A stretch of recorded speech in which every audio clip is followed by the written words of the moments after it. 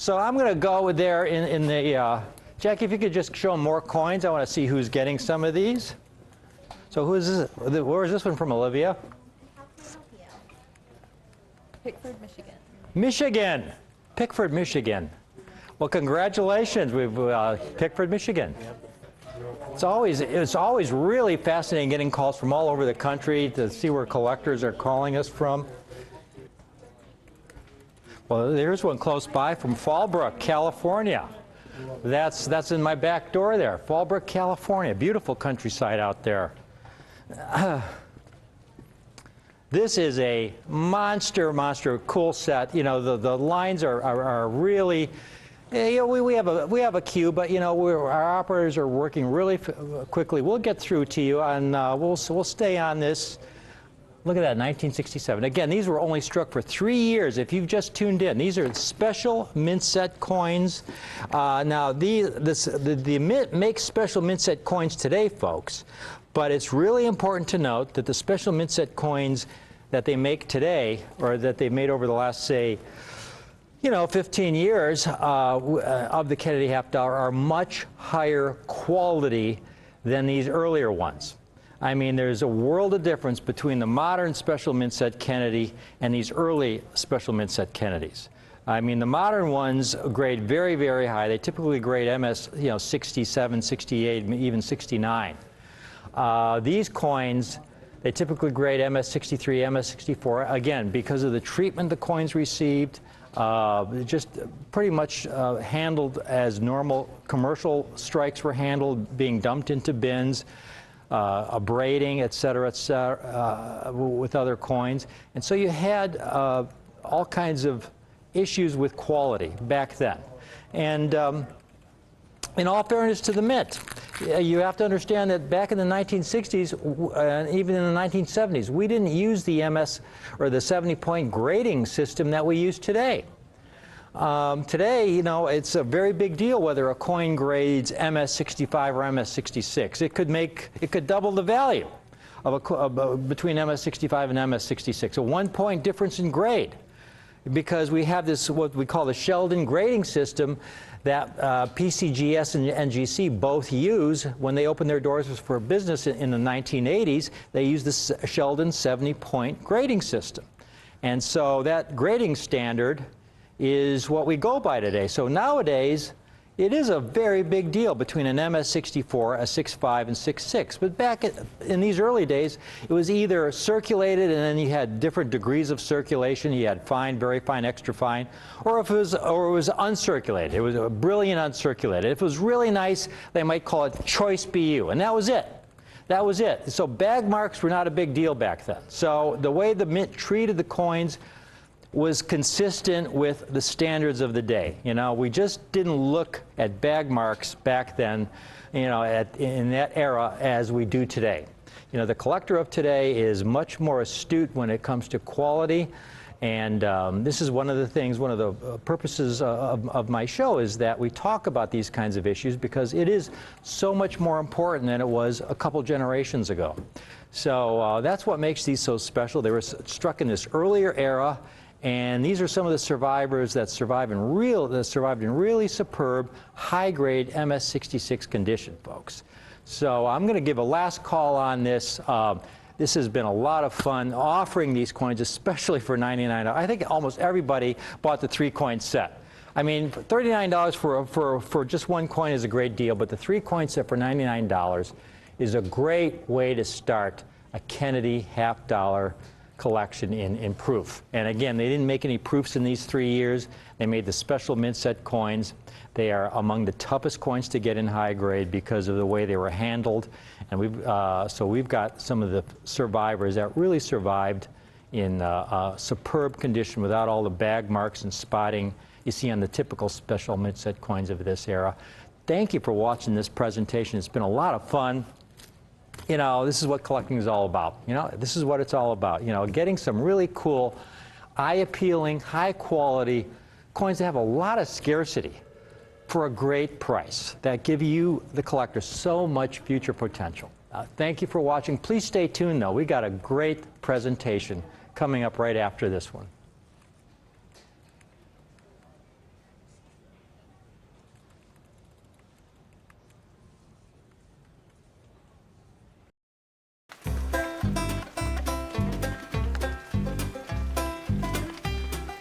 I'm here at Sutter's Mill, which was the perfect location for a sawmill on the American Fork River.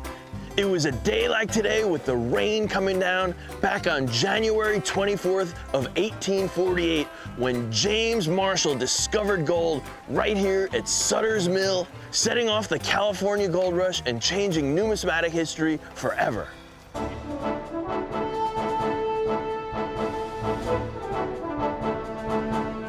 The gold was initially being sent back to the East Coast to be minted into coins in Philadelphia and New Orleans. There was so much gold here, they needed a place to mint coins out of all this gold out here. And in 1854, the San Francisco Mint was established to strike all those beautiful S-Mint gold coins we know today. You're watching Rick's US Coin Show on Rare Collectibles TV. Hello, everybody. Welcome to Rare Collectibles TV. I'm James Gerstel. The reason why I'm so excited is because we have the final coin in the American Silver Eagle series, the American Silver Eagle dollar. You know the coin, one of the most beautiful coins ever, first struck in 1986, part of the Ronald Reagan legacy when he was president. But here it is. We have come to the very end of the program. This proof Silver Eagle, struck at San Francisco, is the very last issue with that classic John Mercanti heraldic eagle reverse that first appeared on this silver dollar in 1986. Can you believe it? 2021 will no longer have John Mercanti's unbelievable heraldic eagle reverse. It's being retired. This proof Silver Eagle is the very last coin. So I hope you watch our show, because here on Rare Collectibles TV, we're not just going to give you the very last one and leave you adrift. We will help you build the entire collection either in one fell swoop or a little bit at a time. That's what we do. We are here for the collector. Now, here is the ultimate. Guys, we're right in the middle. We're right in the thick of the very last issue. Right now, it's happening. I want to tell you that this coin went on sale at the U.S. Mint literally moments ago. This is a pre-sale. There's so much to this coin. Number one, notice that it's the first day of issue. When it comes to certified coins, if you want the ultimate, you want that label right there. First of all, it is the last American Silver Eagle dollar to bear the Mercanti reverse, and this one is struck at San Francisco. And unlike the 2020 W, it has a cap on the mintage of 200,000. It's first day of issue. Now, you ask any collector, the ultimate designation on a label, it's not early release, it is first day of issue. So this coin, having just been released, folks, this is a pre-sale, and I want to show you what you are getting. First day of issue, a perfect Proof 70 Ultra Cameo, struck at the San Francisco Mint. There is no higher designation than first day of issue. Now, I love early release, but you can't beat first day of issue. The Proof Silver Eagle, it's the collector's version of the mint state coin we all know and love so well. It's a lot harder to get. One of the reasons why it's harder to get is because they just don't make anywhere near as many as they do of the mint state coin. Since 1986, the United States of America has struck this American Silver Eagle dollar in a business strike to the tune of nearly 540 million coins. The proofs, on the other hand, which have been struck since 1986, have been issued in far, far smaller quantities. In fact, the whole entire program, there were only 24 million coins. Now, they did skip 2009 because of a silver shortage that year. Not only are the proof American Silver Eagles produced in minuscule quantities compared to the regular issues. It goes through a completely different striking process. For the business strikes, the coins are fed into a high-speed press, and thousands, literally, are struck at a time. But when you look at the striking process for these proof coins, it's a completely different method of striking. Number one, a die engraver selects the finest examples of these dies. Those dies are taken and they're brought to a special room where they are polished and engraved to produce the ultimate example of this silver dollar. Because this silver dollar will be struck a minimum of 2 times under very heavy and high pressure. Unlike the business strikes, the rims are higher and the detail of this coin just jumps off the surface. That special striking is good for 15 to 20 examples. And then the coining press is shut down, the dies are removed, and a new pair of dies are installed. And the striking process begins again for a very limited amount of coins. Now, what we're living this year is an unprecedented slowdown, in fact, a shutdown of the United States Mint. Because of the difficulties we all have gone through for 2020, there has been no production at the U.S. Mint. So the coin that you are looking at right now is the very last issue of this American silver dollar before it's retired forever. And a new design for the reverse will take place. This is the final issue, and we're able to offer it in the ultimate version. Ladies and gentlemen, $229 a coin. $229 per coin. This is the ultimate version of the most popular silver dollar in the world today. The largest silver dollar of the U.S. Mint ever struck. Do you realize this coin is bigger than a Morgan dollar? It also features the Renaissance design of the original Walking Liberty half dollar from 1916. Adolph A. Wyman designed that obverse, and it was groundbreaking. It was the first representation of an allegorical, a figure of liberty, kind of mythical, ever to grace a coin. Its design has been known as the ultimate in numismatic design on silver. The reverse, that was contributed by just the 12th chief engraver of the U.S. Mint, John Mercanti. These coins are totally perfect. And a third party has agreed that every one of these coins will be absolutely perfect. And there's a lot of intensive grading. In fact, there's 3 people who grade each coin. Hi, I'm Rick Tamaska, and this is Rick's U.S. Coin Show. Rick's U.S. Coin Show is a brand new show that brings you rare, high quality, and unique coins at the most affordable prices on TV. My name's Jack McNamara, and I love coins. We're the Tamaska girls, Kim And Caitlin. Here at Rare Collectibles TV, we know what kind of coins you want, because we're collectors ourselves. I've been collecting coins for over 40 years.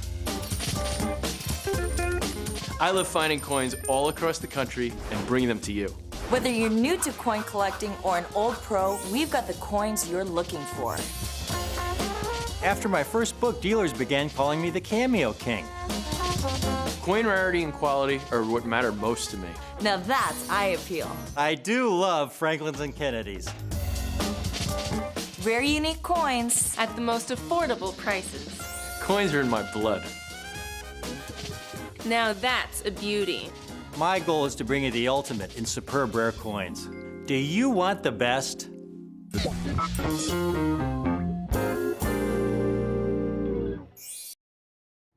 Hello, Rick Tamaska here.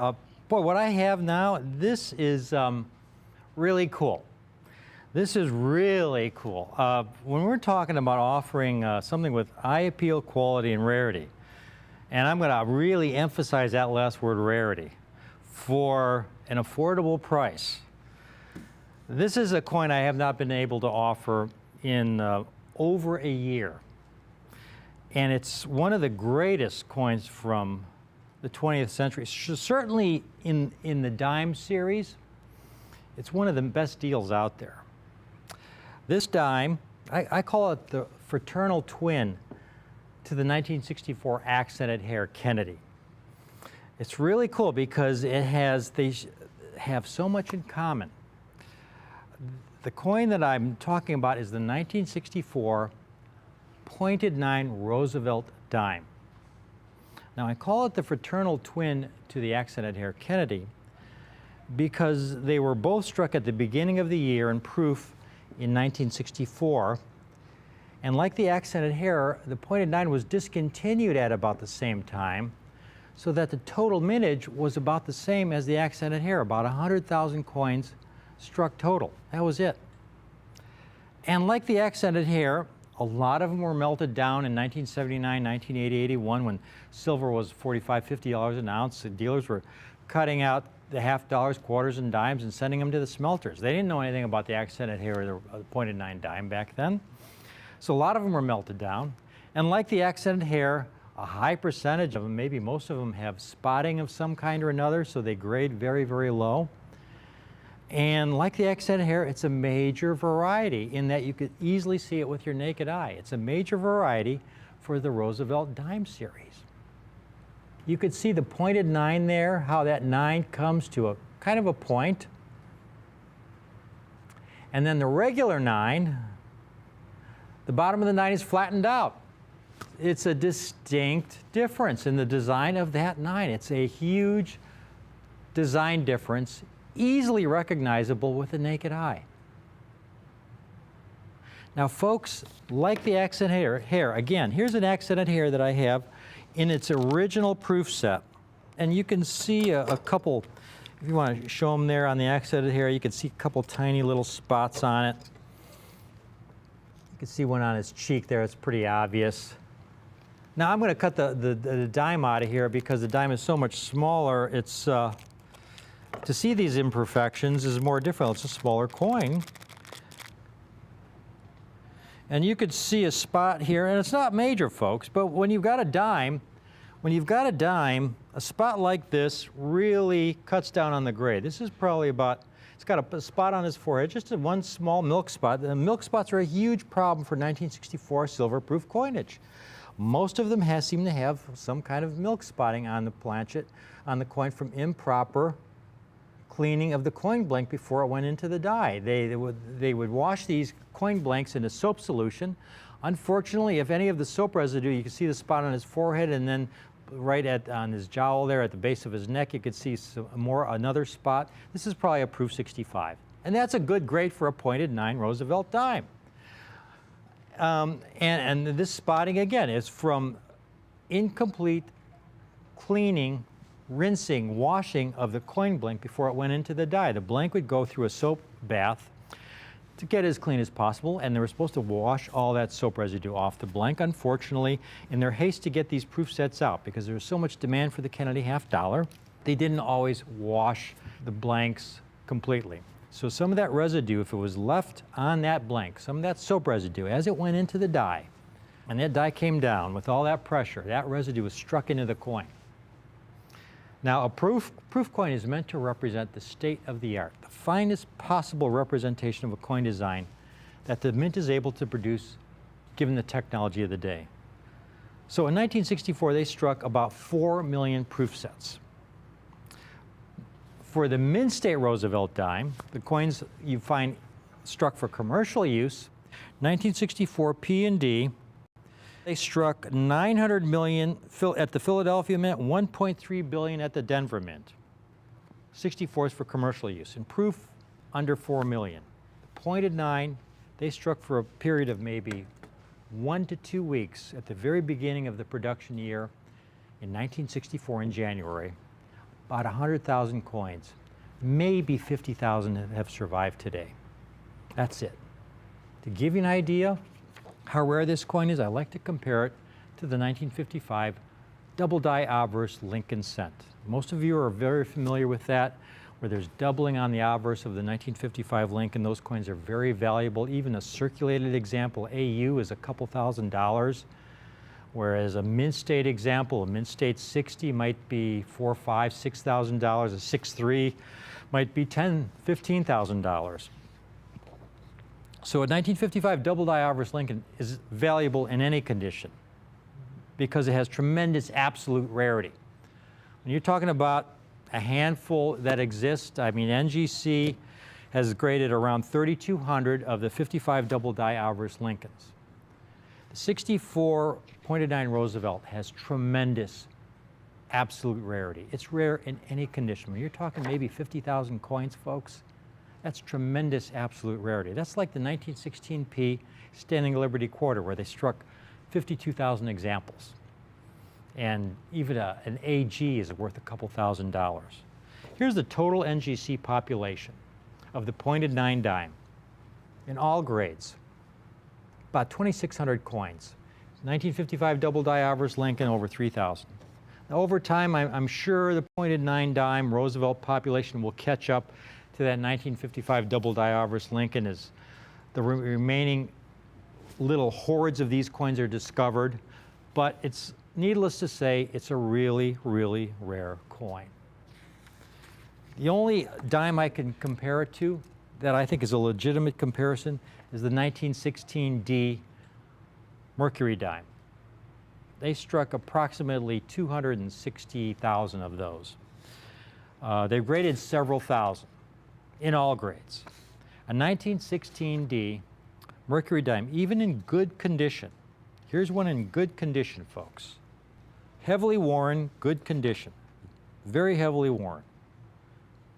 It's $1,200. Here's one not quite as heavily worn, still just a very good $2,700. Now what you have, folks, with the pointed nine is a true modern day rarity in the absolute sense.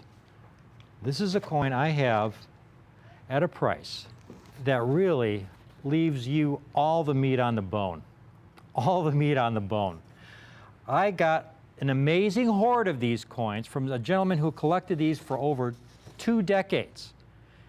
He collected every single one. He had several thousand he had put away. I bought the entire hoard, and I paid a premium, and I got the finest examples certified and graded for you today.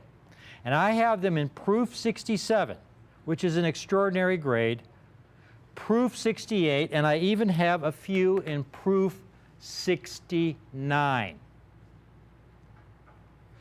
And that's a Proof 67, folks. Beautiful, brilliant surfaces, obverse and reverse. This coin is absolutely pristine.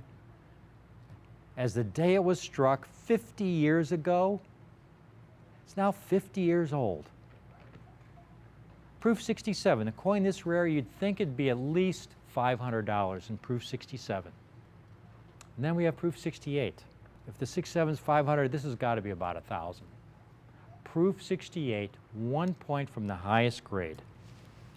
This hoard, though, is so extraordinary, so once in a lifetime.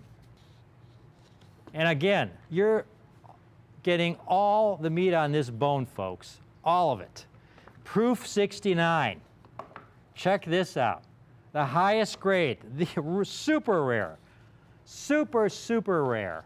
Proof 69. This is it, the ultimate pointed nine in terms of its numeric grade. They don't exist in 70. Proof coins from this earlier era, you know, they don't exist. 69 is the highest grade. The only comps I could find, the most recent ones, here's a gentleman, here's a top-rated seller selling a Proof 65. Top-rated seller on eBay, and I like to use eBay comps, especially top-rated sellers. It's a legitimate comparison when you're a top-rated seller. It means you're not a fly-by-night. You've got to have a really good customer feedback with a lot of customer satisfaction. In this case, this seller has over 9,300 happy customers, a top-rated seller, a pointed 9 in proof 65. And you can see in the picture it has a lot of those milk spots, which is why it's a proof 65. And the coin is, what, $59, which is a very, very fair price for a pointed 9 dime. It's more than fair. Any pointed 9 should be at least a couple $100s by virtue of its absolute rarity. It's rare in any condition. Here's the same seller with a proof 66 for $70. Finally, we get to the proof 67, the best grade. This is a different seller. This is also a top-rated seller, but this is the highest grade I could find of this pointed 9 dime. Proof 67 for $125. Get ready for this. Start calling in now. When these are gone, it could be a couple years before I get another group. Pointed 9 dimes are rare in any condition, like the accented hair. To get these coins in this condition, because I bought this hoard, I have this once and one time only price for you today, folks. The 1964 and proof 67. If you were to submit this to NGC yourself, you have the shipping fee to send to NGC. You have the cost of the coin, their grading service costs. They have to certify it as a pointed 9, which they charge extra for. Your grading fees are going to be around $30, and they're going to ship it back to you registered mail, which costs you $16, $17. Your total cost in the coin is going to be $60 or $70, and that's for a coin with spots on it. I've got these pointed 9 dimes, a proof 67. You're getting it all here. Call in now, because these are going to run out at some point very, very shortly.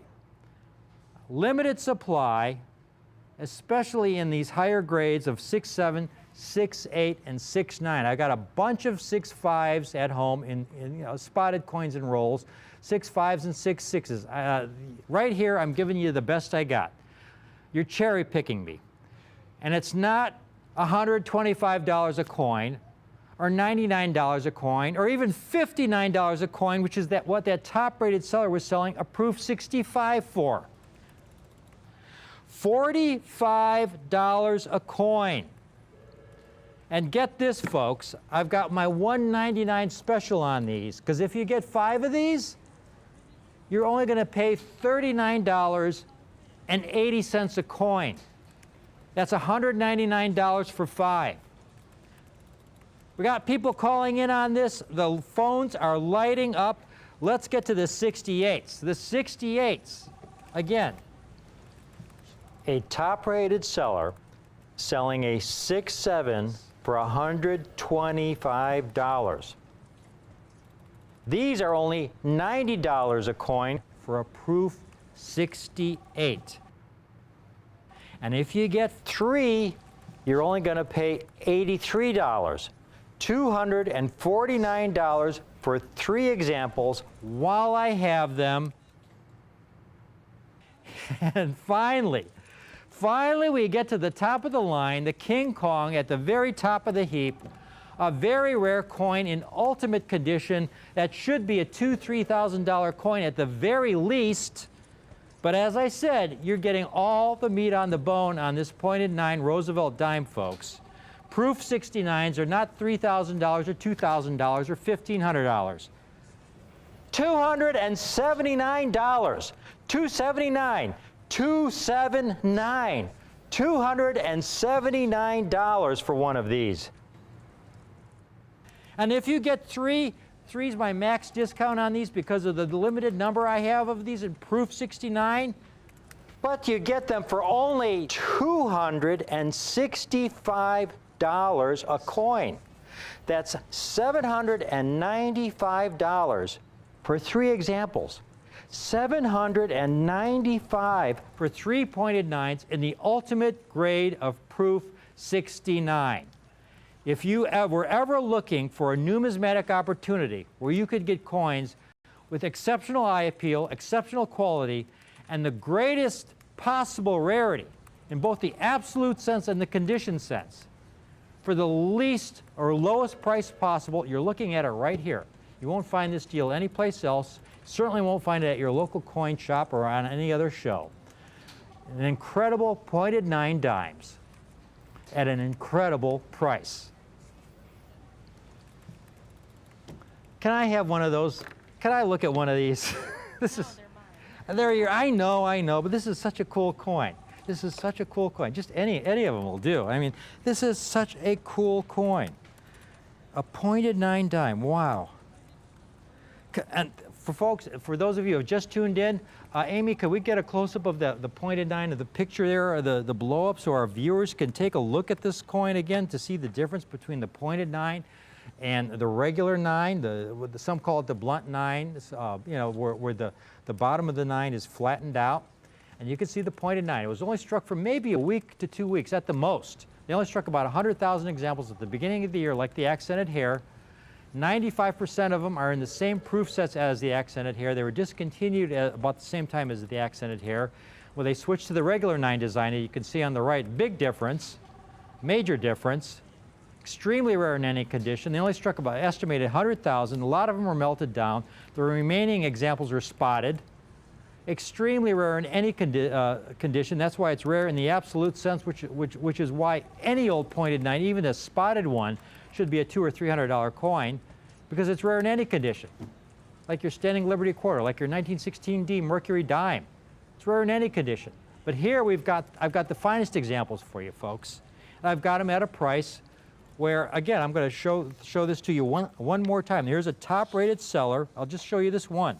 This is a top-rated seller with over 9,300 happy customers on eBay. Got just a Proof 65 for $59, which is a really fair price when you consider how much rarity you're getting in that coin. And I've got Proof 67s. Proof 67s for only $45 a coin. I've got my $199 special on the Proof 67s, where you can get 5 at $39.80 a coin. 5 at $39.80 a coin comes to $199 for 5 in Proof 67, where there is one dealer selling just one for $125. And then in Proof 68, $90. And if you want to get my 3 coin price on that, it drops down to $83 a coin. $249 for 3 examples. And finally, while I have them, I have these in Proof 69. These are not going to last long at only $279 a coin. They're not going to last long in any of these grades. Not going to last long in any of these grades, $279 a coin. And if you want 3, folks, you can get 3 for $795 in Proof 69. That's only $265 a coin. I really hope you take advantage of this. This is one of the best deals out there in post-World War II U.S. coinage. An extremely rare coin in superb condition. Not just any old Proof 65 or Proof 66. Again, I have rolls and rolls of these in Proof 65, Proof 64, Proof 66 with milk spots, etc. But I don't have many of these in the flawless condition you see them in. So I'm going to do a last call on this.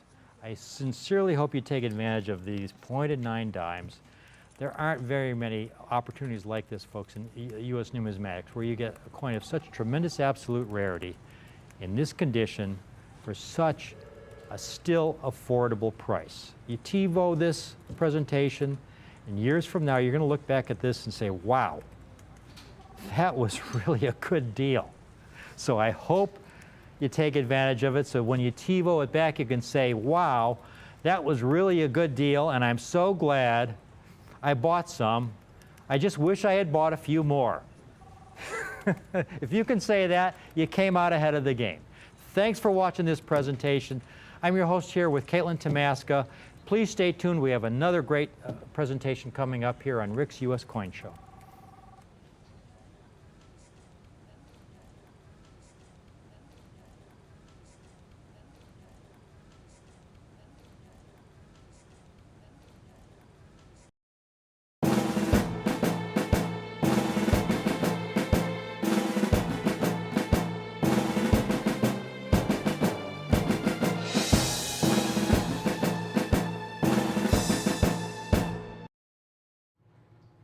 you've seen some of those extraordinary Proof 68 Roosevelt dimes that we have for you folks.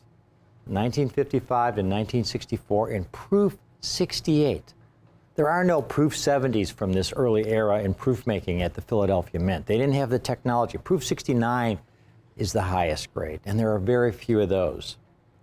Now, out of this incredible collection of coins, we had those beautiful Proof 68s at a price that's absolutely the best. It's the best opportunity you'll find in Roosevelt dimes anywhere in the country.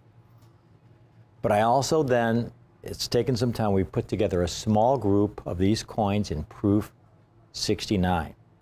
Now, Kim has a little chart to show you, just to give you the approximate rarities of all of these coins. We got the 55 to 64. And you see the populations in Proof 69 for those years.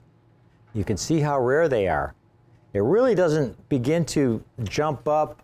63, you see 744 graded, and in 1964, you see it jump to 3,300 coins. But most of these, 400 or 500 coins graded. I've got the complete set. We have a handful of these. This has got to be a short presentation because, again, I don't have very many of these sets. But every coin in the highest grade, beginning with the 1955, take a look at this set. Folks, I've got a limited number of these sets. That's the bad news, because I don't have very many. That's not so good news. But the really good news is that I have this entire set that you're looking at. The last 10 years of the Philadelphia Mint. Kim, is it this? Would you say $79.50 a coin? Is it, for the highest grade? $79.50 a coin. In other words, this entire 10-coin set that you're looking at, highest grades, $795. $700. All of a sudden, we have just had five of our customer service people answering the phone lines on this. So again, this is going to be a short presentation. The lines have started ringing on this. $795. Kim, we need to give them just a few hand shots. They need to see the first year of the series that we have here, the 1955. I mean, only about 405 examples graded.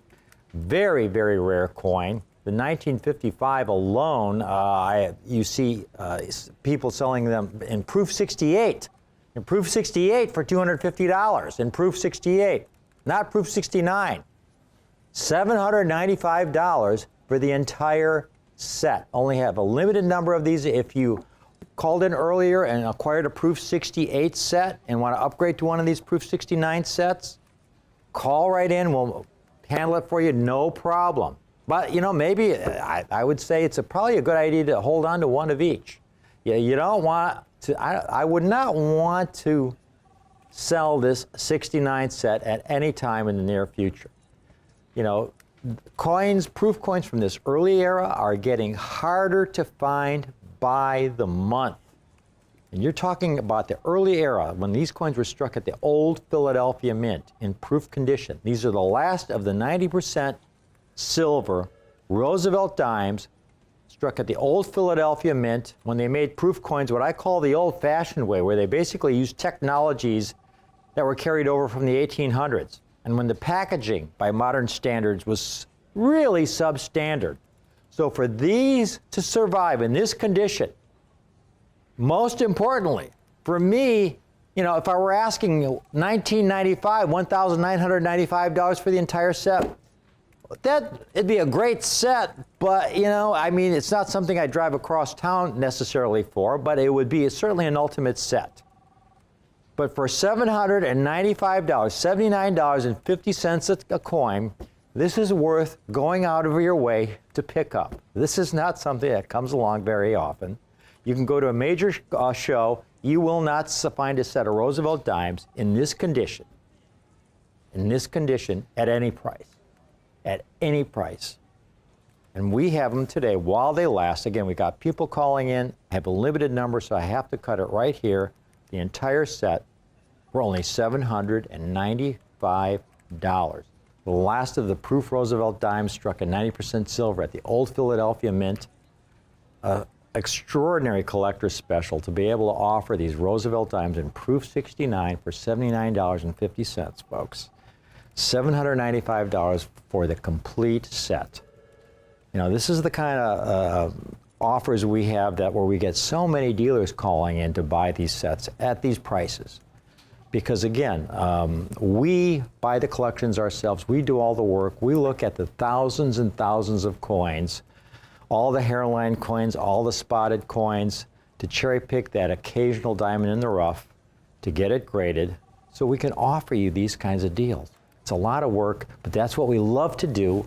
We're collectors, and it's a real joy to be able to offer this kind of eye appeal, quality, and rarity in this Proof Roosevelt Dime Series for this extraordinary, extraordinary price, $795.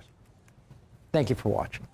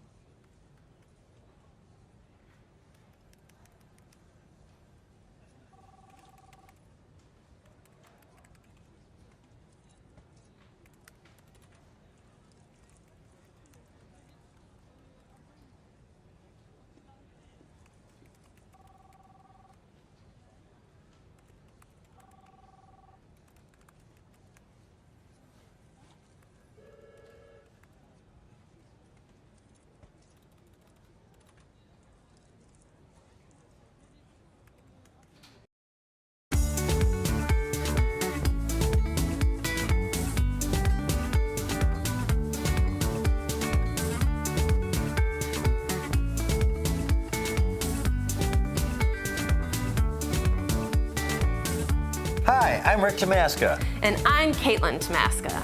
Thank you for watching Rick's U.S. Coin Show. Stay tuned for another great presentation coming up next.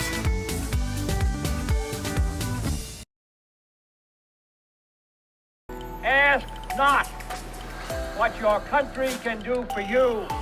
Ask what you can do for your country. This is why I love what I do. You have seen a presentation on the 1964 P&D Kennedy half dollars that I was able to offer in mint state 65 condition. My pedigree holder coins that I've personally reviewed for exceptional eye appeal and quality to go in this exclusive holder. They were a great deal. They were very rare. They're a great numismatic opportunity. The 1964 P&D Kennedy half dollars, first year of issue of this series.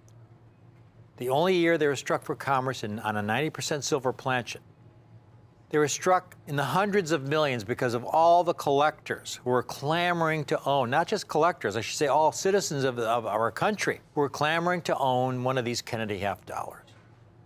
So few have survived in exceptional condition. I mean, truly exceptional, MS65 and higher.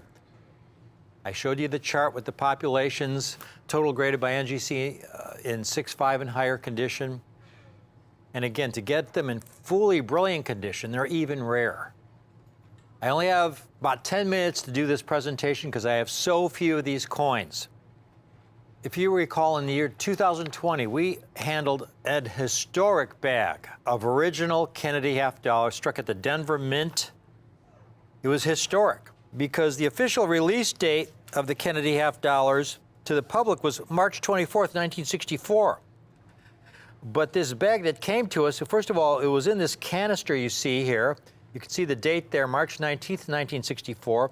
We opened up the canister, and here was the bag with the original stamp by the Mint, March 19th, 1964, 5 days before the official release. This was historic, and this bag had been in this canister since 1964. We opened the bag. Here are the coins inside, 2,000 coins in the bag, okay?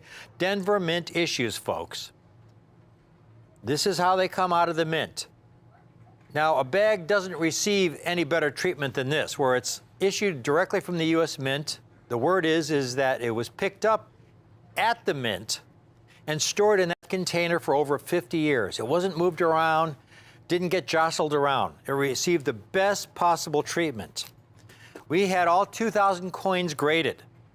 Best possible treatment. Out of the 2,000, there were about 100 that graded MS65. In other words, about 5% of the mintage. And this was an extraordinary high quality bag.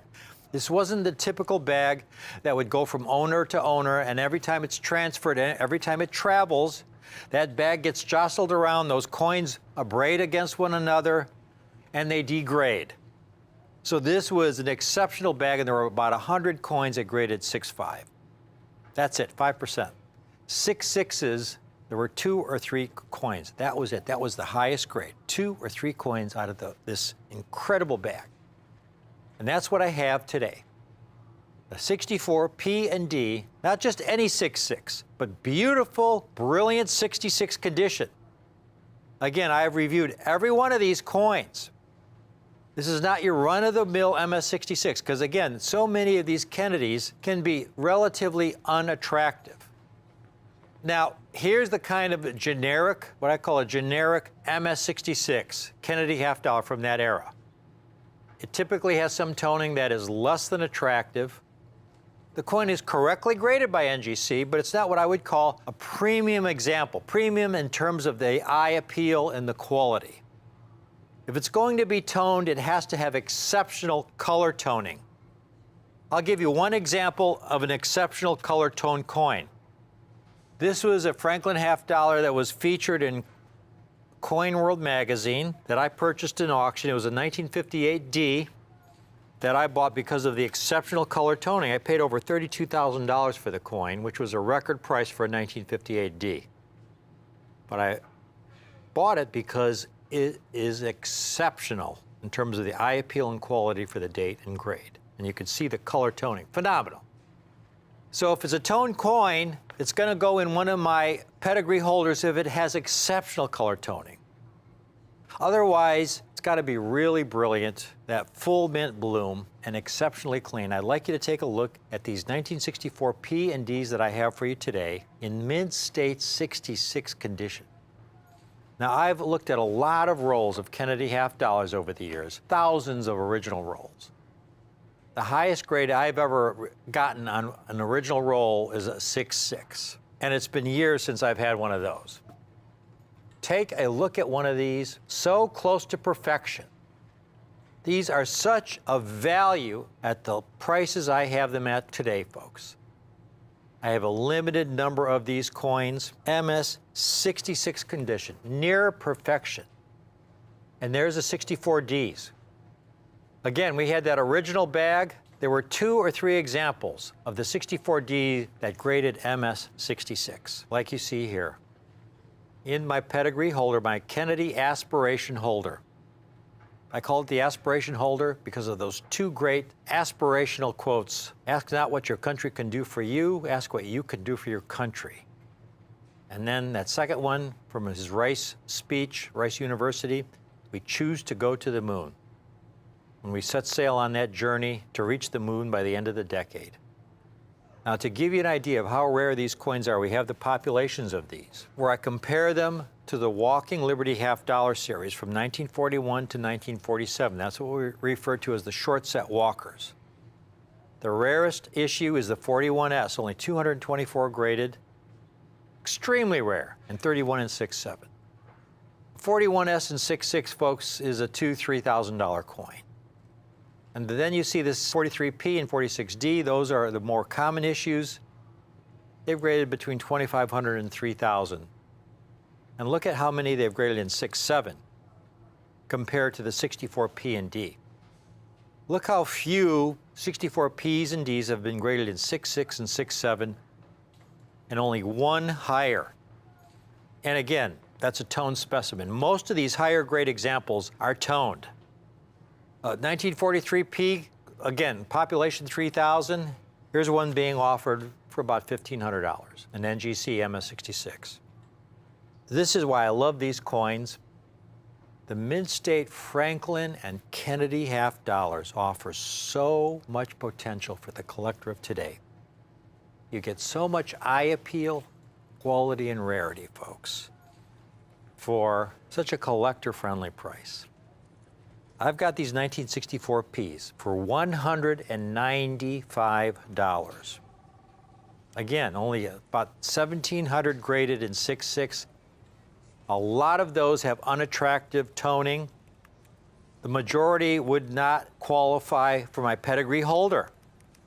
And it's only $195.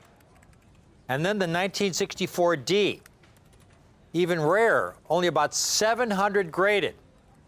So few in fully brilliant condition, and it's only $349. And it gets even better, because if you get the pair, folks, you can own both for $539, and you will get a hand-signed copy of my limited library edition of the 3rd edition of the Franklin and Kennedy half-dollar book. This is a great ground floor opportunity, because I am coming out with the encyclopedia on Franklin and Kennedy half-dollars that will be much larger. It's going to be the size of the Encyclopedia of Gold Coins, published by Whitman. It's going to be a really large publication, because these two series deserve no less.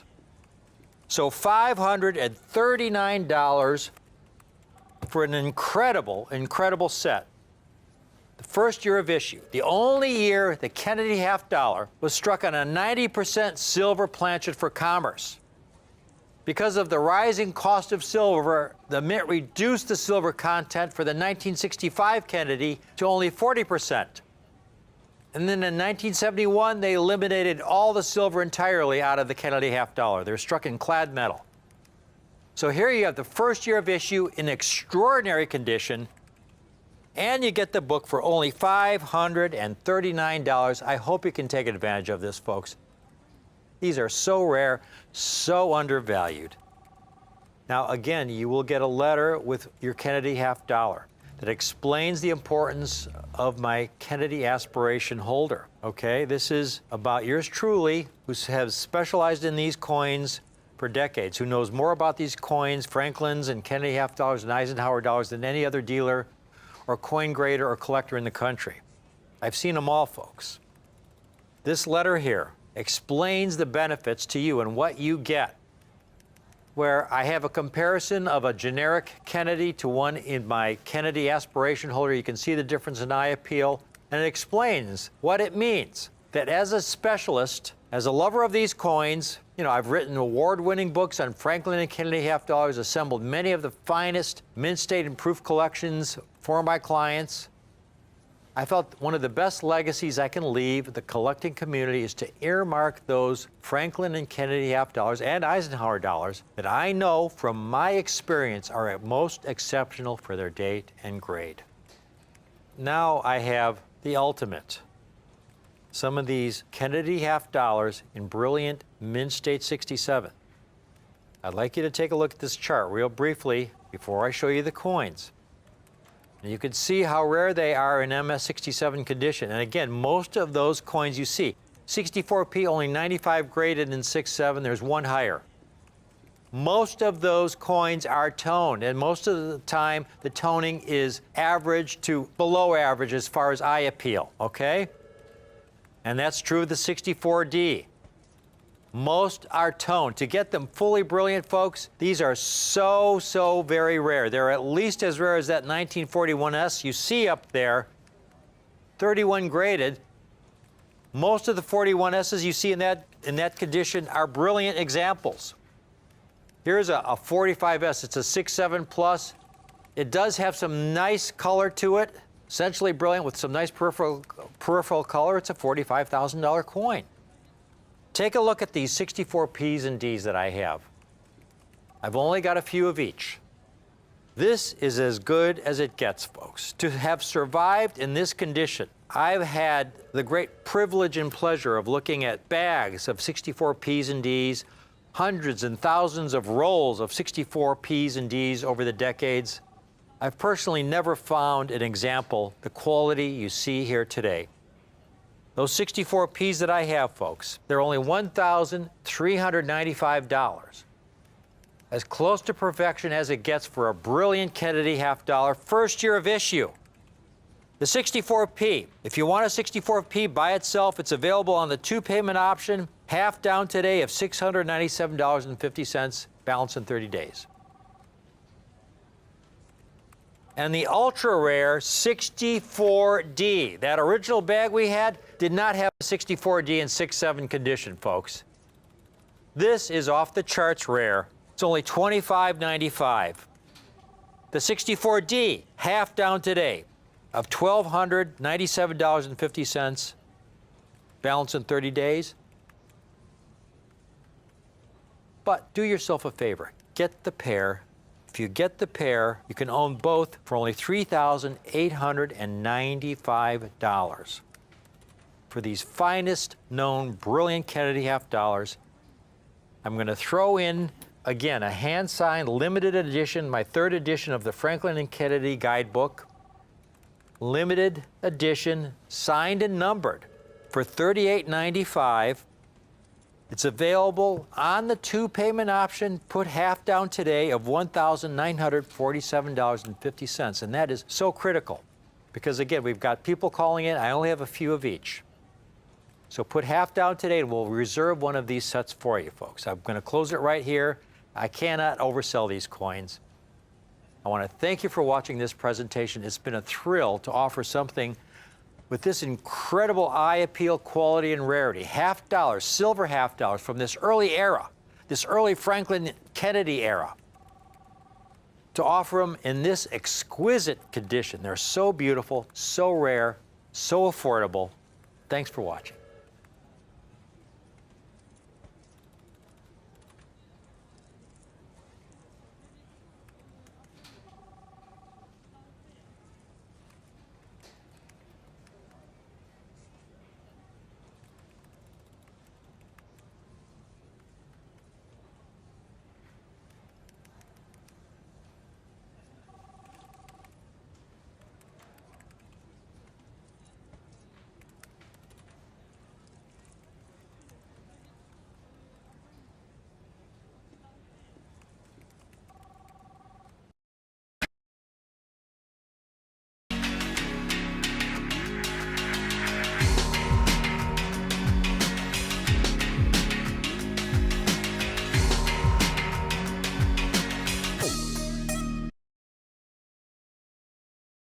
Extraordinary. This is cool. This is great.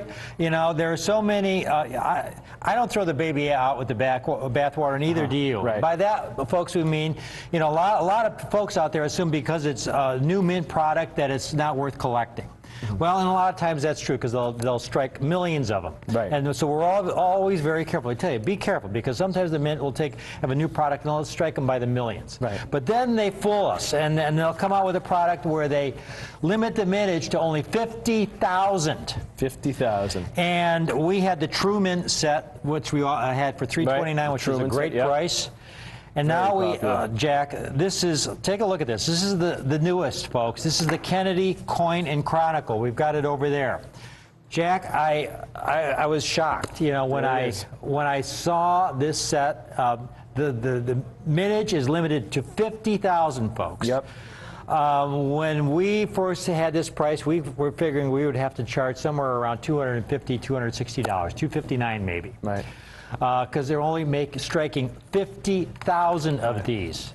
You look at the mintages of the, And there real it quickly. is. Yeah, we're not kidding around here. The price is up Real already. quickly. Typically, this is the part of the presidential series. Typically, they strike these coins in the millions. There's the first page, millions. Go to the second page. Yeah, that whole page are over 3 million. Yeah, that whole page, you know, a million to 3 million. This is in descending order. And look at Okay, that. in descending order, it's still over a million. You get to the very bottom, and there you've got 50,000. Now, the Truman and Eisenhower we had, they're gone. Right. The Kennedy has just come out, folks. The Truman and Eisenhower we were selling at $329. That was a great price. I think the lowest price anybody else had was around $500. We thought we'd have to sell this set for around $249 because not only is it just 50,000, but it's going to be one of the most popular because it's Kennedy. It's Kennedy. Yeah. It's one of the most popular themes in numismatics. So many collectors of Take Kennedy. a look at this set. It's not one coin. It's 2 coins, folks. We've got it for $129. Not $249, not $199. You know, I was thinking that, you know, we were dreaming that maybe we'd be able to do it for under $200. We've got it for $129. That's you see the inaugural medal, and if that portrait looks familiar, that's the portrait they used for the 1964 Kennedy half dollar. This coin is larger than a silver dollar. Yeah, much larger. It's the size of the American Silver Eagle. It's 1 ounce of pure silver. And an only strike, and then you got the Kennedy reverse proof. 50,000 minted, folks. $129. Call in for one of these. You know, one of the deals they had at the Mint is they restricted, you know, this is so weird, Jack, because they start offering these by the millions to collectors. So you have all these collectors who are buying these presidential sets, millions of them. And then when you get to the end of the series with the most recent presidents, all of a sudden they limited the mintage to only 50,000. And here you have millions of collectors trying to put sets together. Right, yeah. Everybody. So you've got the key earlier date here, presidents, right? folks. That's the demand for this coin is going to be off the charts. And this is one of those times when the Mint comes out with something new that, boy, you know, they surprise you and then make an announcement that they're only going to strike 50,000 and not 2 million or not a million and a half. Or infinite, you know, yeah, whatever or to infinite demand. because Usually it's to demand. How yeah. many people order it? That's how many they make. Exactly. In the this past, case, they did just total opposite. exactly. In the past, that's what they would do. They would strike as many as they had orders for. But here, I don't know how they make any profit on this when they limit it to 50,000. You figure the production costs. Oh yeah. Besides making the coins, I mean the dollar's a reverse proof, so you know that takes a lot of effort to make a coin show them a like couple that. eBay prices here. Jack found a couple eBay prices, and we like the complete set ungraded. This is where I think the true value will be. It's like the GSA dollar. You know, people want the GSA dollar in the original GSA holder, and there you see one guy asking $500 for his original set. There's a guy asking $700 for his original set. Then there's a guy who had his coins graded, and he wants basically $2,000, $1,900 for his set, graded in 70. Yep. These will probably grade 70. Yeah, they'll grade 69 or 70. Yeah. But the value in this, I feel, is long-term. Get the original set. Folks, this is a deal for the collector of today. Thanks again for watching, and we'll be right back.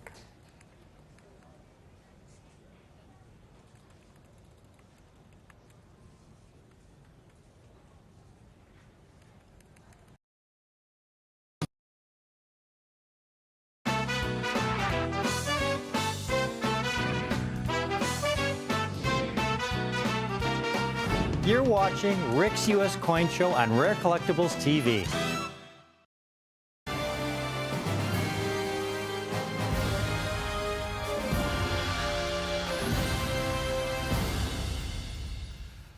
Folks, over the years, I have been entrusted with building some of the finest coin collections for my clients.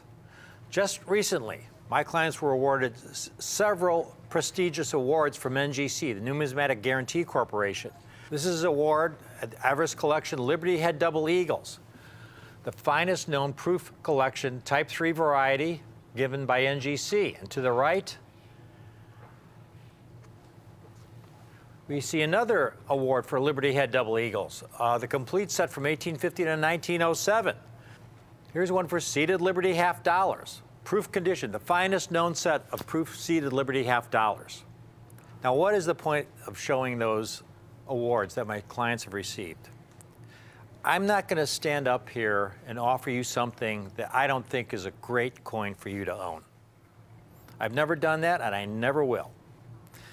I come up here when I have something that I think is a really, truly exceptional opportunity for our viewers of Rare Collectibles TV.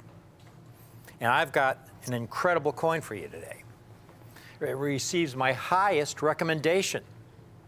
In fact, I'll go so far as to say that if there is just one United States coin I would strongly encourage you to own, if you've never acquired a United States rare coin, in your life or never plan to acquire another, this one coin, it's truly a national treasure, folks. It's the gold double eagle that I have for you today. This historic classic is extremely rare in the condition I have it in. It's the 1907 first year of issue St. Gaudens Double Eagle, a coin whose final design wasn't approved until late in 1907. And it wasn't even struck until the final 2 months in 1907. And so, in total, the Mint was only able to strike 361,667 coins. An incredibly minuscule mintage. And of those 361,000 coins, virtually all of them immediately went into circulation. They were struck for commerce. Citizens were using the coins to buy and sell things with. That's their purpose. They were struck for commerce.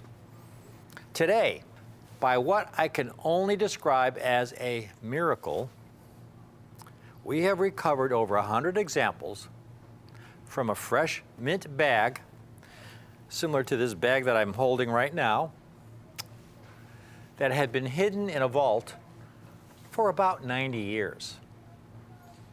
And these coins have now been certified as choice uncirculated mint state 62 condition. Take a look at these 1907 first year of issue St. Gaudens Double Eagles, struck in 1907. The quality of these coins, folks, is phenomenal. You look at this coin, folks. The Double Eagle. The Double Eagle is a little smaller in diameter than a Morgan dollar. It's the largest gold coin ever struck for commerce by the U.S. Mint. It's a little smaller than a Morgan dollar. However, it's about 25% heavier than a Morgan dollar. They're very heavy coins, struck in a very soft metal, gold. To survive in this condition is miraculous. These survivors, folks, in this condition, Mint State 62 is extraordinary. Extraordinary. To have over 100 examples is a first in the history of Coin TV. These 1907 Saints, folks, take a look at the rarity of these coins. We have had St. Gaudens Double Eagles before in an uncirculated condition, but they're typically more common dates in the series.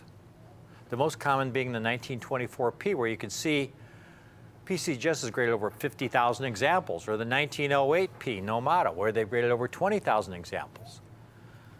The 1927 P. Those first three dates, folks, supply the bulk of the uncirculated St. Gaudens Double Eagles in existence. Just those first three dates. You get down to some of those rare dates.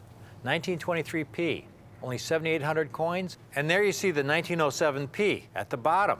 Only 2,900 coins in Mint State 62 condition, and you see the mintage there. Now I've got one more chart that will help illustrate what I'm talking about. When you look at the entire series, they struck over 70 million coins in uncirculated Mint State condition. NGC and PCGS combined have graded about 1.9 million. That only represents about 2.5% to 3% of the total mintage. But of that total, the 24P, 27P, and 08 Nomata represent the vast majority of the uncirculated specimens. The remaining 48 dates, 675,000 coins, spread out among the 48 dates. So this 07P, first year of issue in mint state condition, is an incredibly special opportunity. Now, for those of you new to numismatics, coins are graded on a 70-point scale, from a low of 1 to a high of 70. It's called the Sheldon grading scale, and it's been used by the major grading services since the mid-1980s. The lower the number, the worse the condition of the coin. A coin with a 1 is a coin so heavily worn you can barely make out any detail on the coin at all. You can barely make out the date. A very heavily worn coin. Anything below a 60 is a coin that has been in circulation with wear on the coin. A 60 and above, anything from 60 to 70, is a coin that has never been in circulation. In other words, these coins could have been in this bag, or a bag like this, since 1907, undisturbed. And that's pretty rare.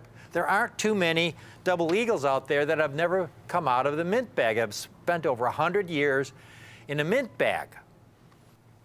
Now, once you get to 60, you have a coin that has been uncirculated, and typically that 60 is a coin that's, well, it's never been in circulation and has a lot of heavy bag marks.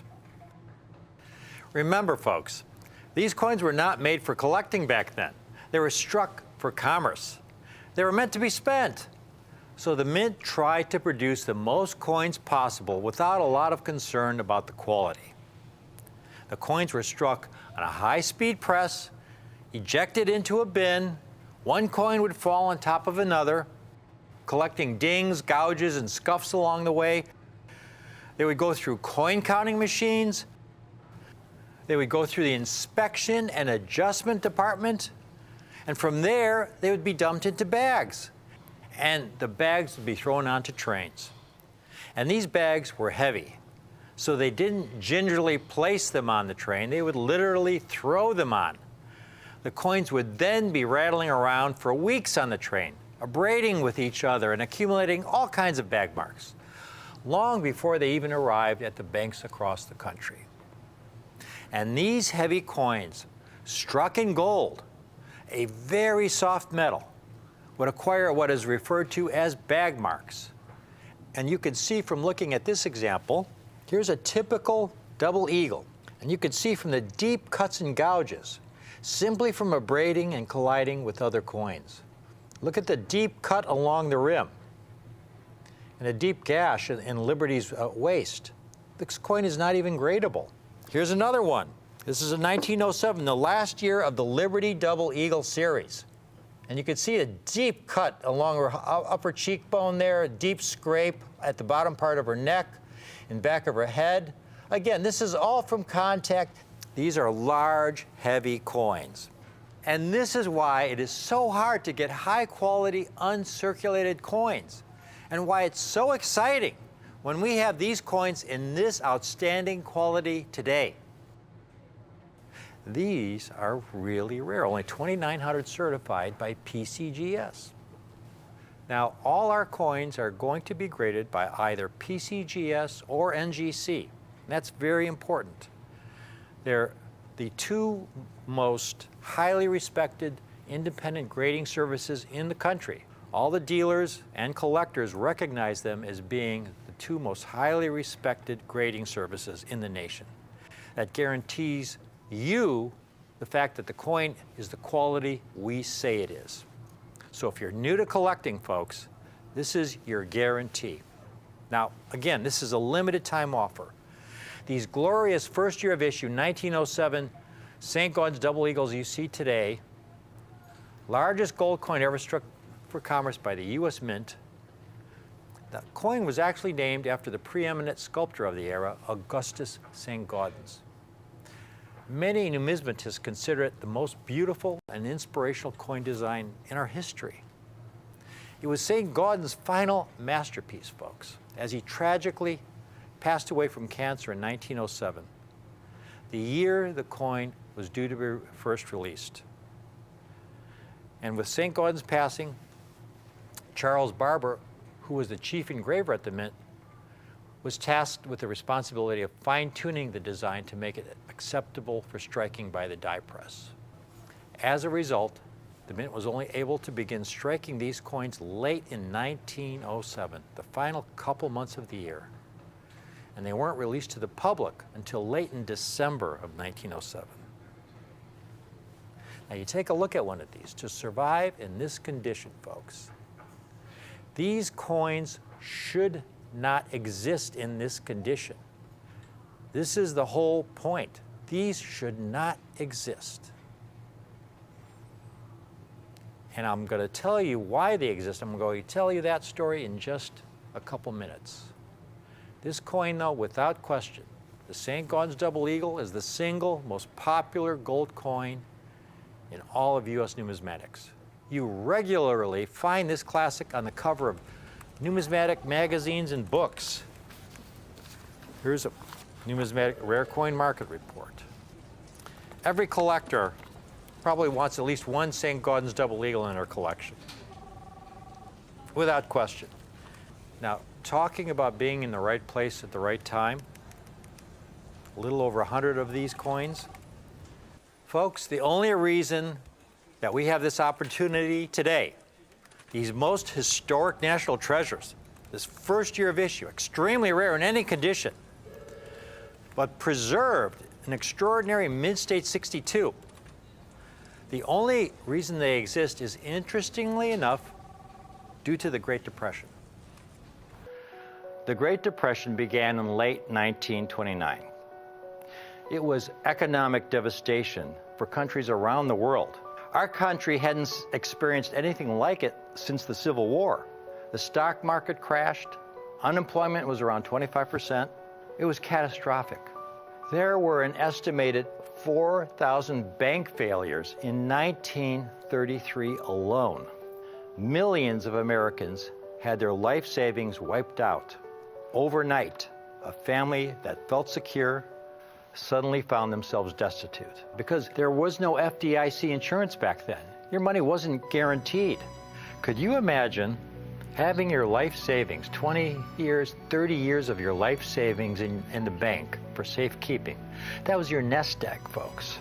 And imagine going to the bank the next day and the bank's shuttered closed. They failed. You were wiped out, affecting hundreds of thousands of families, millions of families. So, a lot of citizens who had their life savings in banks that had not yet failed were understandably terrified that their bank would be next. And so they began pulling their money out of their bank and taking that paper money, which for all they knew could be next to worthless in 6 months or a year, and they began buying United States gold coins. I think I probably would have done the same thing if I had been in their position. After all, gold, throughout human history, across cultures, has always had a special value. So you had all these citizens pulling their money out of banks, buying these gold coins, which created additional stress on our banking system. They had to put a stop on this run on the banks because that was just threatening more banks, more bank failures. And so on April 5th, 1933, then President Franklin Roosevelt passed Executive Order 6102, which made owning over $100 worth of gold or gold bullion or gold certificates illegal. And back then, gold was about $20 an ounce. So the maximum number of gold double eagles you could own were 5. And everyone would have to turn their gold coins into the Treasury for paper money on or before May 1st, 1933. And if you were caught with over $100 worth of gold, folks, it was enforced. You could face a $10,000 fine or 10 years imprisonment or both. And folks, they enforced it. And so all those people that had accumulated all those gold coins had to turn them in to the Treasury in exchange for paper money. Now, what did the Treasury do with all these gold coins? Over the span of that decade, the mint melted down 39% of the entire mintage of all gold double eagles. That was over 50 million coins. Now, this is where the great European bank hoard comes in. Well, people were caught between a rock and a hard place. On the one hand, they could keep their savings in the bank and risk complete financial ruin if their bank failed. Or on the other hand, they could buy gold to preserve their wealth, but face a $10,000 fine or 10 years imprisonment. But there was a third option. It turns out not every citizen turned all their gold in. For individuals of means and some institutions who basically said to themselves, well, the government might tell us it is illegal to own over $100 worth of gold in this country, the executive order didn't say we can't own gold in another country. And so, before the executive order took effect, there were some individuals and institutions who bought United States gold coins by the bag, and they began shipping bags of gold coins to banks in Europe. And those bags of United States gold coins have been sitting in those vaults undisturbed since the early 1930s until now. And if not for one of those bags sitting there since the 1930s, these coins would not exist. Stunning. Oh, almost like they're specimens. One of the great classic designs. It's the one coin where you have this classic obverse, this incredible, iconic rendition of Liberty on the obverse. But the reverse is equally inspirational. The reverse, the American eagle, its wings outstretched in full flight on an upward trajectory with rays of the sun behind.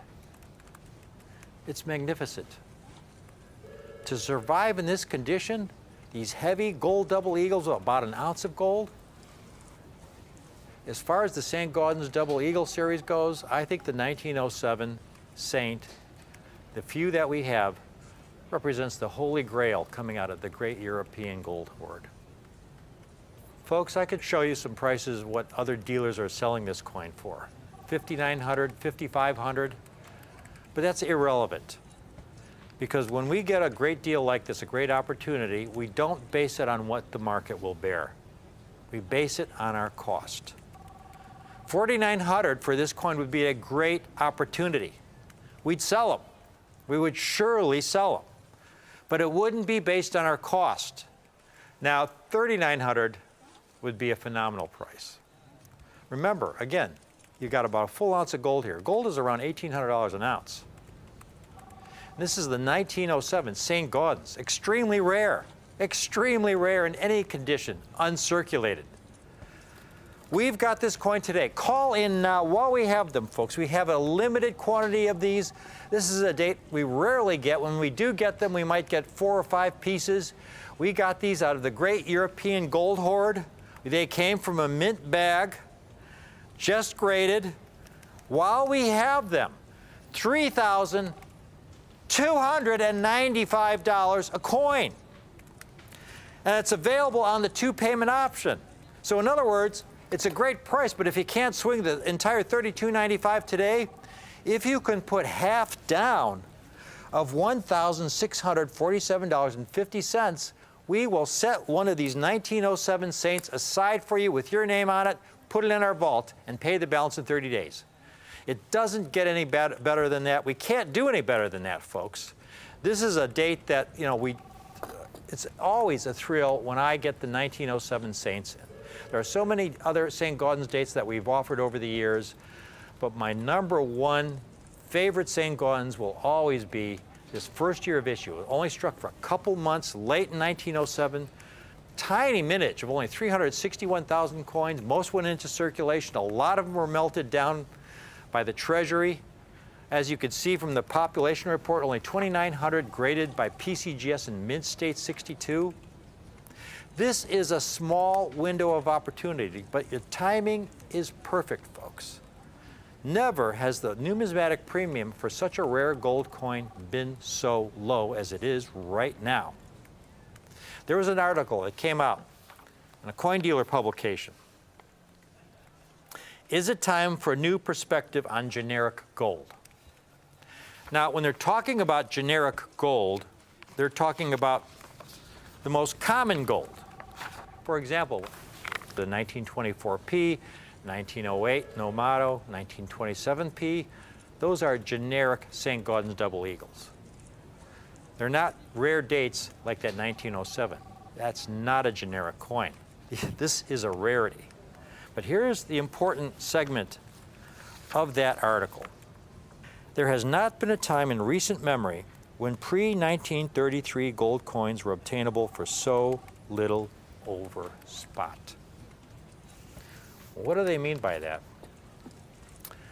I remember a time, it was at least 15, 20 years ago, I had a Mint State double eagle when gold was around $350 to $400 an ounce. It was in that range. I remember selling it to a dealer for around $3,500, or in other words, 10 times the gold value. That's what these coins were going for at that particular time, 10 times the gold value in mint state condition. Now today gold is between $1,700, $1,800 an ounce. 10 times the gold value is $18,000. And here I have this really rare 1907, not a 1908 or 1924p or 27p. It's a coin that's at least 10 times rare, 20 times rarer than any of those coins. And we've got them for less than twice the melt value, folks. There is so much potential in these coins today. This is a coin you want to hold on to. This is a keepsake. This is a national treasure. This is a coin you can feel so good about because you're not taking a big risk here. This is a classic with about a full ounce of gold, this first year of issue, this most desirable gold double eagle from the 20th century, a coin that will always be in tremendous, tremendous demand, especially in uncirculated mint state condition. It's the 1907. Most importantly, folks, it's this 1907 that is of the no motto variety. There is no "In God We Trust" on the coin. Early in 1908, there was an outcry among citizens in the country to have the motto "In God We Trust" added to the coin. And so they added "In God We Trust" to the reverse of the coin just above the sun. So the vast majority of St. Gordon's double eagles are struck with what we call the motto reverse. This no motto reverse, extremely rare. And again, all the 1907s of the few that are out there are the no motto variety. Now the question is, well, why didn't it have a motto? Well, there was no "In God We Trust" in 1907 because then President Theodore Roosevelt believed putting "In God We Trust" on a coin was sacrilege because of the fact that many people would use coins for less than noble purposes. And so that was his very strong, passionate belief. He even wrote an editorial article that appeared in the New York Times of the day explaining why he didn't want "In God We Trust" on the coin. However, public sentiment was overwhelming. Everyone wanted "In God We Trust."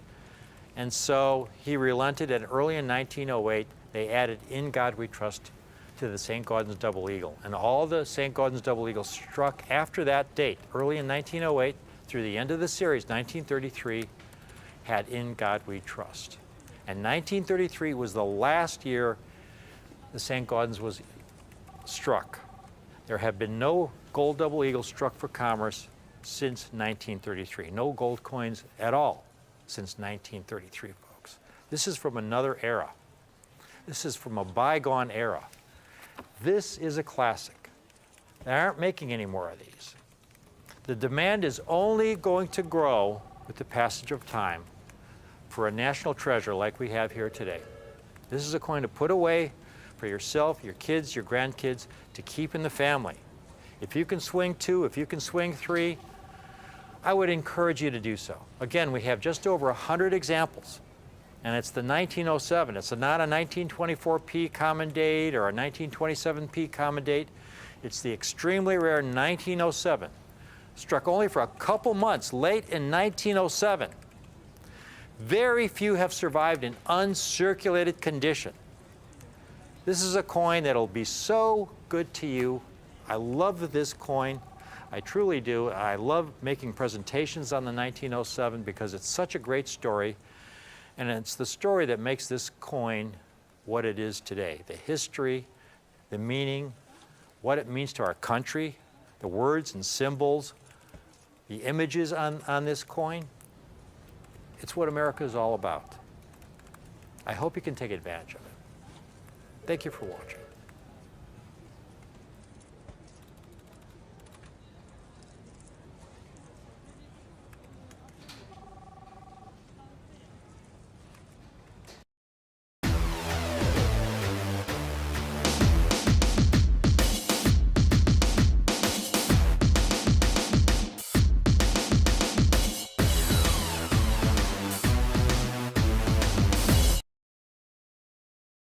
you into this presentation of some very, very valuable silver dollars.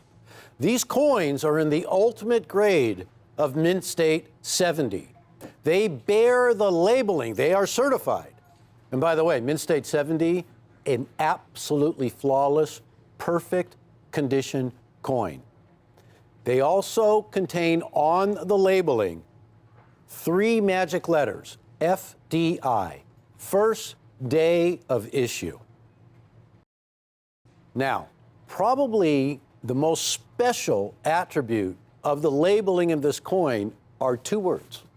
This simple phrase here, emergency production, is indicative of some of the rarest silver eagles the Mint has ever issued. And we're going to get into that in a big way, but I want to let you all know it is rare that you will have an emergency production of a coin. It's only happened a couple of times in the history of the United States Mint that it's happened before. And you have to go all the way back to World War II for just a couple of examples. All Jefferson nickels that were struck during World War II bore the mint mark on the reverse in a very prominent location, and they were made of silver. And this was an emergency production, removing the nickel from the nickel and replacing it with silver. In addition, during World War II, copper Lincoln pennies were, well, they were no longer made of copper for the 1 year, 1943. And instead, they were made of zinc and they were steel coated. That was emergency production because the copper was a vital material for the war effort. Now, something that's happened to the Silver Eagle series that had never happened before took place in 2020. Because of the circumstances worldwide, the U.S. Mint was operating on an extremely small crew everywhere. Hardly any staff was at the Mint. Well, when you have hardly any personnel, you are missing somebody to work the coining presses, somebody to engrave the dies, somebody to do modeling, and there are many positions that were vacant at the time. A skeleton crew is what you would call it. So for the first time ever, for the Silver Eagle, a silver dollar, which was produced since 1986, for the first time, the Mint went into emergency production mode. And what we are going to feature is something everybody who collects silver dollars has to have. A silver dollar struck at the San Francisco Mint. Silver dollars from San Francisco, when you talk about Morgan dollars, peace dollars, everybody wants them. The coining techniques that were employed by the master craftsmen at the San Francisco Mint meant that Morgan dollars bearing the S Mint mark coming from San Francisco were the finest examples of the strike that you could get. And everybody wanted an S Mint silver dollar. And that tradition remains in play today. Another thing that is probably the most important is the drastically reduced mintage for the coin that you're about to see. This is a 2020, and we haven't even gotten into the fact that the American Silver Eagle dollar is about to undergo a reverse design change. So the world famous John Mercanti Heraldic Eagle reverse that has been on these American Silver Eagle dollars since 1986 is going away. You're looking at some of the very last ones that will ever be produced. Here's the deal, guys. We're very fortunate because we actually have the Silver Eagle, the American Silver Eagle dollar, that is the most difficult coin to source, to achieve a perfect Mint State 70 grade. We call them business strikes. You do too. At the top of this table are the business strikes. Since 1986, The total that the United States government has issued has been over 534 million coins. There's a proof version of this American Silver Eagle dollar as well. It has a mirrored background. It's struck for the collector. It undergoes multiple strikes for one coin in the coining press, at least twice, to bring out the contrasting surfaces that all collectible silver dollars have to have. There were 27 million of those coins. Another collectible version of this coin has been issued, known as the burnished die. And when you take a look at burnished dies, they've only been striking burnished dies since 2006, and they have struck to this point over 3.7 million coins. Now, all that's good and well, but one of the reasons why Morgan dollars in the highest grades known are so valuable is because of the rare opportunity for one of those coins to grade that high, because most of the coins will never come close to that grade. This is exactly the case with these business-struck American Silver Eagles. And for the first time ever, the San Francisco Mint has had to contribute to the annual production of the business strike Silver Eagles. Now, today, the business strikes are struck at the West Point Mint, and that's what makes these San Francisco coins so incredibly valuable.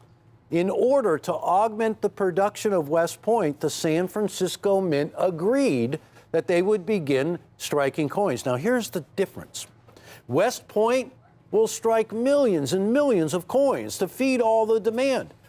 In one year, 2015, they struck over 47 million coins.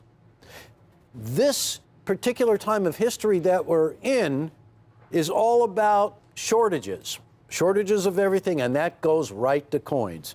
So San Francisco has agreed that for 2020, they will strike this silver dollar to the tune of only 1 million coins. Now, that's big news because this is also the very first emergency issue from the San Francisco Mint. Now, most of the time when these coins are struck, they're struck to the tune of millions and millions of coins. In fact, I want to give you a little rundown of year production. Now, these are all for the business strikes. 1986 was the first year of the American Silver Eagle. The figure of 5.3 million in production is pretty misleading because they really only struck the coin for 1 month at the end of 1986. And they managed to strike almost 5.4 million coins. But something really, really important, more important than the mintages, is the far column. I want you to take a look at the percentage by which any of these coins from 1986 certify in a perfect mint state 70 grade. And as you can see, not one year is over 1%. Minuscule percentages of these silver dollars will grade a perfect mint state 70. And what that means, ladies and gentlemen, of all the varieties of this coin that are available, business strikes, the collectible uncirculated mint-marked coins, the proofs, reverse proofs, enhanced uncirculated, any one of those great options that the government has been issuing silver dollars in, the rarest of all are the coins that you are now looking at. They occur in a perfect grade 70 the fewest amount of times. In fact, as a series, it has been just about 1/3 of 1%. This is important. So then you get to thinking, how many of these coins would I have to submit to the grading service to get one back in a perfect grade mint state 70? The other factor is, what will it cost you to get one of these coins graded in a perfect grade? So there you have to submit a lot of coins, multiples, just to get one in a perfect grade. But you're going to be requesting that everyone be taken into consideration as being a perfect coin. So here's what you're up against. By the time you're done, if you're lucky enough to get a mint state 70 coin, $51 I should say if you're lucky enough to get a Mint State 70 grade, over $50. That doesn't include the cost of the coin either, folks. This is something so important, and a lot of collectors realize this. That's why this is one of the hottest silver dollars you can get your hands on today. Just in thinking back on the silver dollars from San Francisco, whether they be Morgans or peace dollars, I cannot think of too many coins that have a mintage below 1 million. 1884S, if you want to use that as a great example, the mintage of the 1884S is 3.2 million coins. Now, we all know that an 1884S in a high Mint State grade is a six-figure coin. There's countless other dates from the San Francisco Mint where this one beats them in terms of mintage hands down. And most of the other mints can't compete with a mintage of 1 million. In fact, it's pretty much an exclusive club when you think of silver dollars that have a mintage of 1 million or less. Some of the most expensive coins in any of the series of silver dollars. Ladies and gentlemen, if you haven't gotten online already, you got to do it. This is something more than special. It's unique. It's from a time that is never going to happen again. It's from a time that hadn't happened since World War II. The emergency production of coins is something that's invoked by the Treasury to supply and feed the demand of collectors and folks who just can't get enough silver dollars who are citizens of this country. Nothing stops the U.S. Mint. They might get slowed down a whole lot, but nothing stops the production of American money. This is the first coin of its kind with a mintage of 1 million. It has never been done before, this coin, when the Mint announced ahead of time for a regular issue. The business strikes. They're out to strike quantity, ladies and gentlemen, not a small quantity, a big quantity. This is the first time this has ever happened. And they came out and announced that it's going to be 1 million mintage, and that's it. And believe me, everybody had to have one. Hardly anybody is going to be able to get a first day of issue. Hardly anybody, you can see by the figures, is going to be able to get a perfect Mint State coin. And when you do find them, I don't mean to scream, but this is something worth bellowing about. When you do find them, there's one for $300, one of the hottest issues in the United States of America. Emergency production, emergency release, first day of How about $169? Now, folks, we have built in a little bit of a quantity option here. This is a great opportunity to put these coins away. I'm being straight up serious here. You are not going to get another chance at this. These are 2020s. They're the first ones. It is the last of the Mercanti Reavers, and we haven't even gotten into that yet, but we're going to. This is a silver dollar for the ages, ladies and gentlemen. It has been continuously issued since 1986, but very shortly, the reverse that we all know and love, the heraldic eagle, will no longer be. This is one of the last ones. First day of issue is your only opportunity. This will never happen again. $169. Now, here's where it really gets to be a lot of fun. How about 5 coins for $165 each? $825. Ladies and gentlemen, in certifying 5 coins alone, you're going to pay over $50 to get that label, to get an emergency production in a Mint State 70, to get a first day of issue. So $825 for 5. The price is going to go all the way down to $159. $159, that is for 10 coins. So $159 each is what I'm saying. $1,590. That can be broken up into 2 equal payments of $795 twice. And it's really important because for those of you looking to put away quantity, you put down $795 right now. Every coin could sell out. There may never be another one minted. As far as coins go, this is the original when it comes to this emergency production from San Francisco. You've got to be able to take advantage of getting in on a deal of 10 of these while you can.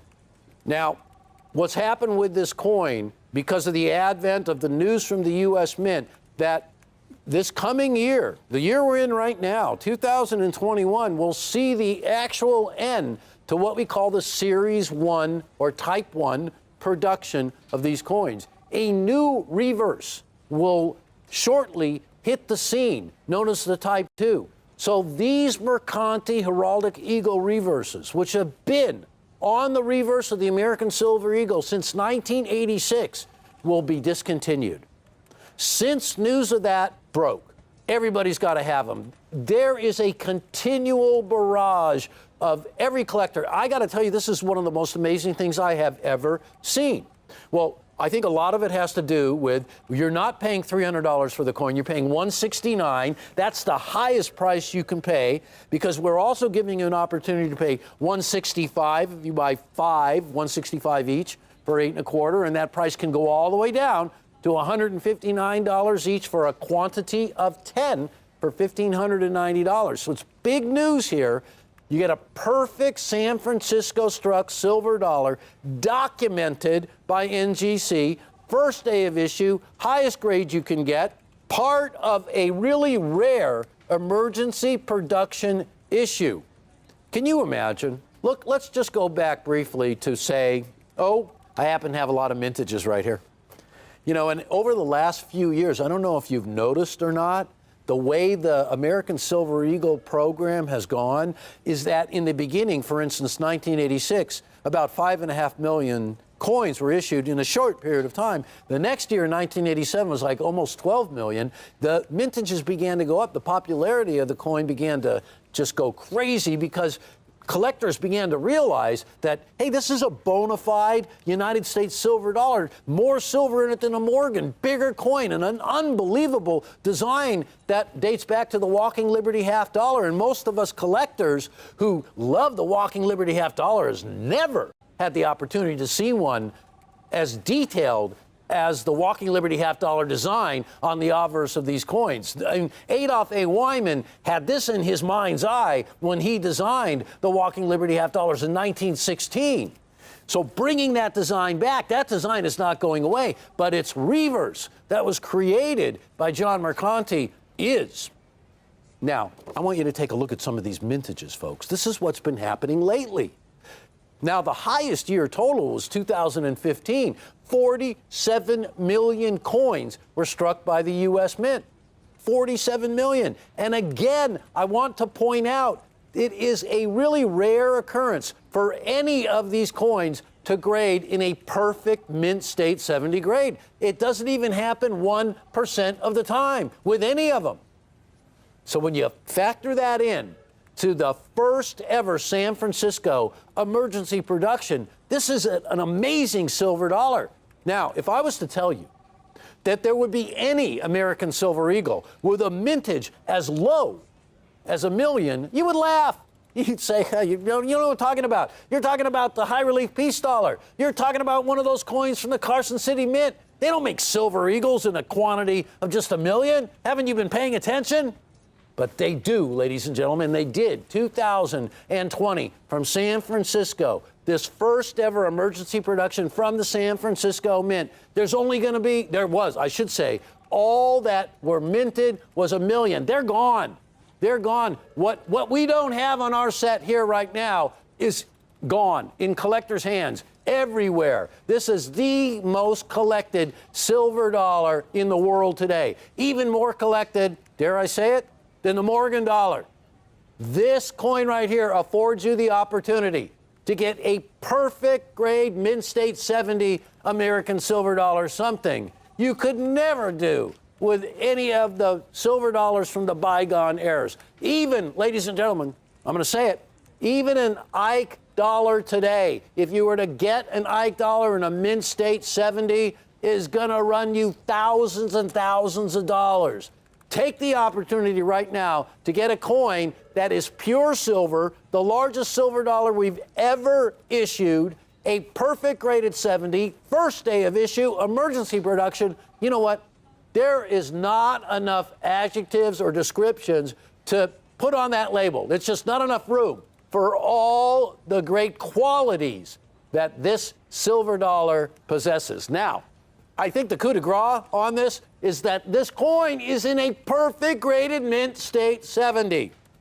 So, ladies and gentlemen, I got to conclude this. This silver dollar is the first emergency production from San Francisco. The heraldic eagle reverse will soon be gone. This is one of the last coins. That reverse of John Mercanti's made this coin popular. It's certainly one of the major contributing factors to the popularity of this coin. This heraldic eagle reverse was a tribute that John Mercanti thought long and hard about, how he could honor the obverse that was created by Adolph A. Weinman, and how could he marry that with a design that reached into the past, like the obverse design, paid tribute to the great heraldic eagles that made American silver dollars what they are today. And after all of that thought, looked at the design that he came up with. It was inspirational, it was inspired, but it is retiring. Now, folks, John Mercanti was just the 12th chief engraver of the U.S. Mint. He arrived at the U.S. Mint in 1974.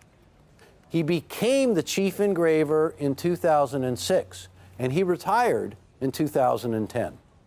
But along the way, he was responsible for some of the most artistic designs. He was quite prolific. He was responsible for many great coins, almost too many to even mention. I'll tell you this, 1986, he was responsible for the Statue of Liberty silver dollar. And that coin was the actual reason why the Liberty Coin Act was signed into law in 1985, for that coin to be struck. The American Silver Eagle dollar was really part two of the Liberty Coin Act that President Reagan signed into law in 1985. So this is an American silver dollar that has a longer issue time than the Morgan dollar. It's more collected. I dare say it, it's more popular.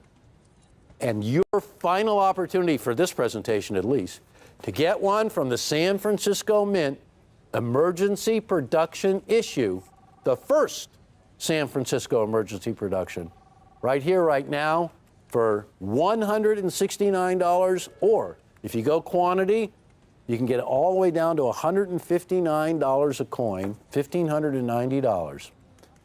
This is what every collector's been waiting for.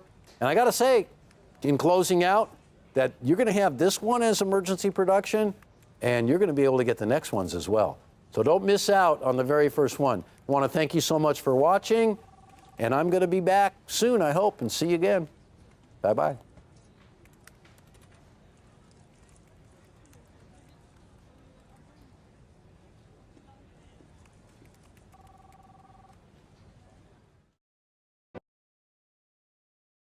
There is nothing I enjoy more than helping our clients build the coin collections of their dreams. Are you looking to assemble a complete collection of coins but are having difficulty finding the rare ones you're missing? Do you need guidance in locating and acquiring high-grade, high-quality examples of certain hard-to-find coins? That's why Rick's U.S. Coin Show has introduced the Private Advisory Coin Team. Rick and Jack deal with many high-end coins for private collections that are not shown on our regular TV show. And now you can have access to these coins too.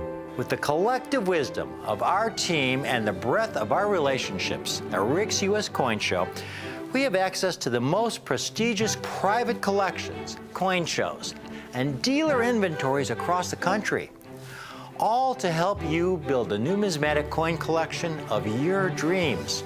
The Private Advisory Coin Team is for those collectors who seek those ultra super rare and hard to find coins that you only read about in numismatic books.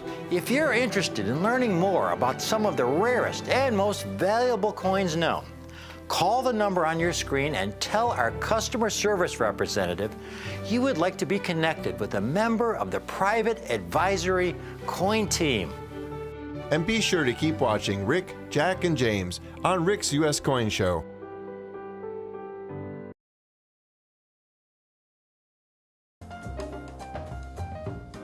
Welcome, Rick and Kim here, Rick's U.S. Coin Show, and we've got the most extraordinary group of proof Lincoln cents. This is historic, folks. First of all, I love Lincoln cents. Kim, have you ever seen my, folks, this is what I first started collecting, Lincoln cents. Have you ever seen this book? Yes, I actually have, but maybe many of the audience members have not yet, especially your book. Let's show them this book. Folks, I was so proud of this because this is the one book, this one started in 1941, and I was able to get these coins by going through my parents' and grandparents' change, and I got all the wheat backs except for 2 dates, the 49S and the 54P. I could never find those 2 dates in the change of all the wheatback pennies. Now we call them pennies or cents. Now, the book prior to that goes from 1909 to 1940. I had a lot of holes in that book, a lot of holes. But you notice how they're all, they're all taken from change, they're all circulated. And that was my pride and joy, because it was the one book I almost completed. Now, Kim and I had the extraordinary opportunity of going through a collection an individual had accumulated over perhaps 20 years, where he went through probably millions of proof sets from the Philadelphia Mint era, which is 1964 and earlier, proof sets. And he would cherry pick the sets and cut out every Lincoln cent that he thought was an exceptional spot-free condition. And that was quite an undertaking, And he just accumulated these. And after all this time, he had several thousands. And Kim and I had the opportunity of going through all these. Yes, and I have them right here. You have a sample of one of those. Yes, I wanted to show some of the audience members some of these coins. This would be great. Because this is, do you want me to stay right here, or should I go over there? You should probably go in front of the camera for these. I want you guys to get a really good look at these coins, because these are some really beautiful gem-proof Lincoln cents that, I mean, these are some really nice coins here. Really nice coins. They were really extraordinary. I mean, the ones this gentleman had cut out were, they were just absolutely haze-free and spot-free. And, we went through thousands and thousands that he had, again, cut out over several decades, folks. In all, there were over 10,000 proof Lincolns he had cut out. And I have to tell you, of the 5 denominations in proof condition, the Lincolns are among the toughest because they're struck in copper. That's the most reactive of all the metals. Most proof Lincolns do not look like this. These are extraordinary quality. And I've got some proof sets to show you that are more typical.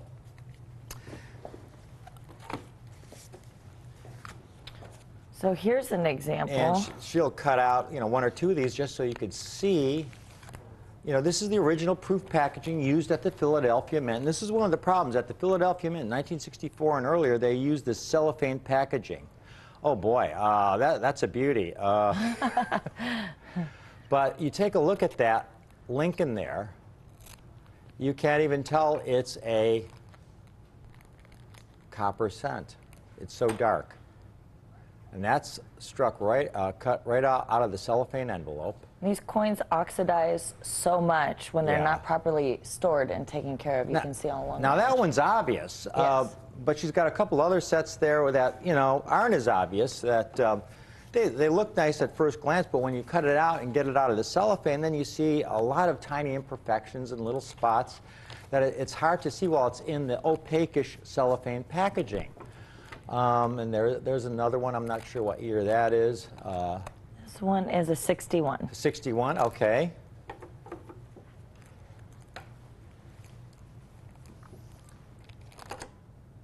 Now that one we're going to have to get a close-up on so we can see, because at first glance from a distance it looks just fine. But you look at it up close, you've got some toning issues. There's a little spot there above the date. Couple little toning spots above the date. And this is a better piece. This might even be a proof 66 or maybe even a proof 67, although it has some toning in the center there.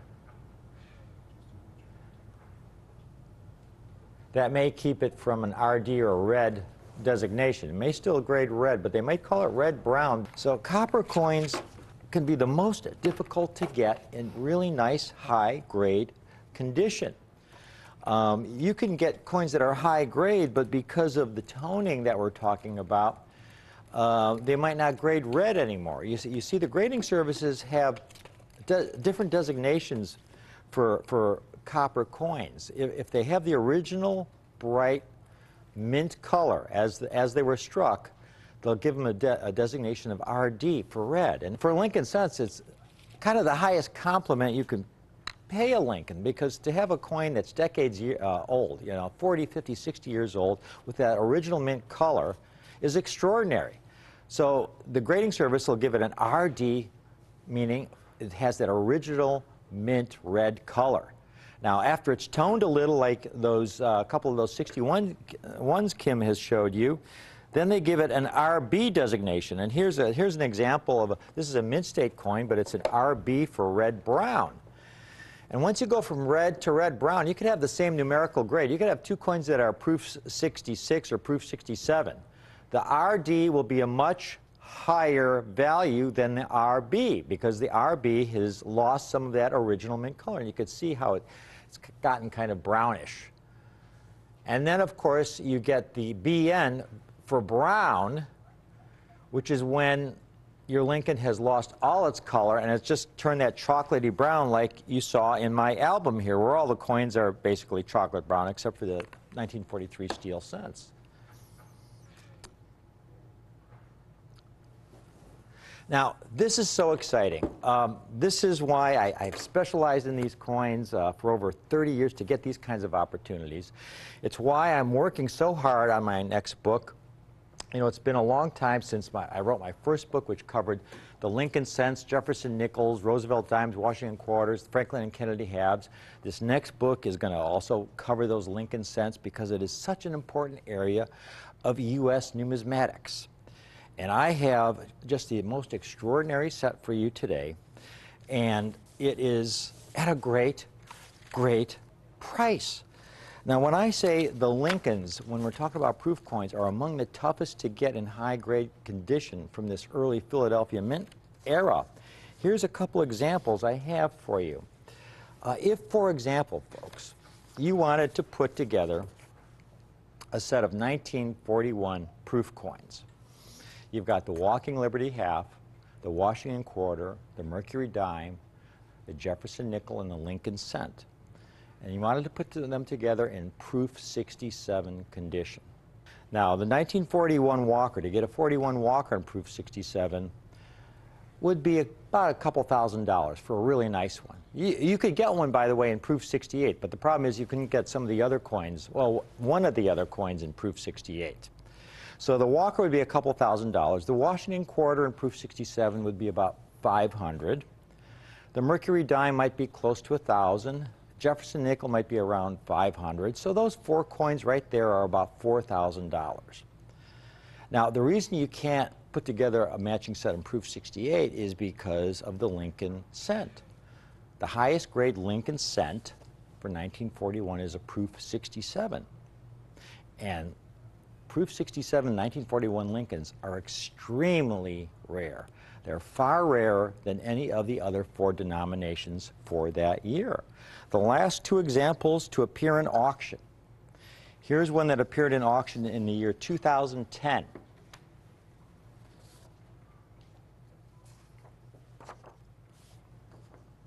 Sold for $18,000 in a major auction, $18,400. Then a few years later, in 2013, another one appeared, $28,200 for that Lincoln cent.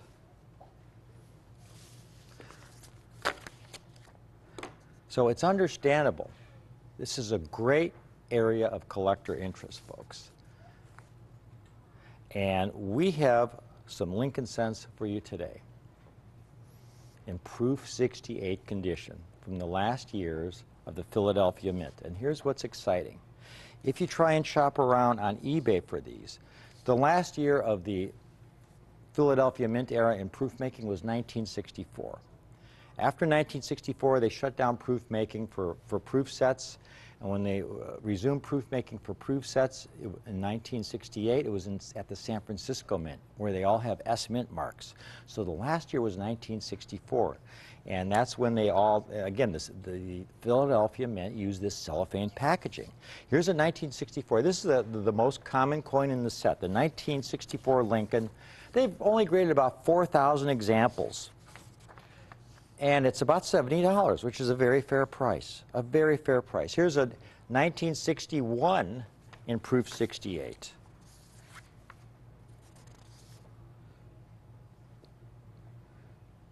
$129. Here's a 1963, $65.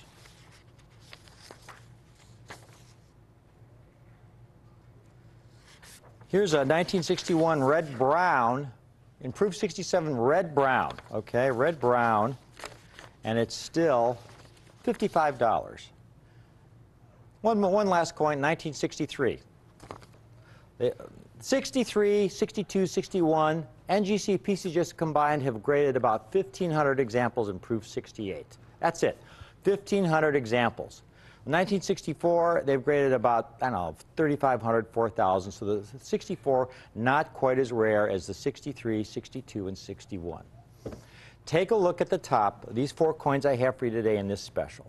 This is a deal. Again, we bought these coins that were cherry-picked. We went through thousands and thousands of these. I bought the entire deal. We cherry-picked what he cherry-picked and submitted them for grading. So there is no middleman here. So here's what I can offer you on these 4 coins you see at the top. Take a look, a close-up at each one of those. You've got the 1961.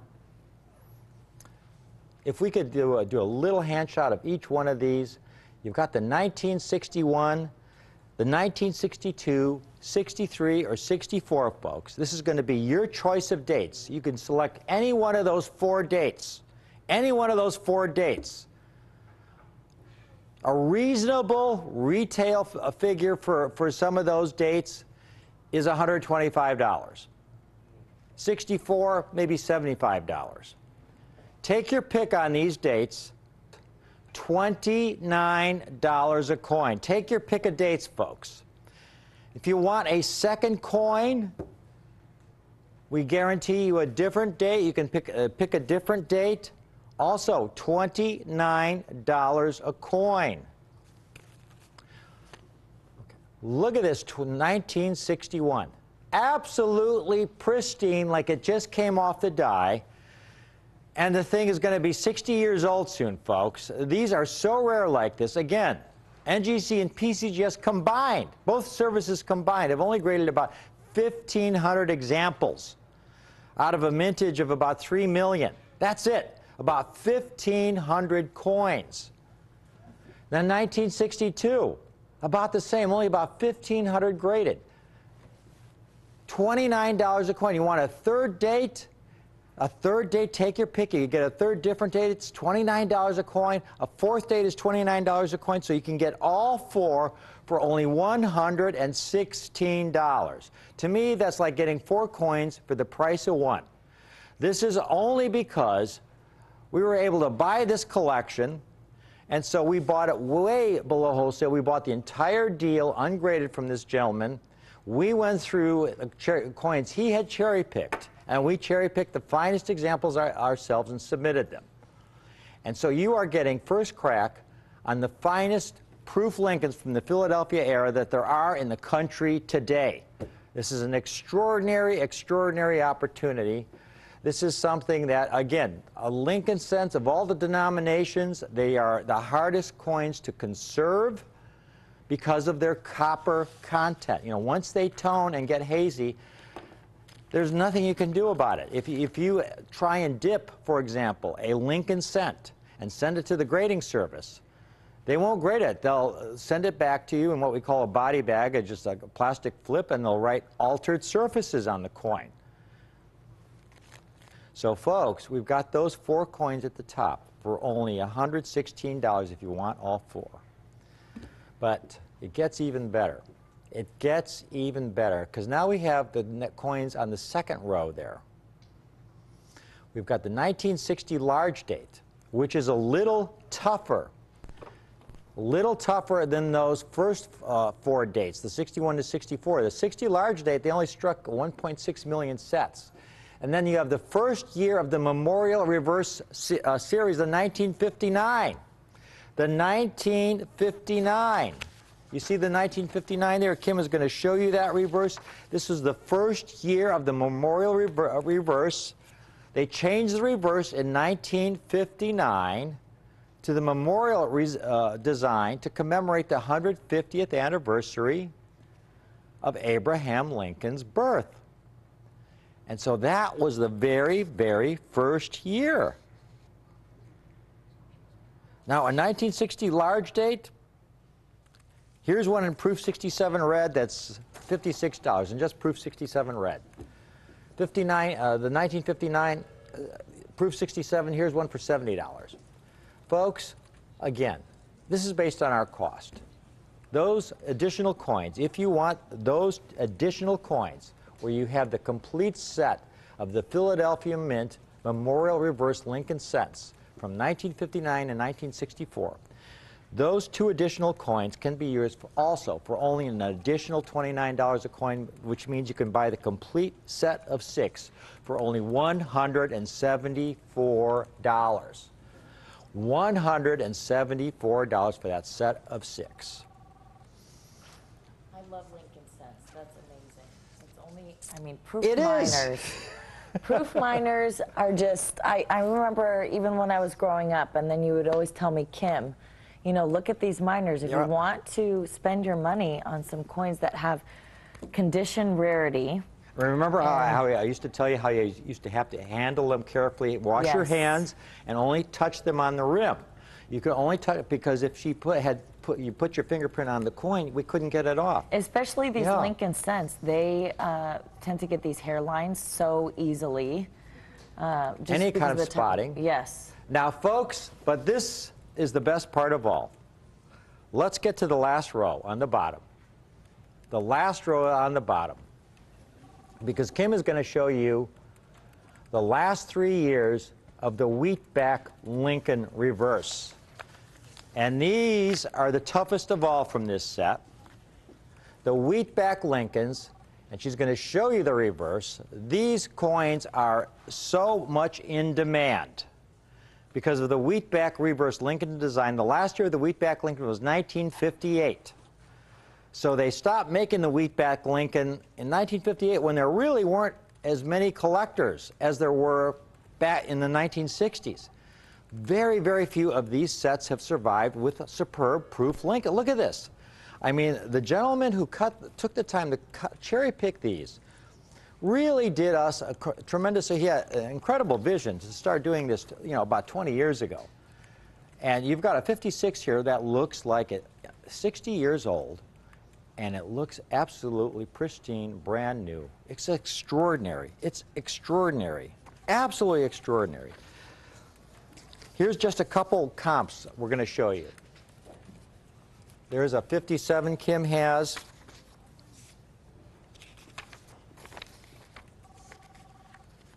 And that one is a proof 68, $199, $200.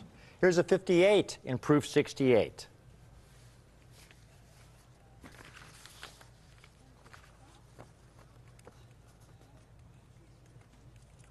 Over $200. So you got the 3 Wheatback Lincolns, but then there's a 4th coin, the 1960 small date. The 1960 small date at the very bottom there, you've got the 1956, 1957, 1958, all in proof 68, and then this 1960 small date. And I'm going to explain the small date to you. But first, before I do that, take a look at the small date. If you could show them the whole holder so they could see the small date designation and everything. Folks, this entire 10-coin set is $295. Let me first say that. The entire 10-coin set is $295. And if you want 3 sets, you can own 3 sets for $800. $259. But 10 coin set, that's $29.50 a coin. And there is a 1960 small date. This is huge. First of all, what is the 1960 small date? And I've got a great picture that shows the difference between the large date and the small date. That coin alone is worth the entire set in proof 68 condition. And you can see where they draw the lines there in the date and between the 1960 small date on the left and the large date on the right. And you can see how the gap, how the 9 and the 6 extend so much further on the large date than they do on the small date.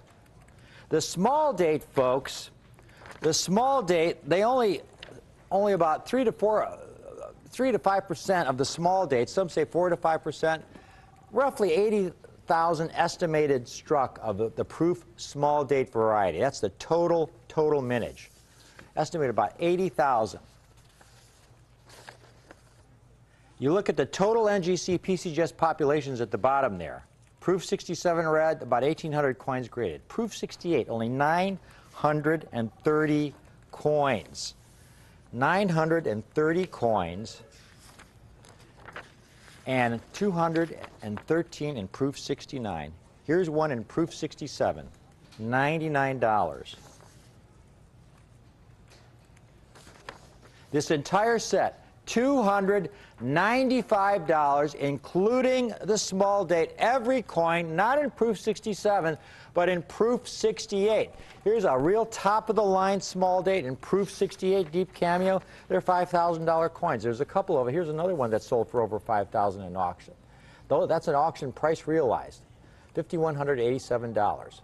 $295 for the entire 10-coin set. The 3 wheatbacks, the last 3 years of the wheatback series, the 1956, 57, 58, one grade from the highest. The highest grade any of these dates have received from NGC is proof 69. This is one grade from the highest, proof 68. And the entire set is $295. So let's start from the beginning one more time. The coins we have the most of are the coins at the very top from this once-in-a-lifetime proof Lincoln estate. You can get your choice of dates. If you've just tuned in, any one of these dates that you see here, NGC proof 68 red, the 1961, 62, 63, or 64, your choice of dates, $29 a coin. If you want a second date, different date, it's also $29. If you want a third different date, it's $29. And if you want the fourth date, it's $29 as well. So the entire 4-coin set is $116. If you want to go further and go get the earlier dates, here you're getting some rare coins that you see there on the middle row. You've got the first year of the Memorial Reverse Lincoln series, the 1959. That's the first year of the Memorial Reverse. And then you have the 1960 large date. Those are also $29 a coin, but they are part of this set above, which you can get if you get the first 4 dates. You can also choose to get these 2 dates and only pay an additional $29 a coin, so it's $174 for these 6 coins. Now, if you want to get the entire set, then, though, it gets even better, because here's where the price drops down. You know, I mean, this is extraordinary, because normally the 56, 57, 58 wheatbacks, you'd expect to pay 3 to 4 times more than the Memorial Reverse. These are so much tougher, so much in demand. You'd expect these 3 coins to be at the very least $150 to $200 a coin for the 56, 57, and 58. And the small date, same thing. The rarest coin in the set. That's the rarest coin in the set. Fewer than 1,000 graded in proof 68, NGC and PCGS combined. And I've got the entire 10-coin set for $295. We have got a lot of people calling in on this. This is really, really exciting. This is something you will not find anywhere else. You can go to a major coin show, folks. you will not be able to put together a 10-coin Lincoln set in this condition at this price, anywhere near this price. If you are a collector who really, really values getting coins with extraordinary eye appeal, extraordinary quality, incredible rarity, and you want a good deal, that's so hard to do. It's so hard to do because normally when you have a coin offered to you that has exceptional eye appeal for the date, exceptional quality for the date, exceptional rarity, you're usually talking $1,000, $5,000 a coin. Here you've got those coins and you've got the entire 10-coin set for $29.50 a coin. $29.50 a coin. If you were to go submit one of the coins yourself for grading, the grading fee, they would charge, the grading fee is going to be $20, $25. They're going to charge you $22 registered mail to ship it back to you. Your cost is going to be over $40. That doesn't even include the cost of the coin, and it probably will not grade Proof 68. So here we have the 10-coin set. This is the most incredible collection of Proof Lincolns that we have ever had the opportunity to offer our viewers, that I've ever handled in my life. Again, they were all cherry-picked down. Kim's going to show them to you one last time.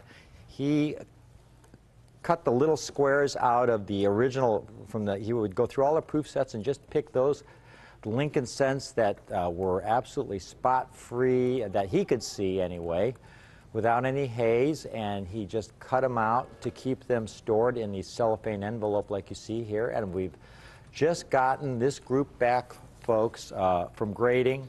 The majority are graded at this point. I was up till 2 in the morning last night putting these charts together for you. Here's one that shows the mintages, comparing the mintages of the Proof Lincolns versus the Mint State Lincolns. The Mint State Lincolns were struck in the billions in those years. The Proof Lincolns were struck in the hundreds of thousands or the low millions. But very, very few of those Lincolns that you see there in proof have survived in high-grade condition. Again, the 64 is the most common. They've graded about 4,000 examples, NGC and PCGS combined in Proof 68. But the 61, 62, 63, about 1,500 coins. 56 to 58, again, just over 1,000. The 60 small date, the rarest of all, fewer than 1,000 graded of the 60 small date in Proof 68 red. And the entire set is only $295. Call in now while I have these. I mean, eventually I will run out of these sets. This is an incredible estate. We're getting a lot of people calling in. We've had, Christy tells me we've had 3 people buying this 3-coin option, or 3-set option, excuse me, the 3-set option, where you can own 3 sets for $859. I'm going to do a last call on this. Thank you for watching this presentation. This has been a thrill from Kim and I to have been presented these coins and to go through them and, you know, do the work so that we're able to offer you something like this that's really ultimate in terms of its eye appeal, quality, and rarity for your numismatic dollar. You can't get a better value than this. This is really, really special. I hope you take advantage of it. Thank you for watching.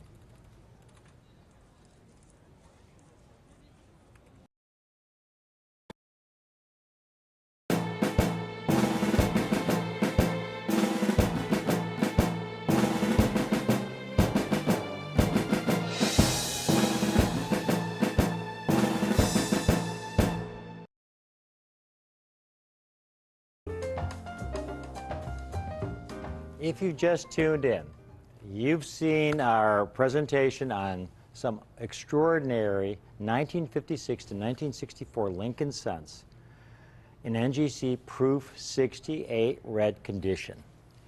And we have these sets for only $295.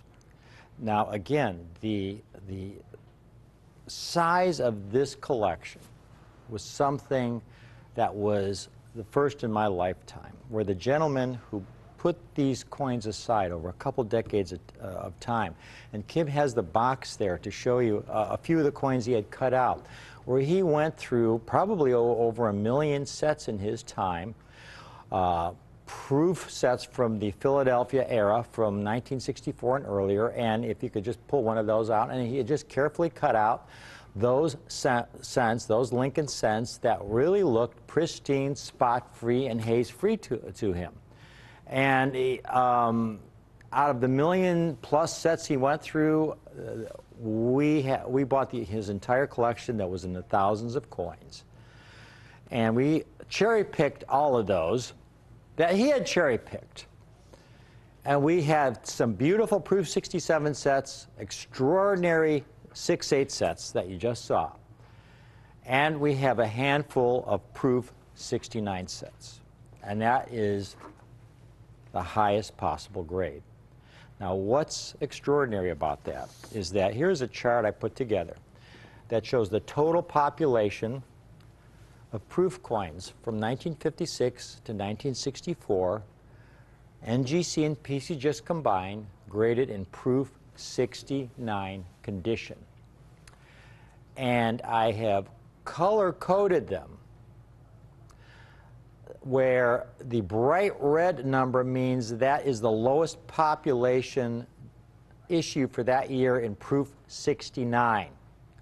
If it's a darker red, it means that it's the second or third rarest issue in Proof 69 for that year. And if it's in black, it means it's one of the most common denominations for that year in Proof 69.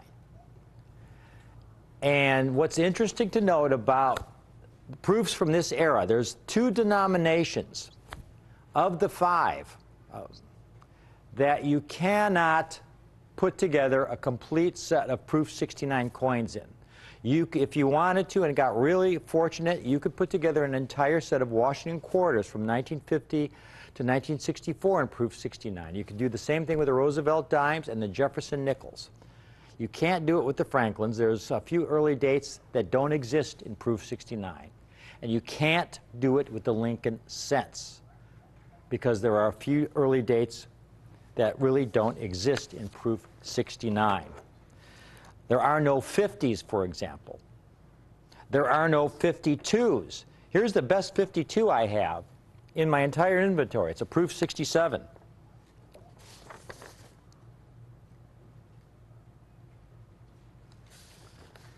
Here's a 1953 that's sold in, that was a Proof 69 that sold in auction some years ago. It sold for $7,500. If you want one of the earliest Lincolns, they don't exist in Proof 69. This was an extraordinary 1914 Lincoln that survived in Proof 68 red, well over $100,000. Now, once again, take a look at that chart once more that I have that I put together, and let's look at the column for the Lincoln cents.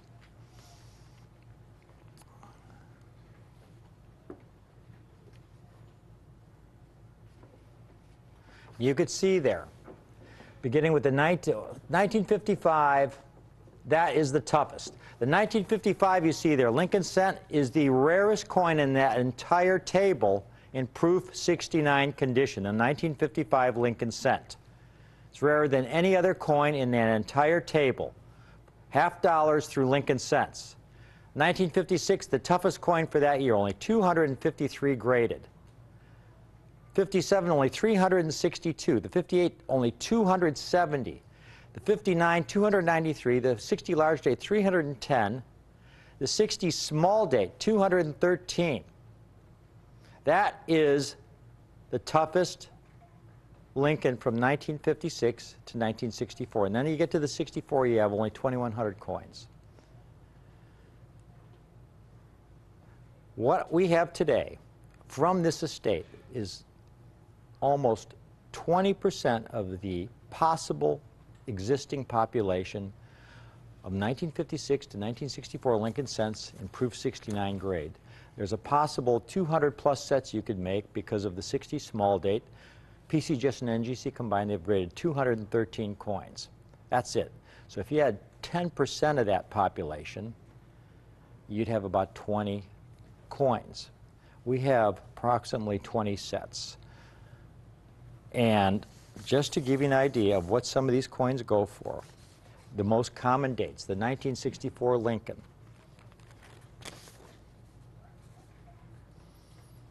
This is the most common date. The second most common date, 1963, $239.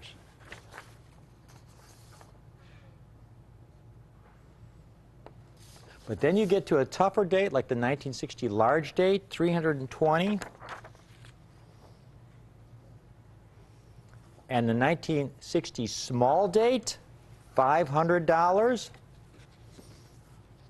Again, the small date, they only struck about 80,000 examples.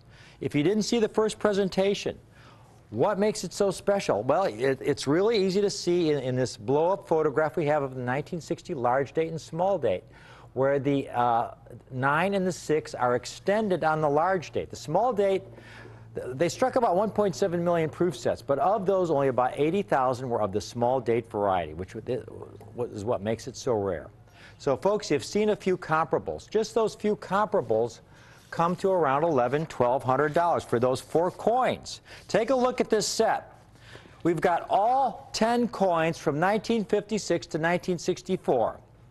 Now, if you called in earlier and acquired a Proof 68 set and you would like to upgrade to one of these Proof 69s, while I have these, you can get one of these sets at this price that I'm able to offer at this price because of the opportunity I received in acquiring these coins from this estate that we were able to cherry pick, that had already been cherry picked. So there are no middlemen here. We got the coins from the source. We went through them, and I submitted them all. And you're going to love the price on this set, folks, because the entire 10-coin set, the 3 wheatbacks, the 1956, 57, 58 wheatbacks, which normally sell for $400 to $500 each, the 60 small day, which is a $500 coin, those 4 coins right there are $2,000. The 60 large day, 61, 62, which are $400 coins. This should be a $3,000 to $4,000 set. While I have these, it's $1,295. $1,295. In other words, it's $129.50 a coin. $129.50 a coin. Now, you have to understand, again, these are the highest grades these dates have ever received at NGC. Proof 69 red, the highest numerical grades ever given these dates. And again, you've got the 60 small day where only a couple hundred have been graded. The populations on a lot of these dates are 200 to 300 coins total in existence. And we've got the entire set. This is a set, again, folks, if I weren't so fortunate and I had to pay more, it would be easy for me to pay more for this entire set than what I'm offering it to you today at. This is a set that I'd normally pay close to a couple $1,000s for to get all 10 of these dates in Proof 69. And here I'm able to offer this set. Offer it for only $1,295. We've got several people calling in on this. Again, we have a limited number of these in this highest grade. These are the cherries from this most extraordinary Lincoln Cent collection. The last Proof Lincoln Cents struck at the Old Philadelphia Mint. The last year of production at the Old Philadelphia Mint for these proof coins was 1964. So you've got the last 3 years of the Wheatback Lincoln. You've got the 1959 Memorial Reverse, which is the first year of the Memorial Reverse Lincoln. The 1960 small date, the 1960 large date. Kim's showing you each one of these. This is as good as it gets, folks. Proof 69 red, $1,295. Another set sold. Another set sold. How many of us have we sold so far, Cameron? He's putting his hands up. Looks like we've already sold 6 of these sets. And there's the last the last of the wheatback Lincolns, 1958. 1958, the last of the wheatback Lincolns. Only 270 graded, NGC and PCGS combined. And then you've got the 1959, the first year of the Memorial Reverse Lincoln. Only 293 graded. 293 graded out of a mintage of about 1 million. That's how rare these coins are. Look at that. It looks like it was struck yesterday. A coin that's virtually 60 years old to get it in this extraordinary condition. And then the rarest of all, the 1960 small date in proof 69 red, where I just showed you one dealer a very fair price, $500 just for the 1960 small date. I mean, folks, the 1964, the most common date, where they've graded over a couple thousand pieces, is a $125, $150 coin. You're getting the whole set. Think of it as getting the whole set for what you would pay for a 1964. But you're getting these much, much rare dates at that same low, low price. And there's the large date variety. The large date variety, think of each coin as $129.50 in this set. The entire 10-coin set, $12.95. I mean, this is the ultimate. When we're talking about getting coins, offering the ultimate in eye appeal, the absolute ultimate in quality, extraordinary condition rarity, and you don't have to pay $1,000 a coin. This is a set that has $1,000 a coin potential, 5-figure potential. But today, you know, again, I've specialized in these kinds of coins, the proof coins, since the early 1980s. My next book, this is going to be one of the feature series, the proof Lincolns, the proof wheatbacks, the Memorial Reverse Lincolns are so important to collecting. They are so popular for all the right reasons. These coins are beautiful coins, great history, extraordinary collector coins, really, really popular. There are so many Lincoln cent collectors out there. And there's the next to the last date, the 1963. 2 more sets sold. We're going to wrap it up right here again. Now, we have a limited number of these sets in proof 69 red. The last year of the series, and we're going to close it right out, 1964. The last year of the series, because the next year that they made proof coins, they were struck at the San Francisco Mint, and they had an S Mint mark. So this is the last of the Philadelphia Mint Lincoln cents, an appropriate point to end this brief little presentation. Again, if you bought one of these proof 68 sets earlier and you'd like to get a 69 set and you want to upgrade to a 69 set, just call right in. You can do that. If you can keep both of them, you know, it'd probably be a good idea, because at some point you're going to maybe want to sell your lower grade set at some point in the future.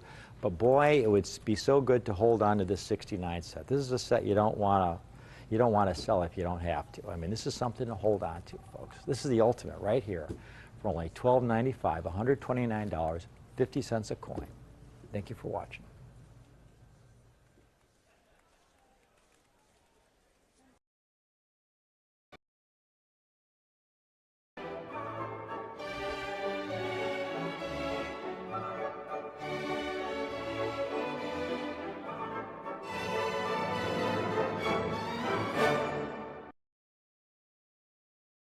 And to Rare Collectibles TV, I have a presentation of Carson City silver dollars.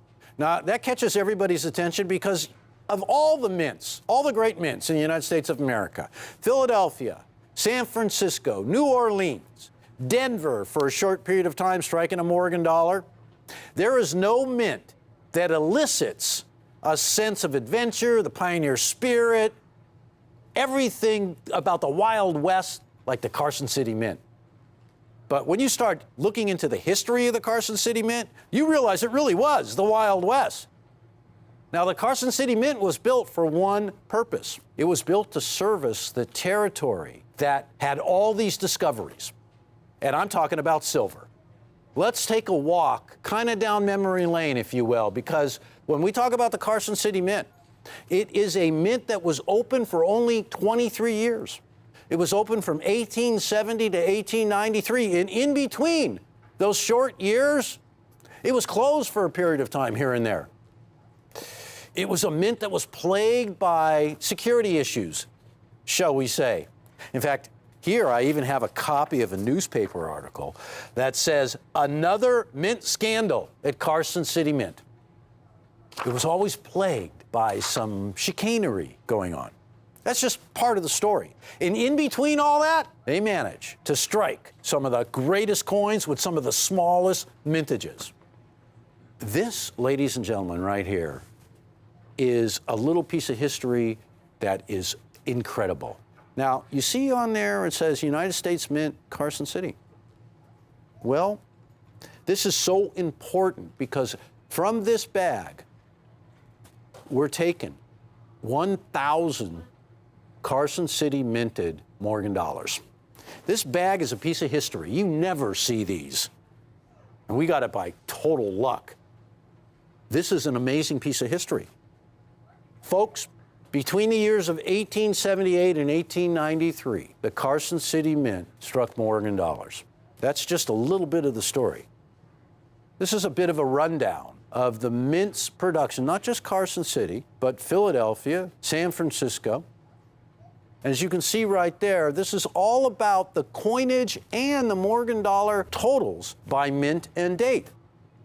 And we have selected this period of time from 1878 to 1893 because those are the years that the Carson City Mint struck Morgan dollars. And I want you to look at the very last line. This examines the total production of the Carson City Mint in the Philadelphia, San Francisco, New Orleans. And at the bottom, you can see the amount of silver dollars that were struck and percentages of total Morgan dollars. You see the bottom line there, ladies and gentlemen. That's really important. Now, this is all total Morgan dollars. Right above there is total coinage, because all the mints didn't just strike Morgan dollars. So we're just kind of setting the groundwork for the production at the other mints versus Carson City. The real amazing part about this is, in that period of time, 13,766,000 silver dollars were struck at the Carson City Mint, which is merely 4% of the total amount of Morgan dollars for that time period. And you can see the other totals as we stack up against other mints. 150 million, 46%. And you can see 24%, 26%. So Carson City, of all the Morgan dollars that were issued by all the mints, is the lowest percentage of production. We have a truly spectacular coin from the Carson City. This is not only one of the rarest dates from Carson City, it happens to be the fourth rarest silver dollar by mintage in both the Morgan series and the Peace Dollar series. And there is a really great historic story about these coins because these coins are released through the GSA and the United States Treasury to the American public during a time period that goes all the way back, beginning in 1970 and ending in 1980. These are the Carson City silver dollar production mintages. And it goes highest to lowest. The lowest mintage of a Carson City silver dollar was the 1885 CC at 228,000. Next to that was the 1881 at 296,000. And as I said, it also happens to be the fourth rarest of all silver dollars, Morgan or Peace. Now, some of the most famous coins in the world are on this chart. The 79 CC. Now, a lot of people think that's the rarest Carson City in them all, but it's not. There were 756,000 of them. 1881 Carson City silver dollars. This is an opportunity at $895, and I'm pricing this right out the gate for $895 because I want to give you ample time to fight it out with the hundreds of thousands of customers who are going to be trying to get in on this deal. And here is why. Let's go back to 1859, because in 1859, silver was discovered in Nevada. at a place known as the Comstock Mine, or the Comstock Lode. Now, this turned out to be one of the largest silver strikes the world had ever seen. And as a result of this, it changed the West. It changed the United States of America, because literally hundreds of thousands of people began to make their way out west to strike it rich, finding silver. There were stories about people making their way out west and striking it rich. Many people tried. Mark Twain, known as Samuel Clemens, was even there. So in 1859, when silver was discovered, and the U.S. began pulling out of the ground massive amounts of silver and depositing those many, many millions of ounces of silver into the U.S. Treasury, it changed the United States of America. It enriched the United States of America. And so, with all this silver being discovered, the silver mining interests made a deal with Congress. And they got Congress to agree to pass a bill that authorized the Treasury to purchase from the silver mining interests $2 to $4 million worth of silver every month, and for the sole purpose of coining it into a brand new silver dollar. Well, along comes George T. Morgan. George T. Morgan was an expert die engraver who was referred to the U.S. Mint by the British Royal Mint for a position as an assistant engraver. So he came to the United States of America just prior to the release of the brand new silver dollar. And he began working on a design. And he was left all by himself, literally in a shed at the Mint. He wasn't very well treated. He was a newcomer, and there was a lot of jealousy because he was a master artist, a master die engraver. And his talents could not be matched by any of the other Mint employees, any of the other designers. When his design was viewed, it was immediately chosen to be the design, not for the new half dollar that he was working on, but for the brand new silver dollar that was soon to be authorized and soon to be issued. So the Morgan dollar was born. And the rest is history, as they say, because it's legendary. All you have to say to anybody, do you have any Morgans? At a coin show, on the telephone with us? What have you got in Morgans? And everybody knows what you're talking about. So the Morgan dollar was born in 1878. And if not for this great silver discovery, we would never have had almost 700 million silver dollars struck by the U.S. Mint between the years of 1878 and 1921. That's just the beginning of the story, because these coins were struck to be used in commerce. These coins were minted to be released into circulation. And in fact, they were. Because when everything was said and done, ladies and gentlemen, over 500 million coins were released into circulation. And forevermore were taken out of the uncirculated category. Beginning in 1957 and lasting until 1964, the U.S. Treasury Department in Washington, D.C. saw a run on silver dollars that had never been seen before. People would come to the U.S. Treasury with $1,000 in hand, with the hopes of getting a United States bag of 1,000 silver dollars. And they didn't know which date they would be getting. And so they would come with their paper money, and they would walk out with a bag, very much like this bag right here, full of silver dollars. Well, this went on for a period between 1957 and 1964.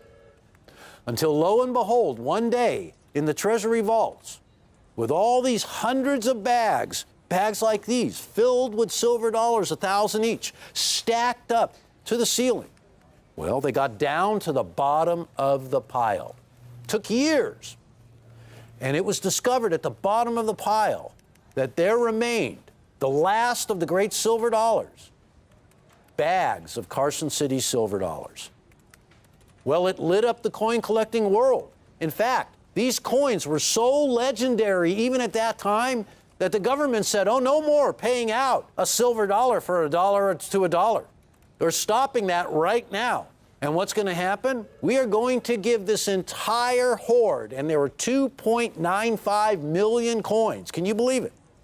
We're going to give this to the General Services Administration.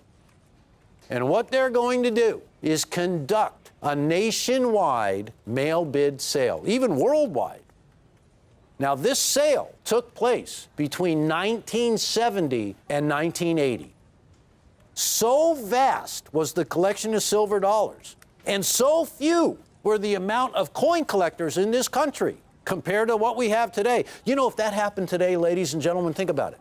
In a 5-minute span, in one day, not too long ago, the U.S. Mint sold 327,000 silver dollars, 5 minutes. Can you imagine today if this historic hoard, government hoard of silver dollars was released today? It would go like that. The sales began in 1970. And the way this was done, you would go to a library, or you would look in a coin publication or a post office, and what you would get, ladies and gentlemen, original Carson City order forms. The first one starts out with the Great Silver Sale. Carson City silver dollars. This was the beginning of history. This sale ended up comprising 7 different components, 7 different parts. Now listen to this. When the sales were first announced, the government said that any one of us Americans who wanted to could buy up to 500 of these silver dollars. And all you had to do was fill out an order form, designate which years you wanted and how much you wanted to pay, and send in your money to the Treasury. You would wait a little while, and if you crossed your fingers and got really lucky, the government would send you the coins you wanted. Well, what turned out to happen, ladies and gentlemen, just moments before the sale was launched, the government decided these coins are too precious. We're going to lower the maximum that you can buy to 35 coins because demand began to heat up. And the silver dollar at that period of time began to light up the world, and everybody wanted one. But the most legendary were the Carson City silver dollars. Here's another brochure from a different sale that was conducted a little later. One part was called the Silver Bonanza, the other part, the Potluck. And again, you would send in a check. Remember checks? In an order form. You would designate which coins you wanted. And you can see the minimums. Don't forget, folks, this was in the early 1970s, leading up to the 1980s. Now, I mentioned we are going to be offering these coins at $895. There's so much more to it than that. U.S. government sale. Can you imagine the opportunity to buy Morgan dollars from sealed United States government vaults? A one-time, once-in-a-lifetime opportunity to get historic rarities from the Comstock Lode. The actual silver that lit up the world that was reserved just for Morgan dollars.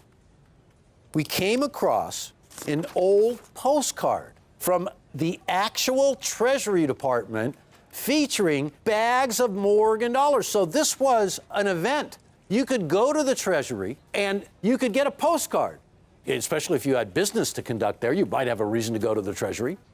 And this was what it was all about. Bags and bags of Morgan dollars, totaling hundreds of millions of coins, soon to be released into circulation except for those very, very small amount that were reserved from the Carson City Mint. This was one of the most famous brochures that the U.S. Mint ever issued. It starts out by saying, the coins Jesse James never got. And upside down, you see where it says how to bid. Instructions on how to fill out the order form. But you can see the Carson City silver dollars right there.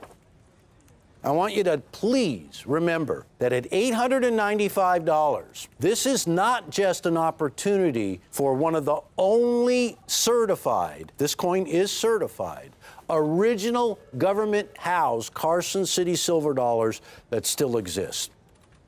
Now, this is a rundown of how original GSA coins perform against the same date and same grade counterparts that are graded by the grading services but are not in the original pedigreed holder. So they're under the column of GSA issue. And I want you to notice every single date how few remain that are graded in the original government holder. It's a dramatic difference in the amount certified. This takes a little bit of absorbing. There's a lot of factual information here, but I want to make it easy. I have loved Carson City silver dollars since the first day that I became a coin collector, and that was 1967. And when I was just 13 years old, the first of these sales took place. I really wanted silver dollars. I just wasn't there yet in terms of my collecting abilities. I didn't have the money. But I watched as cousins and relatives other than cousins would participate.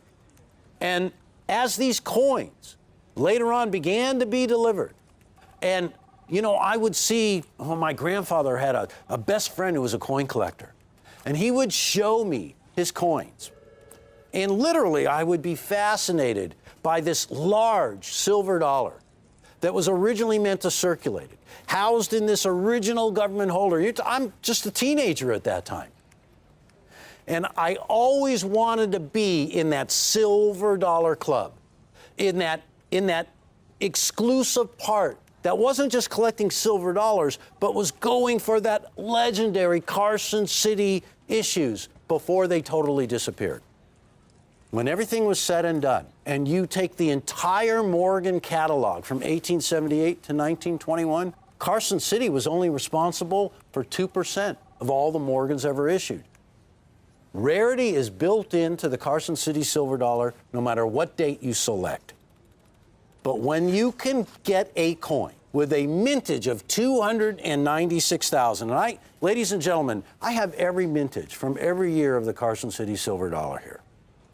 And the mintages start at almost 45 million and go all the way down to the very bottom of this table.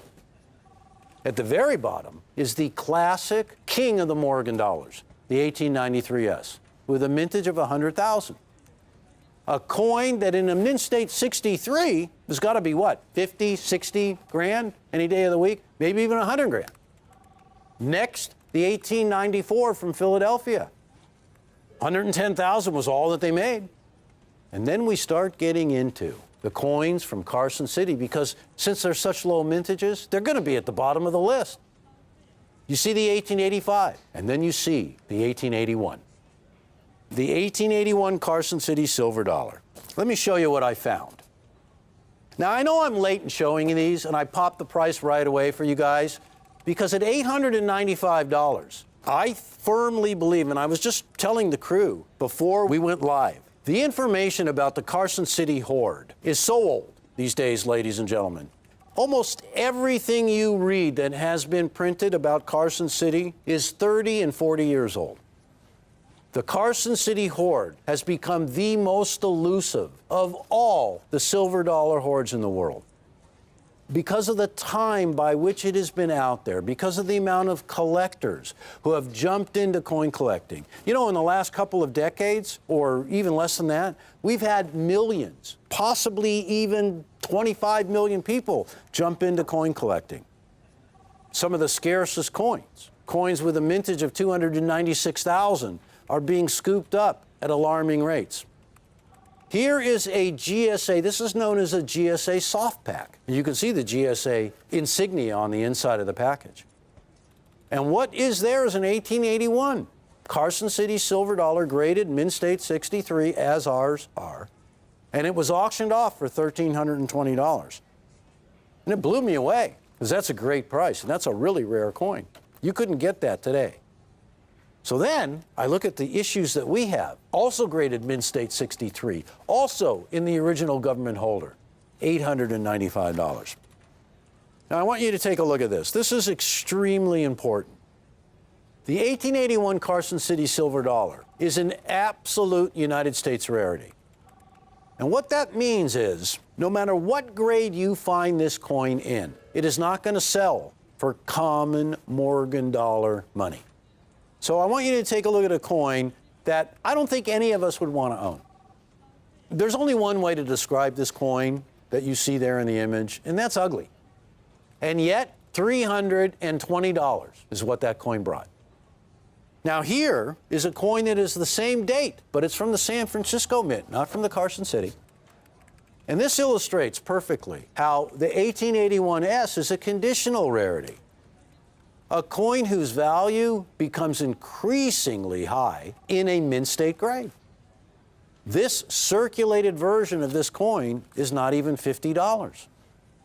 And there is your difference between absolute rarity of the 1881cc versus conditional rarity of the 1881S. I was telling the story of how when I first got into the coin business and I went to my very first coin show, and I was telling that story before we went on the air, which is why you haven't heard it yet. And I was just beginning in coins. And I noticed as soon as I walked into the convention hall, the first thing you hear is the activity. There are hundreds of dealers. And one of the hottest items at the time was this Morgan dollar that was housed in the original government holder that came from Carson City, because the great GSA sales were just going on. And people were beginning to receive their coins and getting their coins from the government. The first thing that people did, and it wasn't smart, and it really came back to haunt them later on, was they took the history away from this coin. They took the pedigree away from this coin. And they broke them out of the holders, and it was no easy task, because these holders don't snap together. These holders were sonically sealed by the government. You couldn't get the coin out. I mean, you needed dynamite. But people broke them out, and they threw them away. Not the coins, the holders, because it was easier to store. They could tube them up, or they could put them in easier to store boxes. And they took away a pedigree that today everybody wants. So virtually 80–90% of all the coins that were ever issued by the government in this holder from the GSA sale are lost forever, broken out. There's no way to tie it in, those actual coins, to that actual sale, as they got separated from their pedigree. Well, these coins remained. About 15 years ago, Numismatic Guarantee decided they would make a commitment to grade history in the original holder, to take the coins, this had never been done before, and leave them in their original government holder and view them and grade them, putting a holographic sticker at the top and a banding all the way around, forevermore locking them in. Well, these coins today, ladies and gentlemen, we're offering in mint state 63. Not circulated, not almost uncirculated, not the beginning grade of uncirculated, but MS63, not a 60 or a 61 or a 62, but a mint state 63. And I want you to take a look up close. When you see a mint state 63 Morgan dollar, you see a coin with the fewest amount of bag marks that you can get on a mint state 63. The original coin, look at that. That one is frosty. That one is original. But think of the history. Think of the price, $895. From that government vault, from that sealed bag, placed into that holder by the U.S. government. This was not privately done. Placed into that holder and offered to American collectors 35 years ago. This sale, ladies and gentlemen, today is legendary. We actually went to an auction to get a piece of history. Here's a Carson City bag that contained the very same silver dollars in our presentation. This is the connection. And from this bag to these holders, the actual coins, the actual pieces of history, minted in the smallest mint the U.S. government ever opened for the shortest period of time, to handle all that silver ore that was being mined right next door at the Comstock mine. Forevermore going down in history as the ultimate. If you are not a coin collector, the mere mention of Carson City to a coin collector will cause you hours of lecturing about the history, about the heritage of this coin. But this is how it started, ladies and gentlemen. I hope you get one. I hope you get more than one, because my time is up here. But bottom line, the rarest of all Morgan dollars are the Carson City coins. The fewest amount for all years of Morgan silver dollars came from the Carson City Mint. No other mint even comes close. And the history of that time is forever recorded right here in this pedigree. That's it for me. Stay tuned to Rare Collectibles for a lot more great stuff. You're buying history and you're buying rarity. Thank you so much for tuning in, and I'll see you again real soon.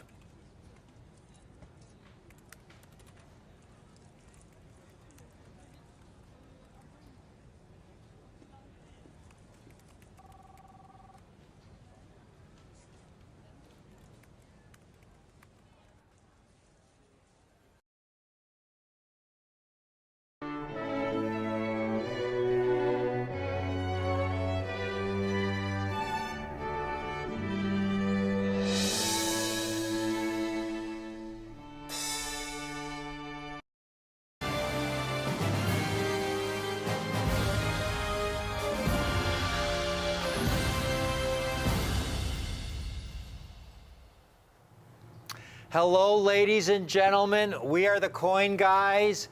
Jack and Rick here. I'm Rick. Here. I'm Jack. Folks, Jack and I get together when we have something really, truly outstanding, phenomenal, irreplaceable. Today is a red letter day. This is historic. Yeah. Never before in the history of Coin TV. What we have today, Civil War era rare United States gold coins. Right. Extra fine condition, meaning these coins were maybe in circulation for 6 months or a year. Short period of time. Pulled out of circulation and stored for the past 150 plus years. They are so rare in this condition, graded by PCGS. Right. And most importantly, folks, these coins, again, Civil War era. This is the first year of the Civil War, 1861. The Civil War, our population, I was researching it, 31 million people in this country in that year. Approximately 1 million people, both soldiers and citizens, died during the Civil War. Wow. And then you think of hundreds of thousands of people who lost their limbs, the economic devastation that across our country. It was a brutal time. You know, it was brutal, and we came through it a stronger nation because of it. Very few people were able to put away any kind of coins. Right. To have these survivors, Jack. I mean, you worked at Stack's Auction House, Right. the oldest auction house in the country, for many years. Did you ever see anything like this in all your years at Stack's? No, nothing like this. Nothing like this. If I saw a hoard, it was maybe some circulated Morgan dollars. If it was gold, it was, you know, the most common date, St. Gaudens, and it was never this many coins either. You know. Right, from this early vintage. From this early vintage of gold, nothing even remotely close. And most interestingly, because it's Civil War era, they are what we refer to as the Type 1 $5 gold piece. Right. After the Civil War, folks, Congress voted to add the motto, "In God We Trust," be on all our coins. Right. They started in 1864 with the 2-cent piece, and then by 1866 it was on all of our coins. But these are clearly well before that. Yeah, 1866, all the $5 gold pieces became the Type 2 variety with "In God We Trust." These are the earlier version without that "In God We Trust" motto. They are so rare like this, folks. These coins should not exist, Jack, No, they but shouldn't. for the great European gold hoard. Right. Once these coins are sold, and we have only a couple hundred in this condition, that'll be it. Right. Just to give our viewers an idea of how rare these coins are, let's show them, first of all, we talked about the Type 1 and the Type 2, about the rarity of these coins. You know, any $5 gold piece is very elusive, surviving in gradable condition. But most of the time when you find these $5 Liberty gold pieces, they are the later Type 2 variety. PCGS has certified about 185,000 examples. The Type 1, though, all years from 1838 to 1866, only 20,000 coins. Right. And even when you find a Type 2, it's usually the last, you know, say 20 years of the series. It's usually the 1890s, early 20th century. It's not usually earlier. So for it to even be Type 1 just makes it that much more challenging to find a coin like this. Exactly, exactly. And here's the chart our new viewers should see that's really vitally important. These 1861 $5 gold pieces are coins that have what we call absolute rarity, meaning they are rare in any condition. And what we've done is put together a chart of some of the rarest coins from that era. some of the rarest Morgan dollars. And at the very top is the 1893S, which is the King Kong of Morgan dollars. The key date. It's the Very rarest famous date. coin, Any right. condition. Only 7,000 certified in all grades. Here's an example. Now this is a Mint State 63, which is an uncirculated specimen. It's over $300,000. It's actually a really good deal for an MS-63. Here's one extra fine 40. That's actually a great deal for an extra fine Yeah, 40. $12,000. And that's a dealer with 100% positive feedback. Now this is really important, Jack. Here you have a 93S. It's AU, but it's details. It's been cleaned. Right. It's a damaged coin. It's $40,000. Right. Here, we'll just show you this one last coin. Here's one for about almost $9,000, VF25. Again, cleaned, details. Now that's really important, Jack, because when it says cleaned, they may put a grade on it, but it's not reflected in the population totals. Correct. So that number you see about 7,000 certified, well, that doesn't even include all the examples that are cleaned, et cetera, that are still Damaged, selling right. for $10,000, $20,000 and more. And then you look at the 1861P at the bottom. Only 2,100 coins in all grades. And that's so important. All grades. We're not just talking about extremely fine. Right. We're not talking mid-state. There's not hardly any coins graded. This is all grades combined. Now, folks, these coins really should not exist. The only reason that they exist is because of the Great European Gold Hoard.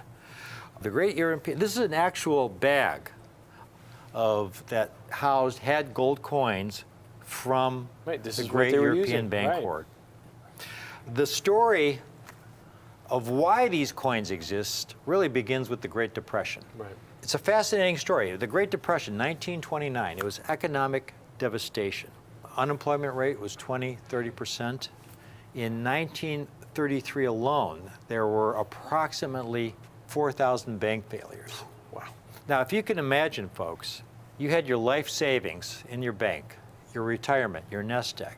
You'd spent 10, 20, 30 years accumulating. And you go to the bank the next day, and the bank's shuttered closed. Right. It had failed. You were wiped out. There was no federal deposit insurance back then to guarantee your savings. Right. You were wiped out. And you could understand how those people who had their savings in banks that had not yet failed were terrified that their banks would be next. Right. And so what they began to do, they began to pull their money out of the banks and buy gold coins, because throughout human history, gold has always had value throughout all the cultures.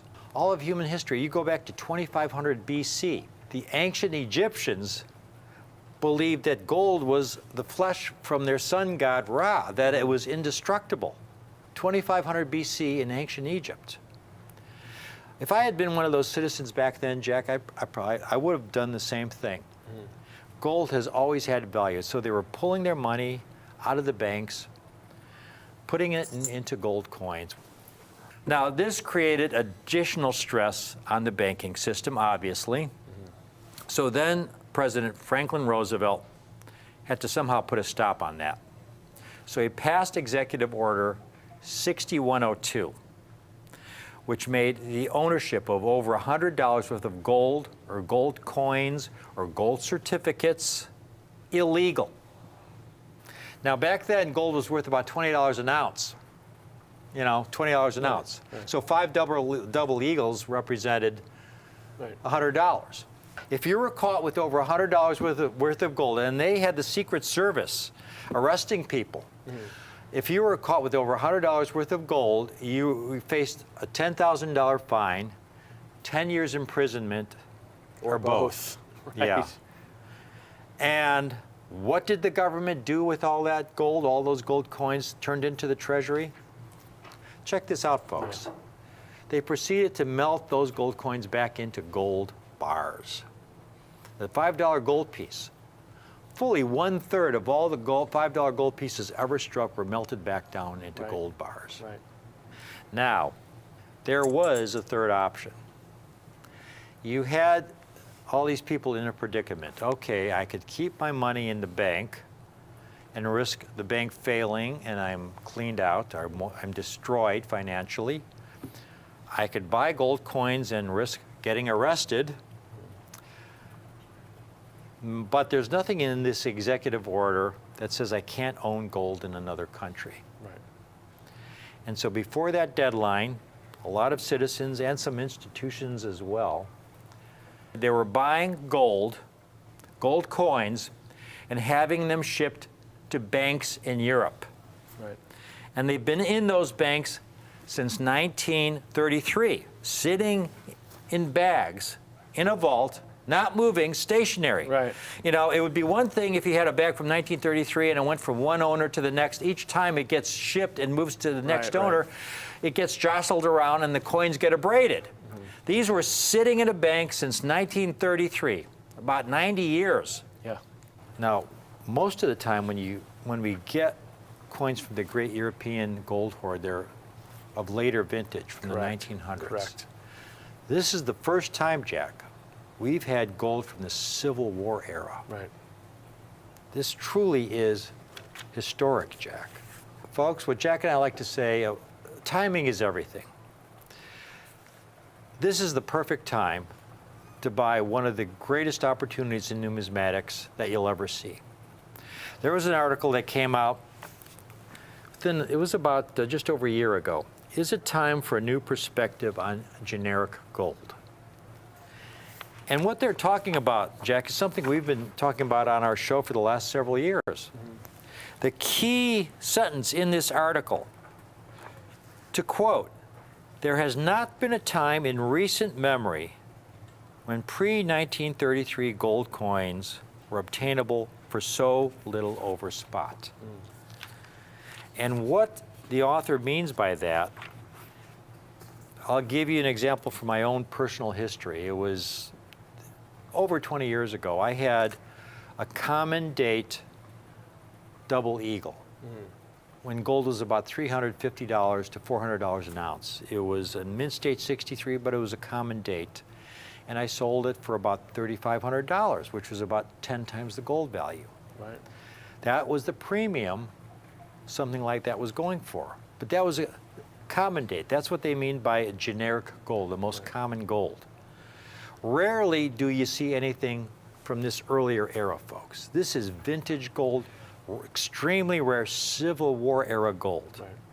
Now, gold today is around $1,700, $1,800 an ounce.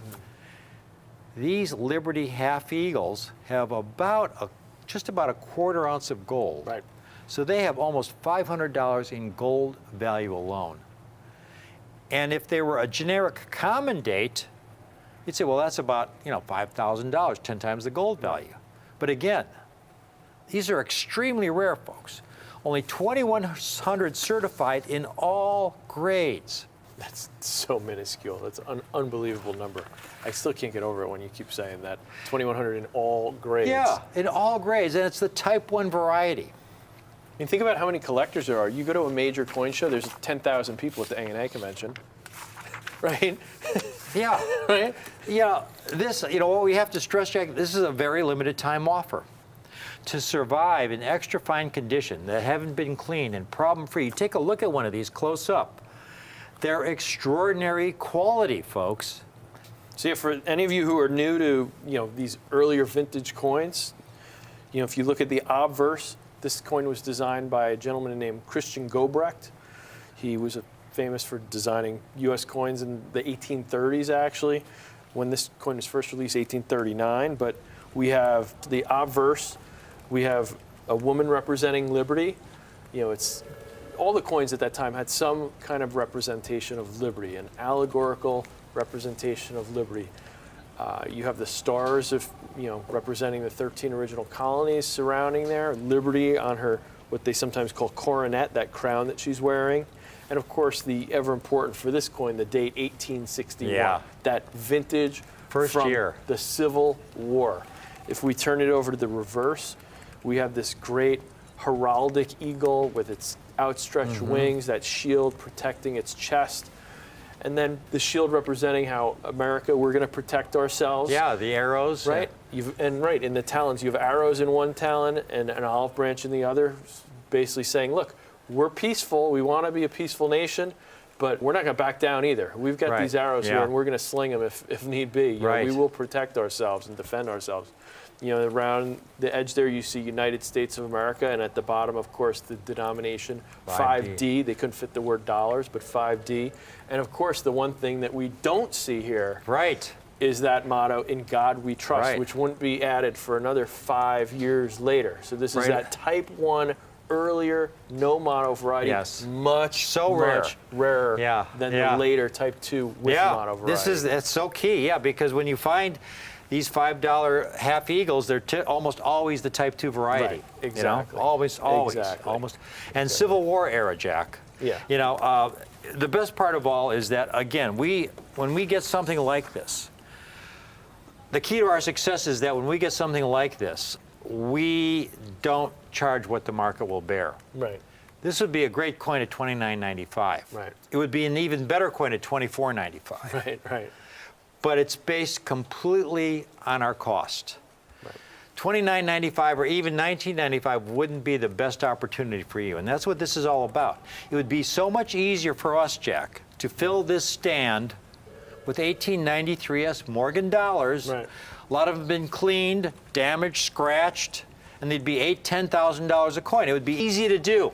But to get 1861 coins that are problem-free, not clean, not damaged, every one a gradable piece that doesn't say cleaned or damaged, a gradable extra fine, meaning it was in circulation for perhaps a year and pulled out in this condition. Folks, call in now. We're talking about a coin that has almost $500 value in gold alone.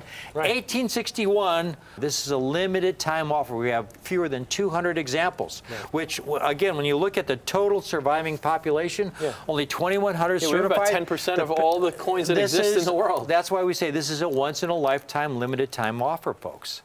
We have these coins today. Call in now. $995 a coin. Wow. $995 a coin. There is a limit of 5 coins per caller. We have to make that limit because quite often, Jack, we'll get somebody who'll call in and they will order 80 or 90 coins. Right, We've had that happen before. And then we have a lot of other people who then will want to call in and get one. They don't have that opportunity. The coins are gone. Right. So call in now. There is a limit of 5 coins per caller. But if you call in and order those 5, you'll get them at only $995 a coin. Right.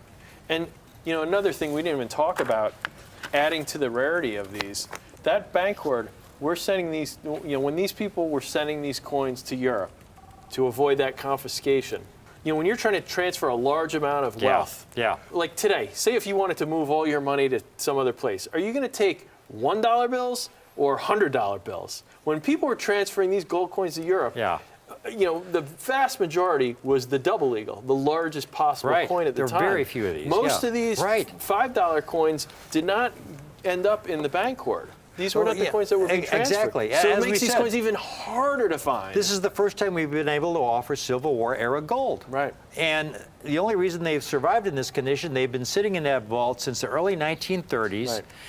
In some corner of a vault, you know, they haven't been moved around, jumbled around, and that's the only reason they survive today and that we're able to offer them today. You know, it wasn't too long ago, a gentleman found a $5 gold piece. He said he found it, I believe, in a garage sale.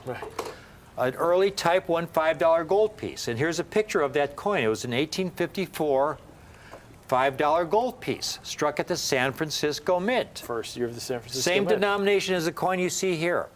He took it to a coin dealer who told him it was probably counterfeit.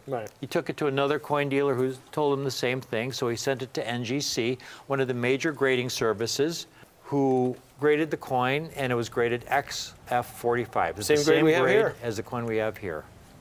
He took that coin, very rare, 1854S. He put it in auction. A dealer bought it, in auction for $2.1 million. Now, that's one of the rarest dates in this series, but they're all really rare. And as you can see, this 1861P is extremely rare, and it is such a ground floor opportunity at only $995 for one of these truly, truly historic national. It's a national treasure. Treasures. Yeah, that's the best way to put it. Really It's is. a national. These coins are truly a national treasure. A Civil War era gold, a survivor. The first year of the Civil War, in extra fine 45 condition. We are so thrilled, Jack and I, to be able to offer them for only $995 Right. while we have them, folks. Right. This is one of those times, Jack, when, you know, we have this limited quantity, we get such a great response, and we'll get people will then call in a week later to order one, and they're gone. Right. And we have to tell them, you know, we're sorry, they're gone. We can't replace them at that price. Right. If we had to go out and try and get the client one of those coins, we'd have to pay a lot more Plus, and this charge is a coin more. that's so rare. At any price, we might not find Yeah. it. We might say, Yeah. offer twice as much money as we're selling it for and still not find a coin. Exactly, exactly. So this is truly, you know, I hope if you've never bought any kind of United States rare coin before, I can't think of a better place to start. Right. You've got it all here. A $5 gold piece, half eagle.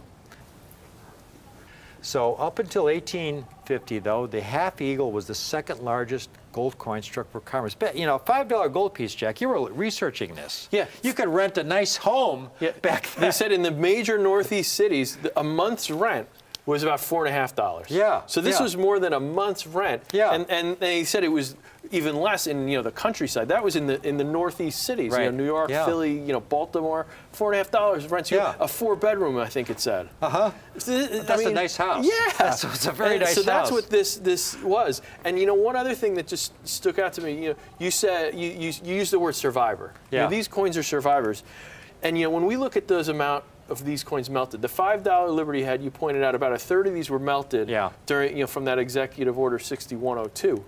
But that's only the official amount that were melted at that time period. Yeah, yeah. Don't forget that even in current money, our paper money lasts about 18 months in circulation. Yeah. Our coins, which are clad, which are a lot harder and take a lot more wear and tear than these gold coins, they last about 30 years. Mm-hmm. When the coins get so worn, the government actually takes them back to the treasury, Right, melts them right. down to make new Yeah, coins. yeah. So that 33% of these coins doesn't even account for No. coins that were already melted under other circumstances. So that Yeah. number is actually even lower And than the that- amount that survives. And that's why, folks, if we could show our viewers, if Yeah. they've just tuned in this chart one last time, because this is so important. I'm glad you brought that up again, Jack.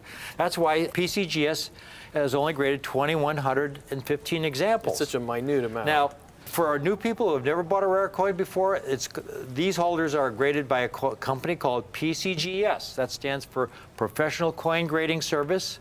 And the other major service is NGC, Numismatic Guarantee Corporation.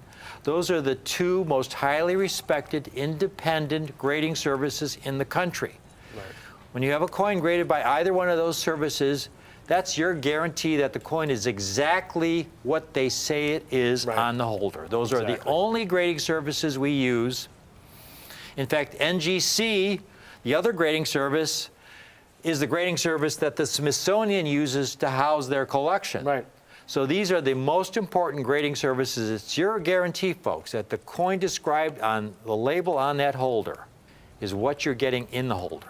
Exactly. That $5 gold piece in extra fine 45 condition. Right, and for those of you who are new to collecting, what that means is when we grade coins, we use a 70-point scale. It's called the Sheldon grading scale, named after a gentleman, Dr. William Sheldon. He was a large cent collector. I think it was back in the 1940s maybe that he came up with the scale originally.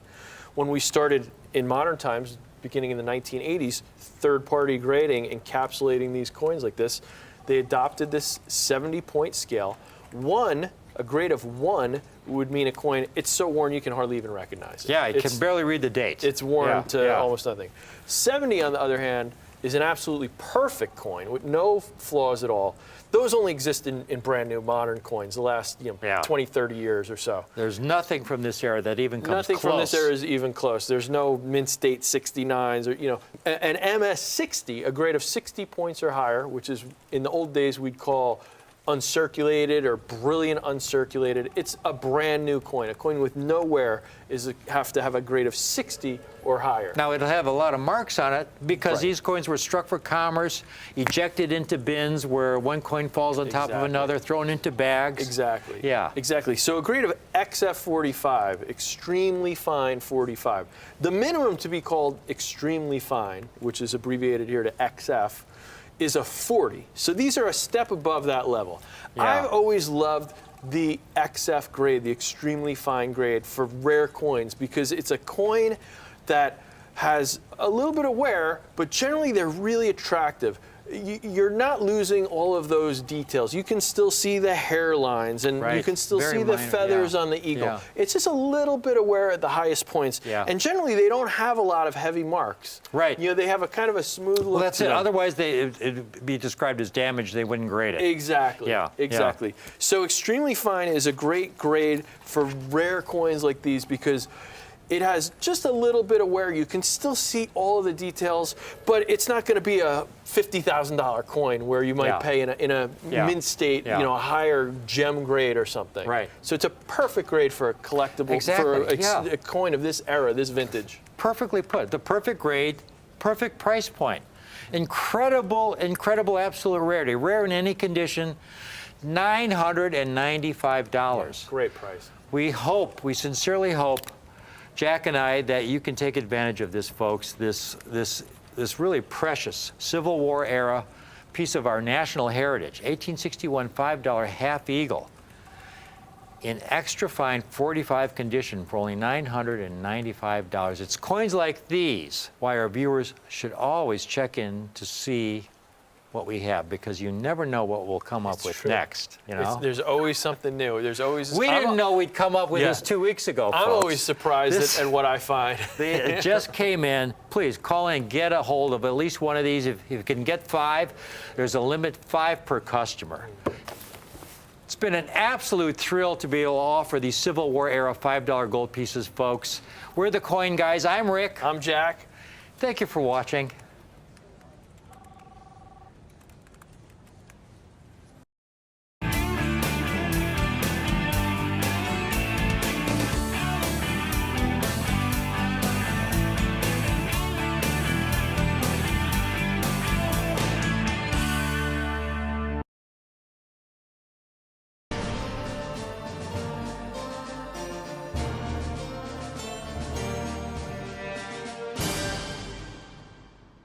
I love silver dollars, folks. United States minted silver dollars. When I first started buying and selling rare coins in the early 1980s, I was always looking for the finest silver dollars for my clients.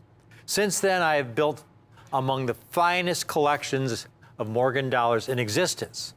In fact, many of my clients have gotten awards from NGC for the finest collections of proof Morgan dollars. #1 ranked full collections, complete sets of proof Morgan dollars. Here's one that was given out in 2004. Finest collection, outstanding achievement, Everest collection of proof Morgan dollars. In fact, I have a picture of one of those coins right here. The finest known 1879 proof Morgan dollar. Now here's the thing. If you came to me and asked me, Rick, can you put a collection of Morgan dollars in proof condition like that for me today? I'd have to tell you no. I can't do that today. Those coins that I put together in that collection some 20 years ago, you can't find them anymore, folks. They're spread throughout the country in various collections. It is not possible to do. What I have today is a set of some amazing proof American silver eagles. Folks, this is a silver dollar for the 21st century. This is a silver dollar that if you're collecting for the very first time, this is like those proof Morgan dollars of yore, where you can still assemble a finest collection, finest known, highest possible grade at an affordable cost. The proof American Silver Eagle is the perfect silver dollar for the 21st century for you. In the finest possible condition, proof American Silver Eagles in NGC Everest quality proof 70 Ultra Cameo. Take a look at these coins, folks. This is as good as it gets. There are no proof 71s. 70 is the highest possible grade. It represents perfection under high magnification. There are many coins in this set which are extremely scarce in the condition you see them in. In fact, they're all very scarce, but there are some that are just rarer than the others. This is a great place to begin if you want to build the most stunning silver dollar collection at such a collector-friendly price that you can build and have something that'll just be so good for you and so good to you in the years and decades ahead. Now, why as a collector do I find the American Silver Eagle so appealing? Well, first of all, it's a United States minted coin with all the words and symbols struck on every coin that embody what our great country is all about and what we strive to become. I don't think any American citizen will say we are a perfect nation and that we still don't have work to do. But it's all about what we stand for and what we strive to become. I love what America stands for. And this coin, in its words, symbols, and images, is a daily reminder of what it means to be an American. These American Eagle silver dollars are by far the largest silver dollars ever struck by the United States Mint. They're much larger than a Morgan dollar. Indeed, the Morgan dollar compares in size to the American Eagle in about the same proportion as a half dollar compares in size to a Morgan dollar. It's a huge coin. While the Morgan dollar is a silver dollar struck in 90% silver, it's about 0.77 an ounce of silver, while the American Silver Eagle is a full ounce of silver, 0.999 pure, from silver mined in the United States of America. And then there is the artistry, beginning with the obverse. Lady Liberty, first appearing on what is now referred to as the Walking Liberty half dollar in 1916, reappeared for this American Silver Eagle series in 1986. Originally designed by Adolph Weinman, this is one of the great masterpieces, one of the iconic representations of Lady Liberty that's ever appeared on an American coin. Now, the model for Weinman's Lady Liberty is thought to be Audrey Munson. She was referred to as America's Venus, the first supermodel. Her likeness is on statues throughout New York City, in parks, at the top of municipal buildings, and in museums. She is also referred to as the most visible New York woman that you don't know. There she is as Lady Liberty, gracefully striding across the landscape toward the sun and a new dawn of a new day, her right hand outstretched in a gesture of peace, hope, ultimately liberty itself, draped in the American flag, carrying branches of laurel and oak in her left arm, symbolic of civil and military glory. Now is the perfect time to begin building a collection of these classics, folks, if you haven't already. And this is the perfect set, in the finest possible condition, the highest possible grade, every coin reviewed by me with my Everest seal, Proof 70 Ultra Cameo, and all for a truly collector-friendly price. Now, if you're new to collecting, Proof 70, a grade of 70 is rarely given to one of these early Proof Silver Eagles. To get a grade of 70 from either NGC or PCGS, these are the most highly respected independent grading services in the nation. To get a 70, a coin must appear flawless under high magnification. And very few coins of this size are flawless under high magnification.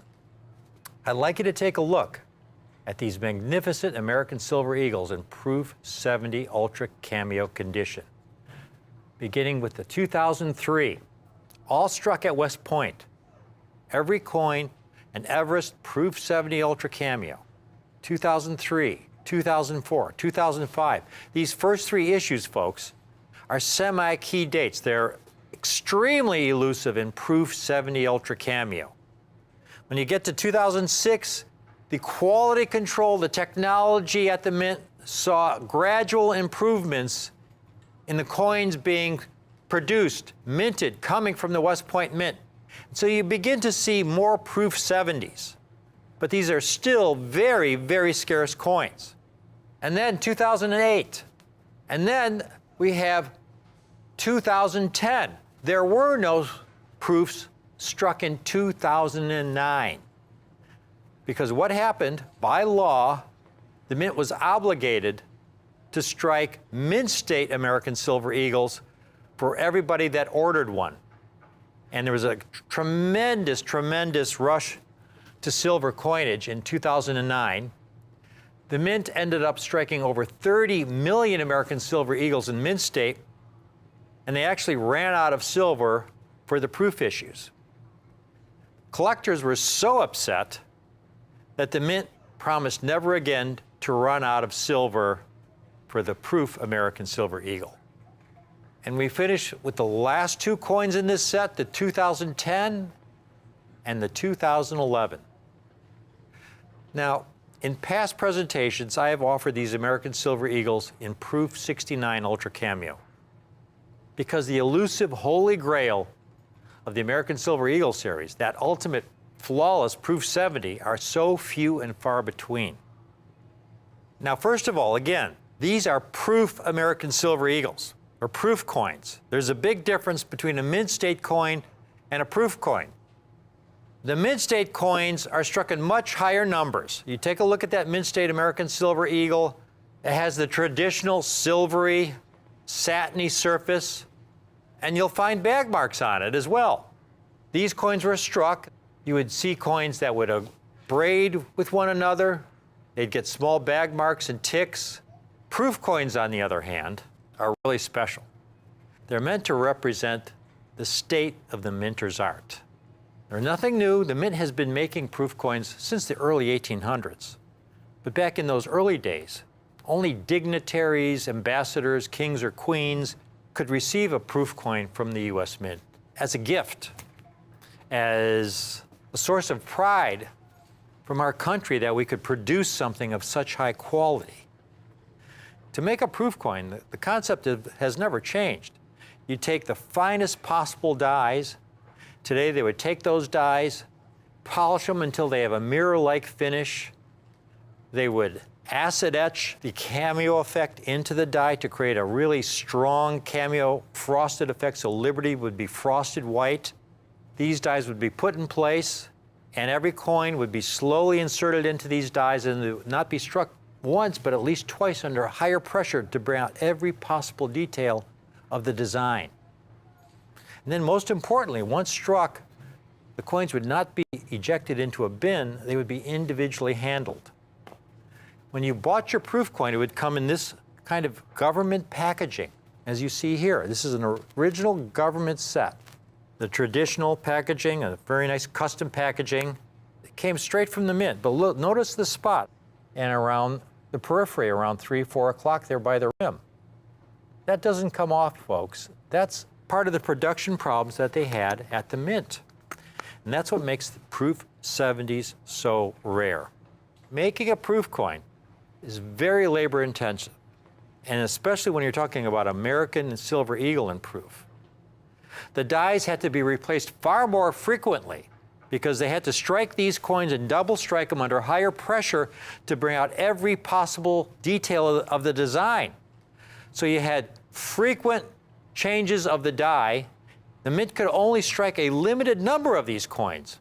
And in fact, if you were to buy a proof American Silver Eagle directly from the mint today, it would cost you over $70, even though silver is around $25, $26.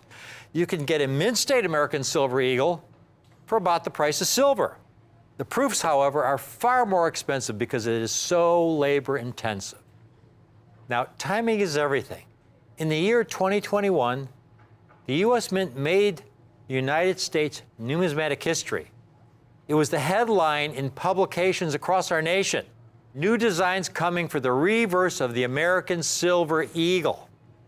And there you see the eagles for the new reverses for the gold and silver American Eagle.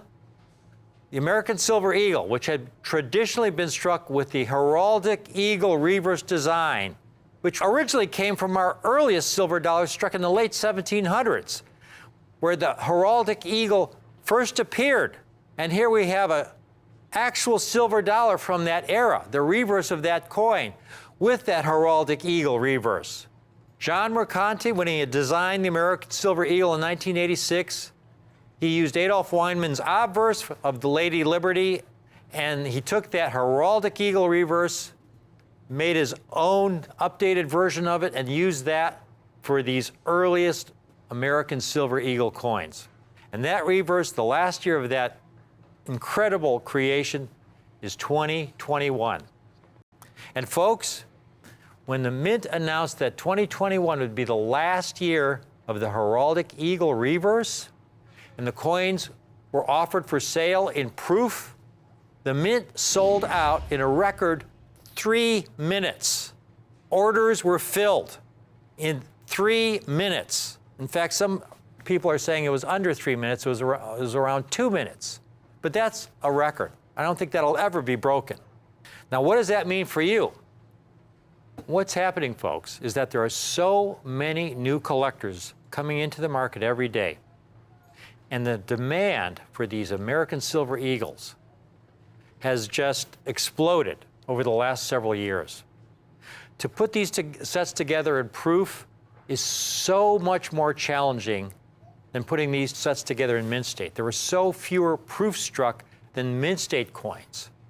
When you look at the total mintages of all the mint state American Silver Eagles and all the proof American Silver Eagles, you gain an appreciation of why this set I have for you today in proof is so special.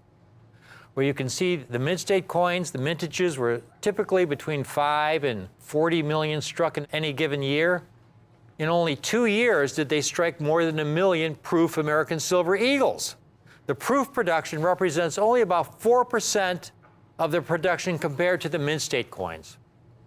Now, what's of greatest importance to you is the rarity of these coins in proof 70. Because the mintage has nothing to do with the rarity of the coin in proof 70. Take a look at these population totals, beginning with the first year of issue of the series, the 1986S. And here we have both the PCGS and NGC numbers, and you can see there are a lot fewer examples graded by NGC than PCGS in proof 70 Ultra Cameo. And you see some years where fewer than 2,000 coins have been certified in proof 70 Ultra Cameo in those early years. Those early years struck at the San Francisco Mint, and then from 1993 to 2000, they were struck at the Philadelphia Mint. And then in 2001, they transferred production to the West Point Mint. And then when we get to the West Point numbers, it's the earliest years which are the most elusive in proof 70 Ultra Cameo. The toughest dates by far are the 2001 and 2002. They are rare, folks. Here's a 2001 that sold in auction for almost $4,000. But then again, those first 5 years are really tough years in the West Point series. Technology began to see gradual improvements at the West Point Mint. You see more proof 70s being graded until you get to the later years when you look at the 2016, 95,000 certified. In fact, you look at the 2021, a coin that just came out, and it's already has 70,000 coins graded. And the 2020, with the 75th anniversary of World War II, a highly, highly desirable coin, around 15,000 already certified in 70 Ultra Cameo. Those folks go for $2,000 to $3,000. And here's one listed that's being offered for $2,400. That's what they go for. This is why I put this set together.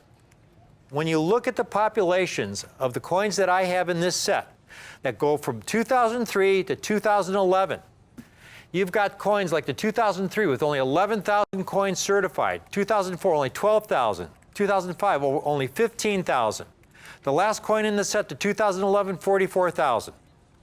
I have been most fortunate to get first crack at a really historic collection of original West Point proof American Silver Eagles.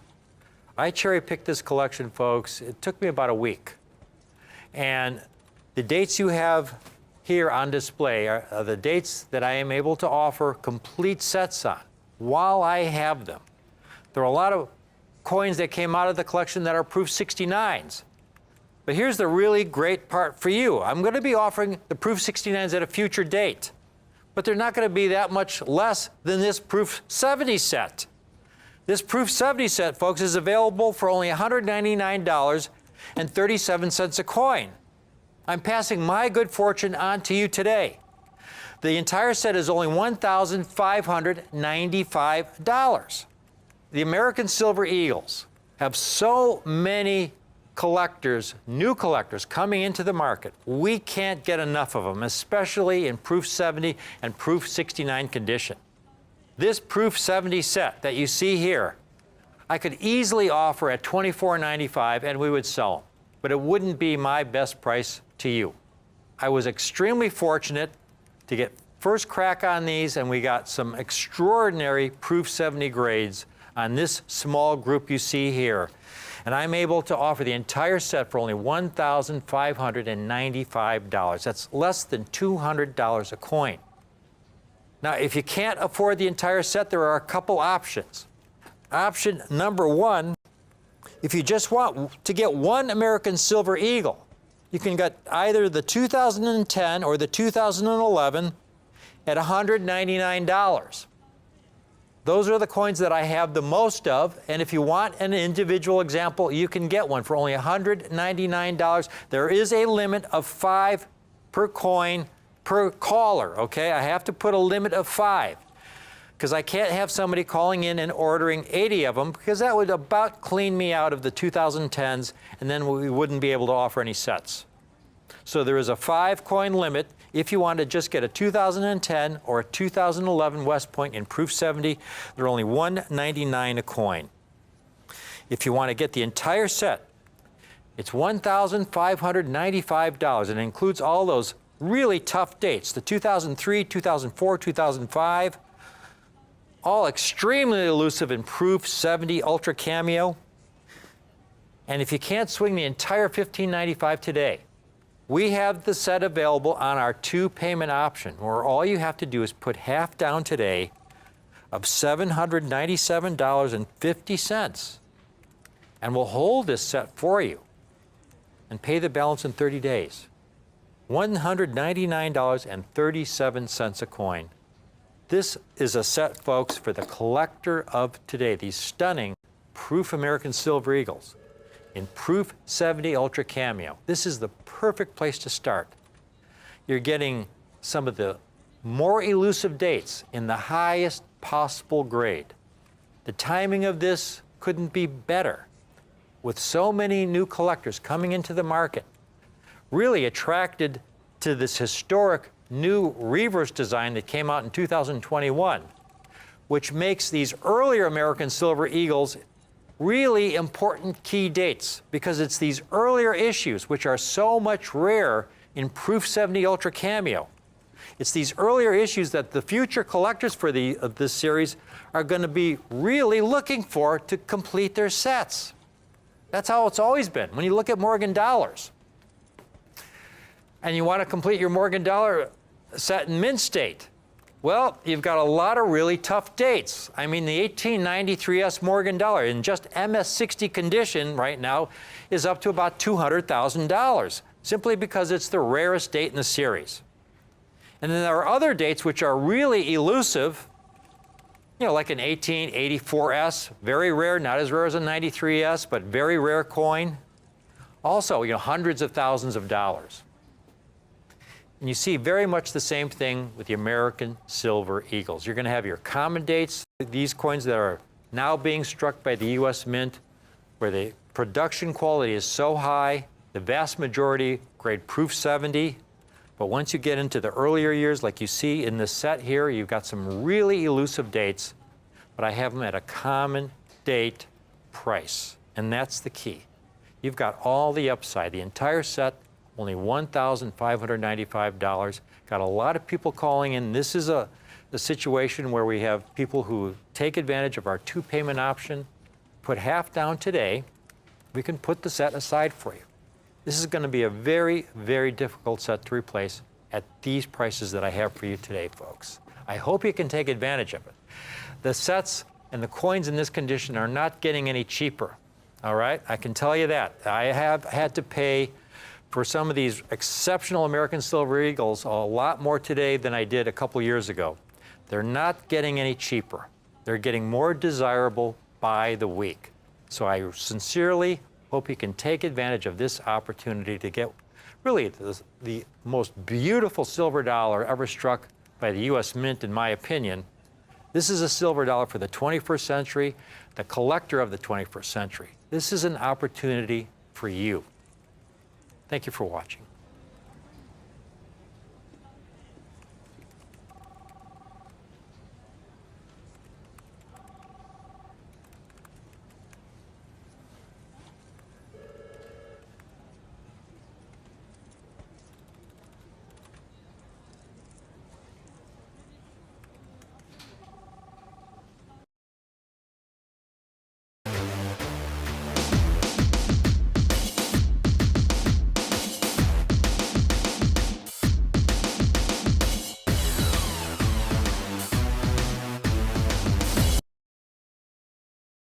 collectors, I'm inviting you in to what is the most anticipated mint release in decades.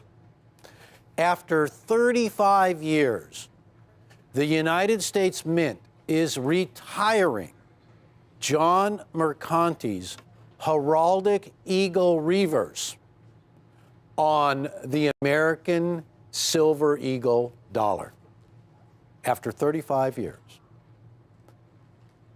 Now, this news has been greeted in an amazing way because, ladies and gentlemen, we have the final issue of this great silver dollar, the 2021 Type 1 American Silver Eagle dollar in a perfect proof 70 ultra cameo grade with our exclusive label. And I want to tell you folks out there, this coin, as we speak, is setting records. In fact, it set every record you could possibly set for a sellout of a coin. What you're looking at right there, ladies and gentlemen, is completely sold out right now. We have 1,000 of these coins, and that's it. And after they are gone, folks, they're gone.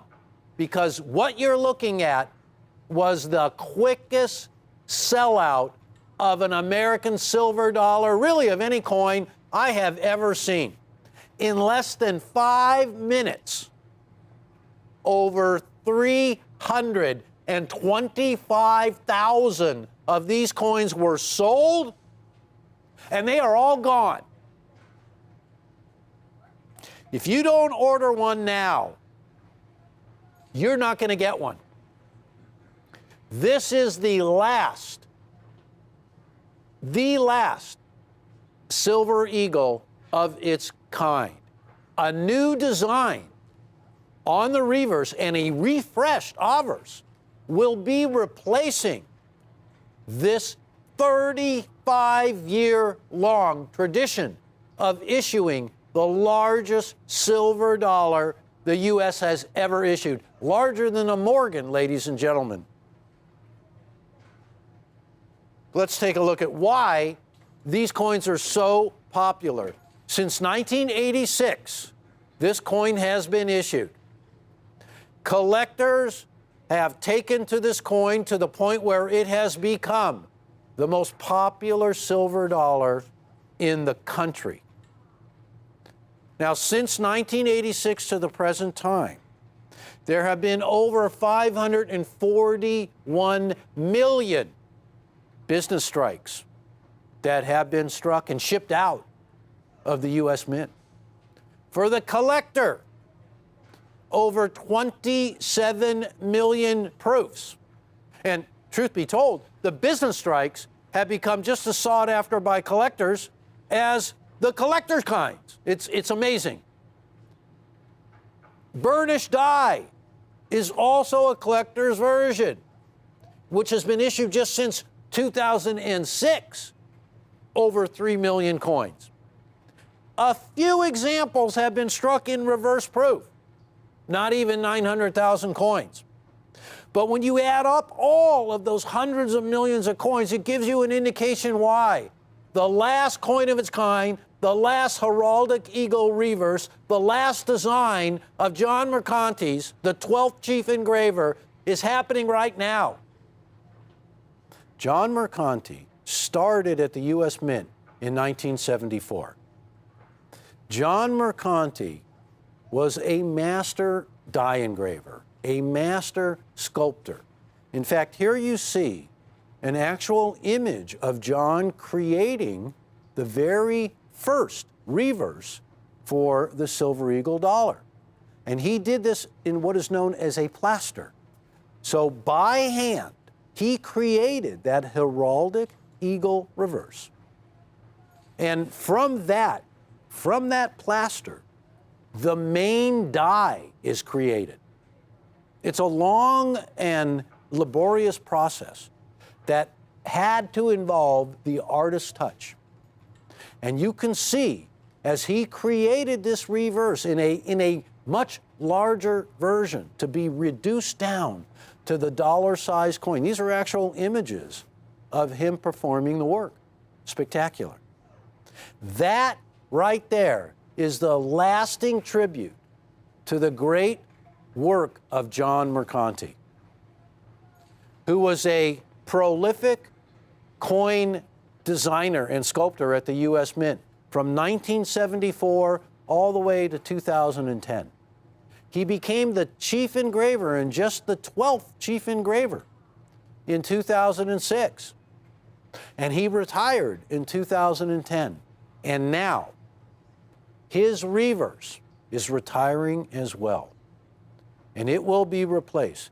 So, for all you collectors out there, let me say a magic word to you.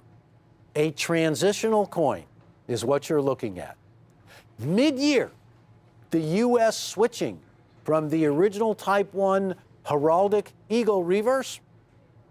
And by the way, enough credit is not given to John Mercanti for also enhancing the obverse of that coin. The original Adolph A. Weinman design brought to life on a coin twice the size of the $half that it originally appeared on, so that you can see detail that John himself engraved on those dies to make that design of the walking liberty come to life. It had never been before like this. That was all John Mercanti. So, transitional year. You know, in 1909, from the San Francisco Mint, an Indian head cent was issued. But also in 1909, from the San Francisco Mint, the very first Lincoln penny, transitioning in mid-year from the Indian cent to the Lincoln cent. And collectors love these transitional coins because they don't happen a lot. There's a 1909 Indian head penny in a spectacular grade, and look at what it brought. And here, issued the same year, is the 1909 Lincoln penny, transitioning from Indian to Lincoln in the same year. And look at that coin, a monster. Now, the St. Gaudens Gold Double Eagle, 1907 was the first year, but that was a transitional year as well. Here's an 07 St. Gaudens. But in 1907, the Mint also issued a 1907 Liberty $20 Gold Double Eagle. Transitional year. You could really say that this year will be a transitional year for the Silver Eagle dollar. And you're getting an opportunity to buy the last one before they transition to Type 2. 1921. Morgan dollar transitioned into the 1921 peace dollar. So there have been a couple examples in the history of numismatics when there have been transition, same date of a coin, same face value, different design. There has never been as much interest in a transitional coin as there is in this one. The series, ladies and gentlemen, that has gone on for 35 years is ending now, right now. There is a final mintage figure on this coin, and they were just released. I'm talking about moments ago. Incredibly, over 325,000 of these coins were scooped up in one day. We're lucky. We have 1,000 coins in perfect proof 70 with a final tribute label to John Mercanti, autographed by John Mercanti, with our exclusive Reagan Mercanti artwork. It's an exclusive label to Rare Collectibles TV, and that means a whole lot, ladies and gentlemen. Now, I want everybody to know, this is a pre-sale. It's going to be about 30 days and you will receive your coins. But I have got to tell you, if you don't order now, the chances are, in fact, not just the chances are, you're not going to get one. Believe it or not, this coin is so popular that over 1,800 of these coins went out the door per second in the sellout. Per second. 327,000 coins gone like that, ladies and gentlemen. But I'll tell you, of that 327,000 coins, every one of the ones that we have, the 1,000 coins, are all perfect grade proof 70. All ultra cameo, the highest grade you can get. In coin grading, we use something called the Sheldon grading scale. And basically what it is, it goes from 1 all the way to 70. Now, 1 being the worst quality you can get. You don't want a coin that grades 1. The highest pinnacle that you can achieve is the number 70. And in this case, a proof, a coin with a mirrored background, a coin with a satin or frosty image of liberty, what we call the device. You see, any part of a silver dollar with raised lettering or raised design is known as the device of the coin. And any part of the coin that is free of any lettering or any design is known as the field. So as you look at this coin right here, you see the background appears as black because it's a mirror. And when it comes to collector coins, coins that are struck for the collector, what you're looking at is the ultimate design, a proof collector's coin, a coin that will be struck a minimum of 2 times to bring out all of the detail.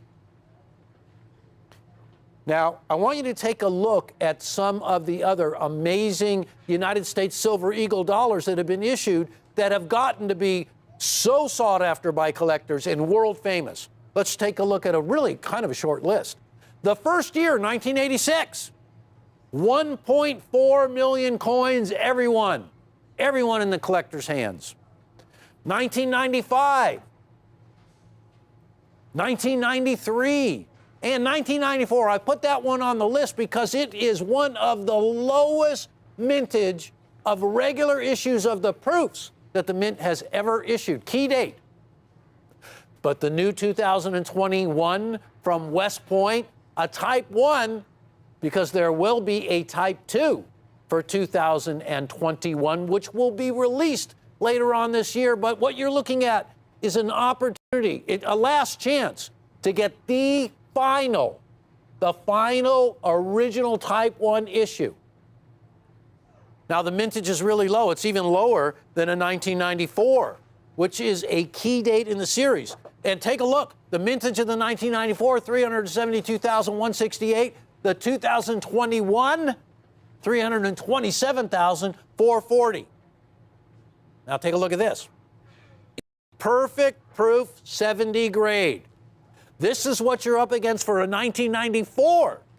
Almost $3,000 at auction. Higher mintage than the coin that we're talking about right now. So ladies and gentlemen, right now, for the coin that has been anticipated, you know, it took 35 years in the making for this coin to come to market. It's the last of its kind. The reverse is being retired, so no more of John Mercanti's tribute to the original heraldic eagle reverse of the early American silver dollars that he designed, that he crafted for this great silver dollar.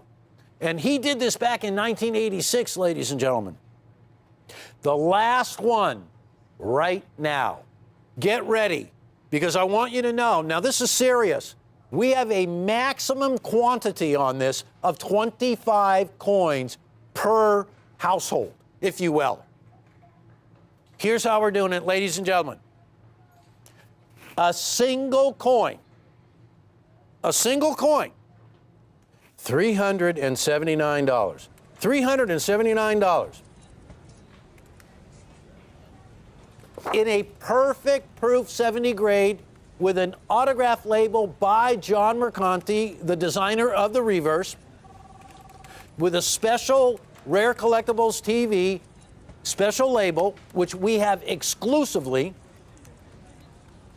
And once again, I want to show you folks why this is so exciting. We're at $3.79 for a single coin, and I hope you're on the line looking to get quantity, because there's quantity pricing. But I want to show you where the world is at right now. We're at $379 for a single coin. There's a great price at $490. I'm telling you, that is a great price, but not as good as Rare Collectibles. $379 for a single coin. Here's an opportunity to buy 5 coins for $375 each. $1,875. And we're going to split that into 2 equal payments of $937.50. Folks, you can get 10 coins. 10 coins are going to be $369 each, $3,690. And again, take advantage of the opportunity to split that $3,690 into 2 equal payments of $1,845. There is a limit to 25 coins that you can order, and I must tell you, this is a monumental event in the history of these coins. Number one, it's the last one. 35 years, this series has been going strong, and you are looking at the final example of the reverse. And forevermore, from 1986 to 2021, will be called Type 1. Mid-year of 2021, a Type 2 will be issued with a new reverse and a new designer of that reverse. But here is an exclusive opportunity. We only were able to get our hands on 1,000 of these coins. And judging by the fact that in one day, over 325,000 of these coins disappeared from the mint, sold out, they're not going to last. I got to tell you, folks, I am prevented from owning even one of these coins, but you got to take advantage of this. $379. Now, why does everybody like this coin so much? Number one, it features the design of the original Walking Liberty half dollar that was created by Adolph A. Wyman in 1916. This design was brought back under the Liberty Coin Act, signed by Ronald Reagan in 1985. That was the law that was passed that allowed the Treasury to begin striking the silver dollar. And they have struck the silver dollar since 1986. The series has been going strong since 1986. And we have thousands and thousands of collectors, mega thousands, who purchase the entire collection from 1986 all the way to 2020. And we offer that in a perfect proof 70 grade and also in a proof 69, near perfection grade as well. We cannot keep enough of those complete collections in stock, ladies and gentlemen. This is the final addition to that collection. So right off the bat, we only have 1,000 coins. You got to have this coin. It's the last one. Collectors all over the world have come to get this coin. This is groundbreaking. This has never happened before. As I am talking to you right now, ladies and gentlemen, this issue didn't even last 5 minutes. Can you believe that? Totally gone, a low mintage, lower than the 1994, and I keep saying that because that 1994 is a key date coin, and they sell for almost $3,000 at auction when one comes around, if you're lucky enough to be the final bidder.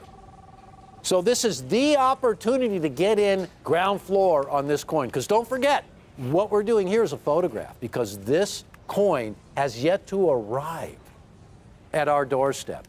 But we can guarantee that you will be part of 1,000, well, more than 1,000, because we're letting folks right now, and this is probably going to be the only opportunity to do this, to purchase up to 25 of these coins, to put these away, because if ever there was a coin that deserves to be put away, this is the coin. 35 years in the making. A retiring reverse that was done by the father of the reverse of the American Silver Eagle, John Mercanti, just the 12th chief engraver at the U.S. Mint. He started at the U.S. Mint in 1974. And John Mercanti retired in 2010. The original John Mercanti reverse that he crafted in the very beginning of the program in 1986 has graced the reverse of this dollar since that time. No more. This is the final issue. So no wonder the coin sold out in record time. No wonder over 327,000 of these coins went like that. Now, as I was saying, we have the highest attainable grade and designation for these coins. A perfect proof 70 Ultra Cameo, that black and white contrast that you see displaying on the coin is the Cameo, in this case, Ultra Cameo. And it is the highest designation. So, you're getting the finest quality attainable. There will be no higher quality or higher grade. Collectors all over the world have come to get this coin. This is groundbreaking. This has never happened before. Over 500 million mint state Silver Eagles have been issued. And I just want to give you a little idea of the staggering amount of coins as a total and per year. And the reason why I'm showing you this is because these are the coins by which collectors have gravitated to, have bought right off the bat, have put into complete collections. Now, these are mint states. The amazing amount of these coins that have been struck at the U.S. Mint and shipped out, over 500 million coins. There are millions of collectors for these coins. And so many collectors are compiling complete collections that this coin, now what we're talking about here is a proof. I'm illustrating just how many millions and millions of collectors there are by showing you some of the mintages of the business strikes, which has become so collectible themselves. And I want to show you also the collector's versions. Now, you remember I mentioned that over 27 million of these special coins that are struck a minimum of 2 times, and the mint goes above and beyond to create the ultimate silver dollar. And I want you to take a look. Every year, collectors order directly from the U.S. Mint, and take a look at the amount of coins that collectors are purchasing of these silver dollars every year. But something that will never be able to be said again for these Type 1s. That 2021 W proof with a mintage of 327,440 gone in one day. If that doesn't tell you something, ladies and gentlemen, nothing will. And we have them. You're going to want to get 30 or 40 of these. There's a limit of 25. This is very important. If you buy a single coin, if you buy a deal of 5 or you buy a deal of 10, you will receive this unbelievable book. This book was authored by John Mercanti. Miles Standish contributed as well. There's a foreword that was written by Michael Reagan, and one of our great friends of the show as well, a great coin philosopher. And this book has the entire history of this great silver dollar. And this book will take you through the creation, through the striking, through the design, through the stories, just some of the great work that was done by John Mercanti. It just has everything. And this is complimentary with every single order that is placed. If you buy a single coin, the lot of 5 or 10, you're going to get this great book. Finally, this coin comes with an exclusive label. And this is a big deal, folks, because RCTV is the only company with this exclusive label that is autographed by John Mercanti and features artwork that was derived from a sculpture of Ronald Reagan that John Mercanti did himself. So it all ties in. Ronald Reagan, the father of the American Eagle program. John Mercanti, the designer of the heraldic eagle reverse. The final issue in this 35-year series ends right now on this show with this coin. So don't miss out. $379 for a single entity. And also don't forget, this is a pre-sale. You will receive your coins in about 30 days' time. But one thing you will be guaranteed, you're locked in. No matter what happens, you are guaranteed a perfect Proof 70 issue, or 5 of them, or 10 of them, or a total of 25 of them for a great price. So last time, last call, $379 and a book for a single issue. 5 coins, $1,875. That's $375 a coin. You could split that into 2 equal payments. You also get the great book. And for a lot of 10, the price drops to $369 per coin. Per coin. $36.90 for 10 coins, and you can split that into 2 equal payments of $1,845. And you will get a book there as well.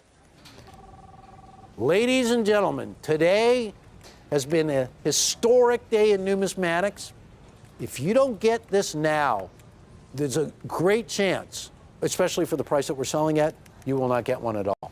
Because remember, 1,800 coins per second went out the door at the U.S. Mint. We were in line. We got them. We got some. Don't miss out. Don't wait, because they are going. So, ladies and gentlemen, thank you so much. Stay tuned for more great coins. And wow! What else can you say? Wow! Thank you for watching.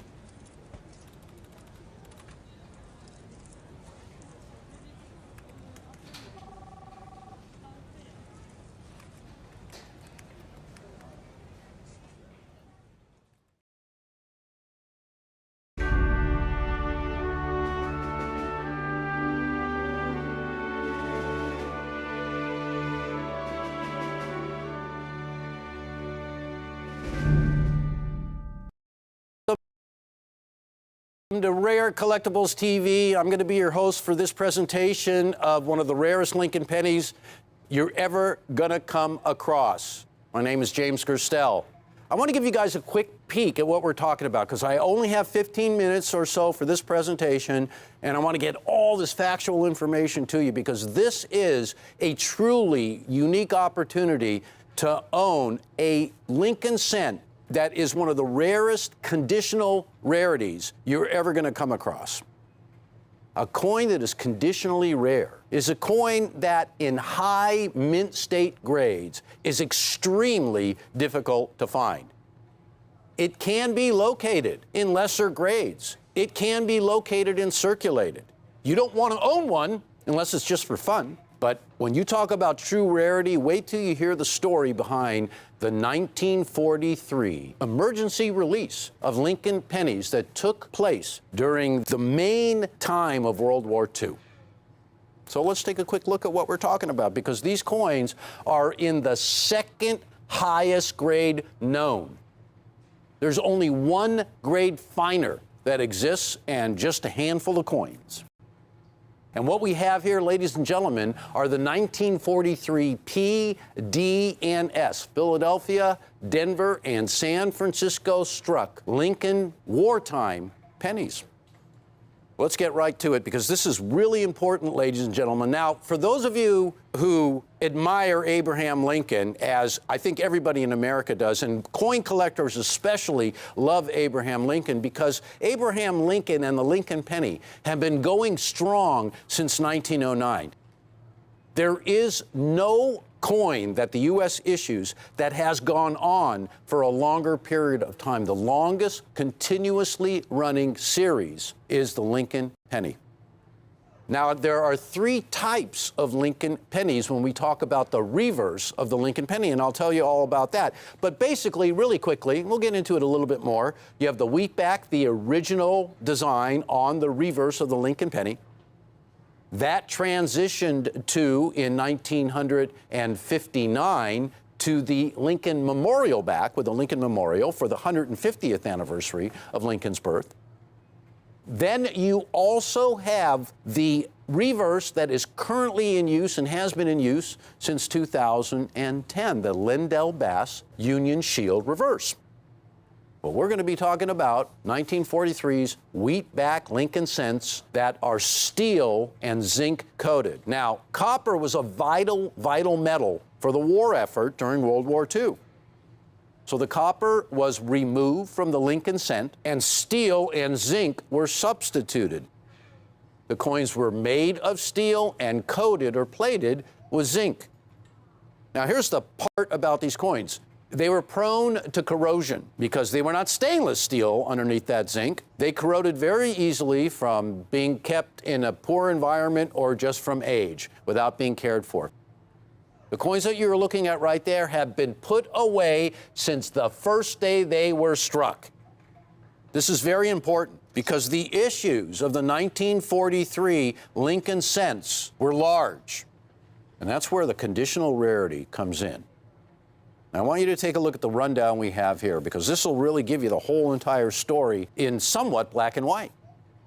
The 43 Ps from Philadelphia, over 684 million coins were struck. And I want you to take a look at the quantities that exist in certified mint state condition. What's really important here is that 1 in every 20,142 coins will certify a mint state, and that's just from Philadelphia. Denver struck over 217 million coins. And the way it shakes down in terms of rarity of mint state, all grades of mint state, is 1 in every 8,853. The 43S, the San Francisco struck version, 1 in every 7,701 coins will certify in mint state. Now, that's all grades of mint state, ladies and gentlemen. I want to price these for you because we have an incredible deal. These are extremely hard to find. And this is a complete collection. Philadelphia, Denver, and San Francisco. The three mints that struck the entire issue of the 1943s. And I want you to keep in mind how rare these coins are. Check this out. Ladies and gentlemen, we are offering 3 of these coins. 3 of these coins, not for $2,500, though we should be, or $1,500. But I want you to check this out. I'm going to start out by showing you where the market's at vis-a-vis auctions, which is one of the best ways to illustrate what a great price we have. This is a Mint State 67 coin that was auctioned off for $336. It's a 1943 Mint State 67 struck at Philadelphia. Next, I have a 1943 struck at Denver. This is also an auction price realized. That one coin brought $990. And the grade of that coin is a Mint State 67. Every one of the coins that we're putting together in this 3-coin collection, the complete PD&S 1943 Lincoln Steel Cent War issue, $595. Really important, $595. Here's a 1943S. $576. So add them up, ladies and gentlemen. You got $336. You have $576. You have $990 out there by auction. Look at those amazing deals that people got. They are watching this show right now because they want to add to the unbelievable collection that they have for Lincoln cents like we all do. And I'm not saying that to be cute. This is really rare territory, and the opportunity to get these, I have never seen a set like this come around for any kind of money, let alone $595. Now look at this, ladies and gentlemen. MS68 Plus, Finest known, 1943. I want to show you basically one grade up what you're looking at. Look at that coin right there. That was an auction price realized at $33,600. That was a 1943 struck at Philadelphia. Look at this one, 1943S, mint state 68 plus as well. $15,600. That was a price realized, ladies and gentlemen. Those are the finest known. So when we're talking about the set we're dealing with, one grade below the 6/8, yes, that's a 6/8 plus, but one grade below is the coins that we're offering. I'm often accused of being way too excited during my presentations, but I'll tell you what really makes me excited is collecting real mint state rarity for so much less. This is compelling because those of you who have never dreamed of collecting Lincoln cents, this is a great place to start. This is one of the rarest issues. This was an issue that was just done once for 1943. This was literally an emergency issue where at the last minute, because of the vital need for copper for the war effort, copper was removed from the production of Lincoln cents in just 1 year, 1943, and steel and zinc were substituted. So this happened only one time. The mintages were tremendous, and I'll tell you why. Because the Lincoln cent in 1943 was a mainstay of the economy. A penny really did spend for something good. You could really spend a penny and get something. I don't know if you guys remember growing up, the penny and how vital it was to your everyday life, because you could buy things as a kid or as an adult for a penny. A penny went somewhere. These coins, when they were saved, tended to suffer from environmental damage because they were plated with zinc and underneath they were made of steel, not stainless steel. So corrosion was automatic. So the few coins that survive, you saw those figures in terms of how difficult it is for any grade of mint state. Wow, the 1943 piece, I think it was 1 in 20,000. The D and the S, it was over 8,000 for one and 7,000 for another. That is 1 in 8,000, 1 in 7,000 that occur in any grade of mint state. I want to give you a little backdrop to why it is so important an issue. For years, the government has been trying to get rid of the Lincoln cent. But Lincoln was such a beloved figure of history and did so much for the United States of America that this image of Lincoln will never be replaced. And the penny itself will never, never be discontinued just simply because of the image of Abraham Lincoln and what he meant in the United States of America. Now, I think everybody knows that Lincoln fought the Civil War. He was the guiding force behind the United States of America, lasting through the Civil War, coming out triumphant, the North, and the Union being preserved. But how Lincoln made it to the presidency is probably just as equally compelling as the story that we all know about the president during the Civil War, about the president being assassinated at the beginning of his second term. How Lincoln went from poverty to the presidency is one of the greatest stories in history. And one thing that really stands out are the famed Lincoln-Douglas debates of 1858. Lincoln wanted to become a member of the Senate. And back then, and this was true up until 1913, all members of the Senate were chosen by their individual state's legislature. So there was no election that Lincoln could win. It was a function of the legislature's majority in the particular party that chose the state senators. So the Lincoln-Douglas debates took place in Illinois in all of the regions, all of the counties in which voting would take place for the state legislature. Thousands of people came to watch these debates. And it's gone down in history as really highlighting how it made Lincoln. Because in the original first debate, Lincoln fared very poorly. But by the second and the third, his personality began to shine through, and his stature as a politician began to rise with every single debate. Until finally, at the conclusion of the last and seventh debate, Lincoln was so highly thought of by the whole entire population of the country, and most people thought that he had a great chance of becoming the next president of the United States of America. This is a photo of Abraham Lincoln that was taken from the time period of the Lincoln-Douglas debates. And you can see that it is a Lincoln that is clean-shaven, a Lincoln with one hand on a book, very studious. And this image was meant to portray power and compassion and wisdom.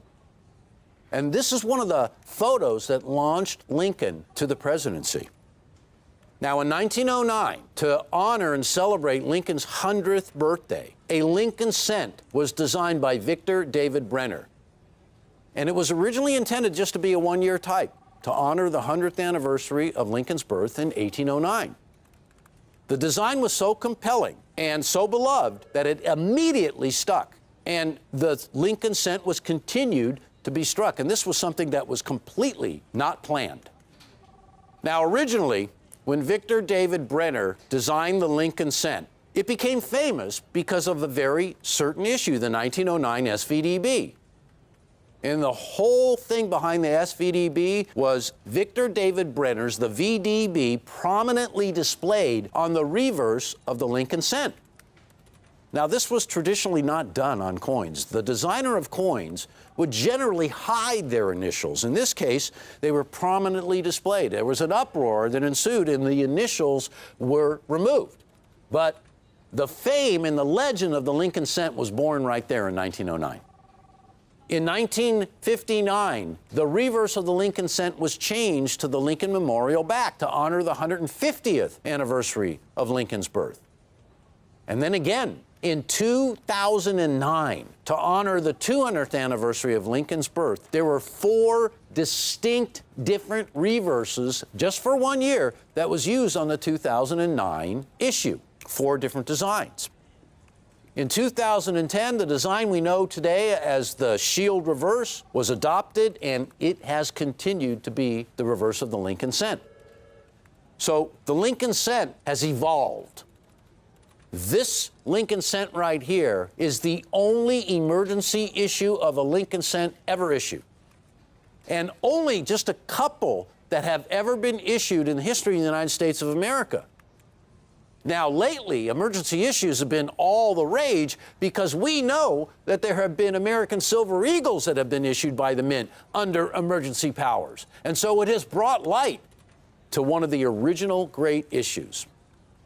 One last time, ladies and gentlemen. I mean, we are talking about, let's see, we had one $950, that's $1,400, then another 3. We're talking $1,800 out there, ladies and gentlemen, that we're able to bring you for $595. That almost sounds like a used car salesman pitch. You know that?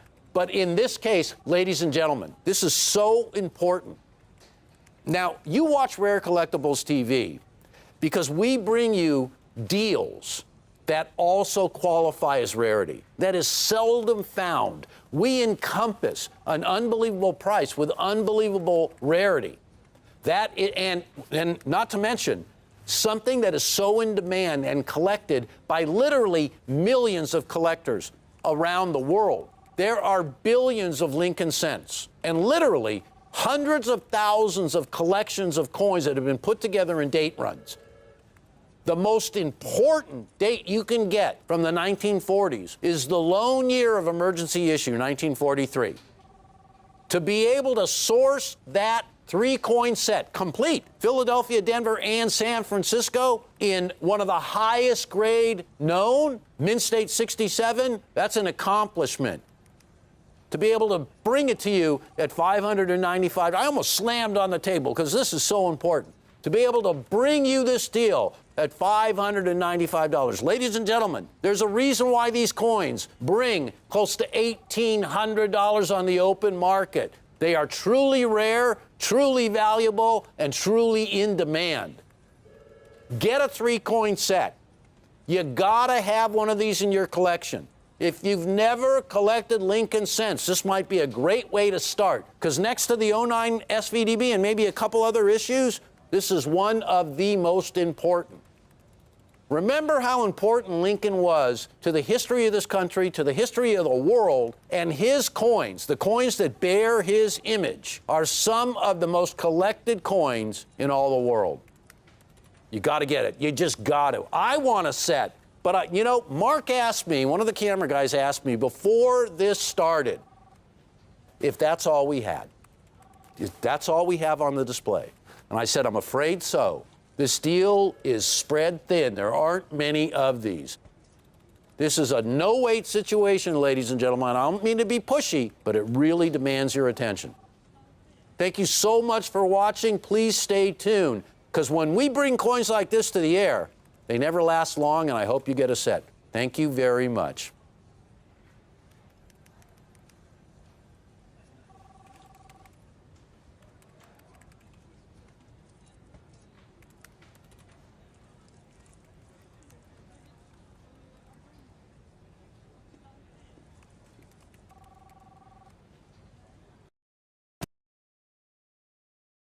Honest, sincere, author, PNG member, coin expert, passionate numismatist for 35 years, and founder of Rick's U.S. Coin Show on Rare Collectibles TV.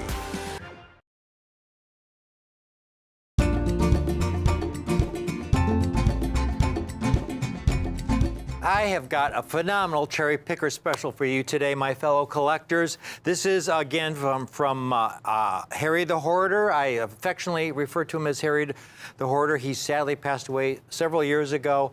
I call him Harry the Hoarder, but he was a phenomenal collector, and he cherry picked literally tens of thousands of proof sets that he had put away. And I bought his estate several years ago. We sold the nicest proof Franklins from that estate a little while back, but I had set aside some of these later proofs from 1962, 63, 64. I call them later, but they're the end of an era, folks. These are the last proof dimes struck at the old Philadelphia Mint when they were still striking coins on silver planchets. After 1964, the Mint stopped striking proof coins or Mint State coins on silver planchets. They struck them on clad planchets with no silver content whatsoever. These are the last of the 90% silver proof coins struck at the old Philadelphia Mint. Now, if you're new to collecting, proof coins represent the state of the art, the finest possible quality the Mint's able to produce given the technology of the day. The very first coins I bought in a coin shop was a 1962 proof set, folks. I've always loved proof coins because they represent the state of the art. They're struck in very limited numbers. Take a look at this population table here. It shows you the mintage of Mint State Roosevelt dimes compared to proof Roosevelt dimes. You can see that last year, 1964, last year they struck on silver planchets. They struck over 2 billion Roosevelt dimes in Mint State, but only just under 4 million in proof condition. Less than 0.5% of all the dimes struck during that era were proof coins.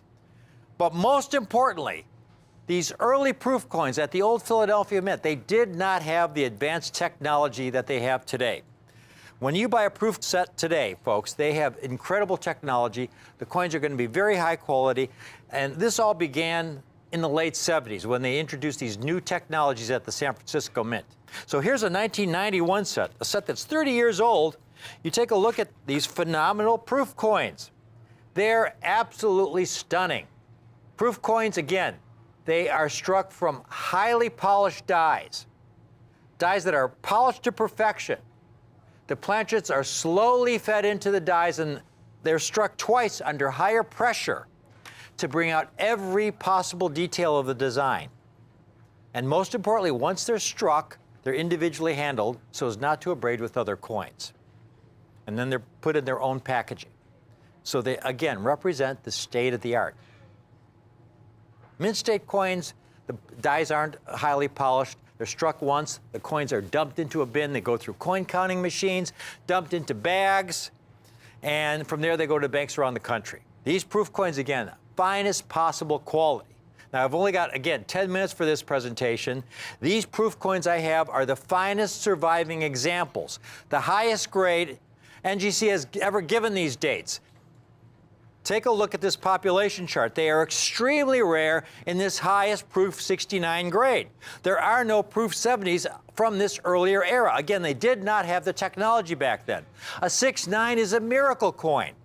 The last year of issue in the silver series, only 4,000 examples graded in proof 69 condition out of a mintage of about 4 million. But I also have the 1963 today, only 1,200 coins, and the 62 is certifiably a really rare coin in 6.9 condition.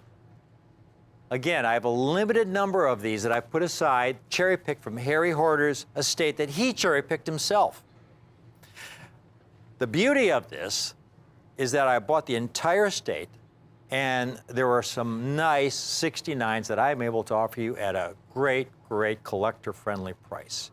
Now, in this earlier era, folks, before I price these out to you, to give you an idea what the typical quality is, here's a 1964 set compared to the San Francisco Mint. Hard packaging protected the coin. These came in envelopes, cellophane envelopes that were, here's the coins after decades of storage in these cellophane envelopes. This is how they typically end up. You know, they don't look anything like they were when they were originally struck.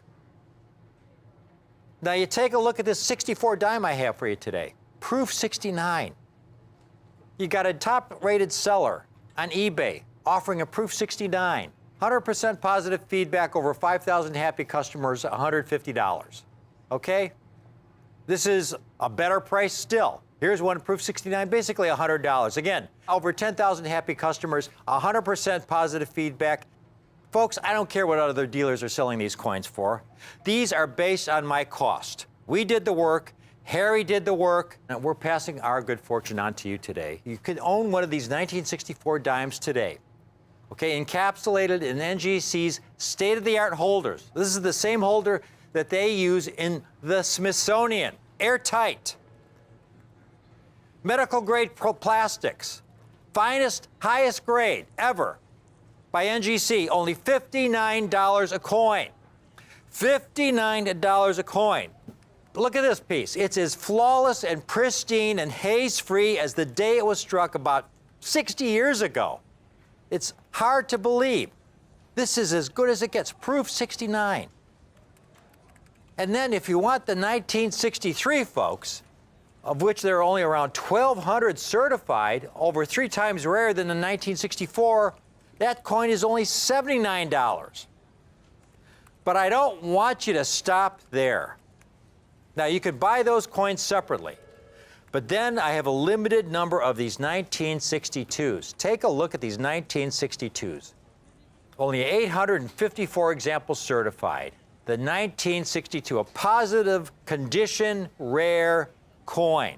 Limited number. You get the 3-coin set, folks. You can own all 3 with that incredibly rare 1962, $199. That's $66.33 a coin.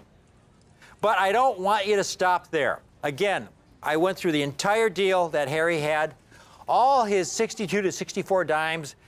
We've got these proof 69s now. If you get 5 sets, while I have these, you can own 5 of these sets. That's 15 coins for $895. That's $59.67 a coin.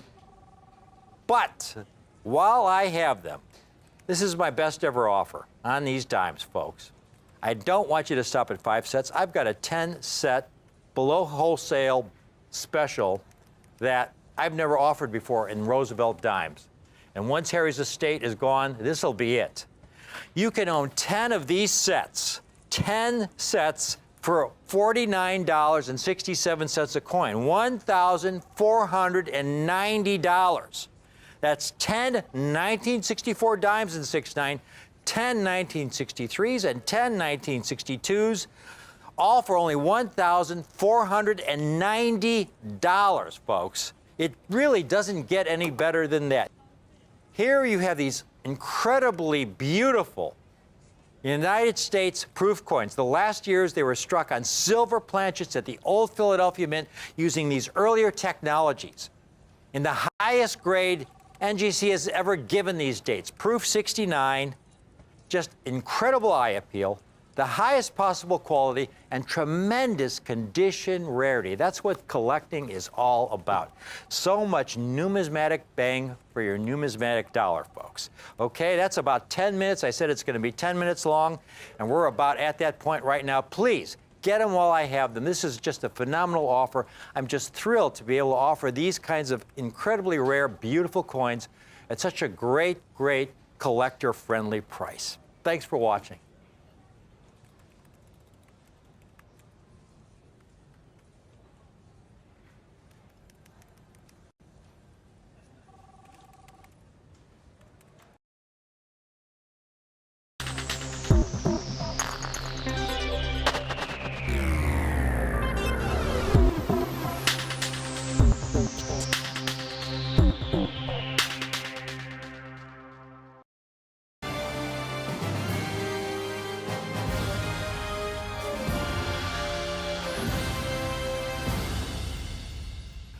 Jack, these coins are a miracle. They really are. These coins should not exist, folks. They should not exist. They're 1899p, $5 gold half eagles. Let's take a look at the coins. Folks, look at these. 1899, mint state 64, uncirculated, extraordinary, among the finest known. They are superior to the example in the Smithsonian. The Smithsonian houses the finest collection of United States coins in the world. Jack, do you know what the example is in the Smithsonian? I believe it's only an MS-63, right? Exactly. Which is, I shouldn't say only, that's a great. That's a choice. Extraordinary. It's extraordinary. And here we have these MS-64s today. Look at this coin. It's virtually flawless. So few bag marks. These coins were struck for commerce. Right. Gold is a very heavy metal. Super soft. Very soft. To survive in this condition is truly a once-in-a-lifetime opportunity. Folks, these are half eagles, $5 gold pieces, which was a lot of money back then. Yeah. I mean, I looked at some stats, and in 1901, about a decade later, a high-skilled laborer like a blacksmith who worked a 60-hour week made about $16. Wow. 60-hour week, folks. And so they didn't carry around these gold coins in their pocket. These mainly went into our banking system, where they were used for larger transactions. Right. Now, by the way, it's called a half eagle because up until 1850, the largest gold coin struck for commerce was the $10 gold piece with almost a half ounce of gold. And so it was referred to as the eagle. Right. The next coin in line was the half eagle. Right, the $5 with almost a quarter ounce.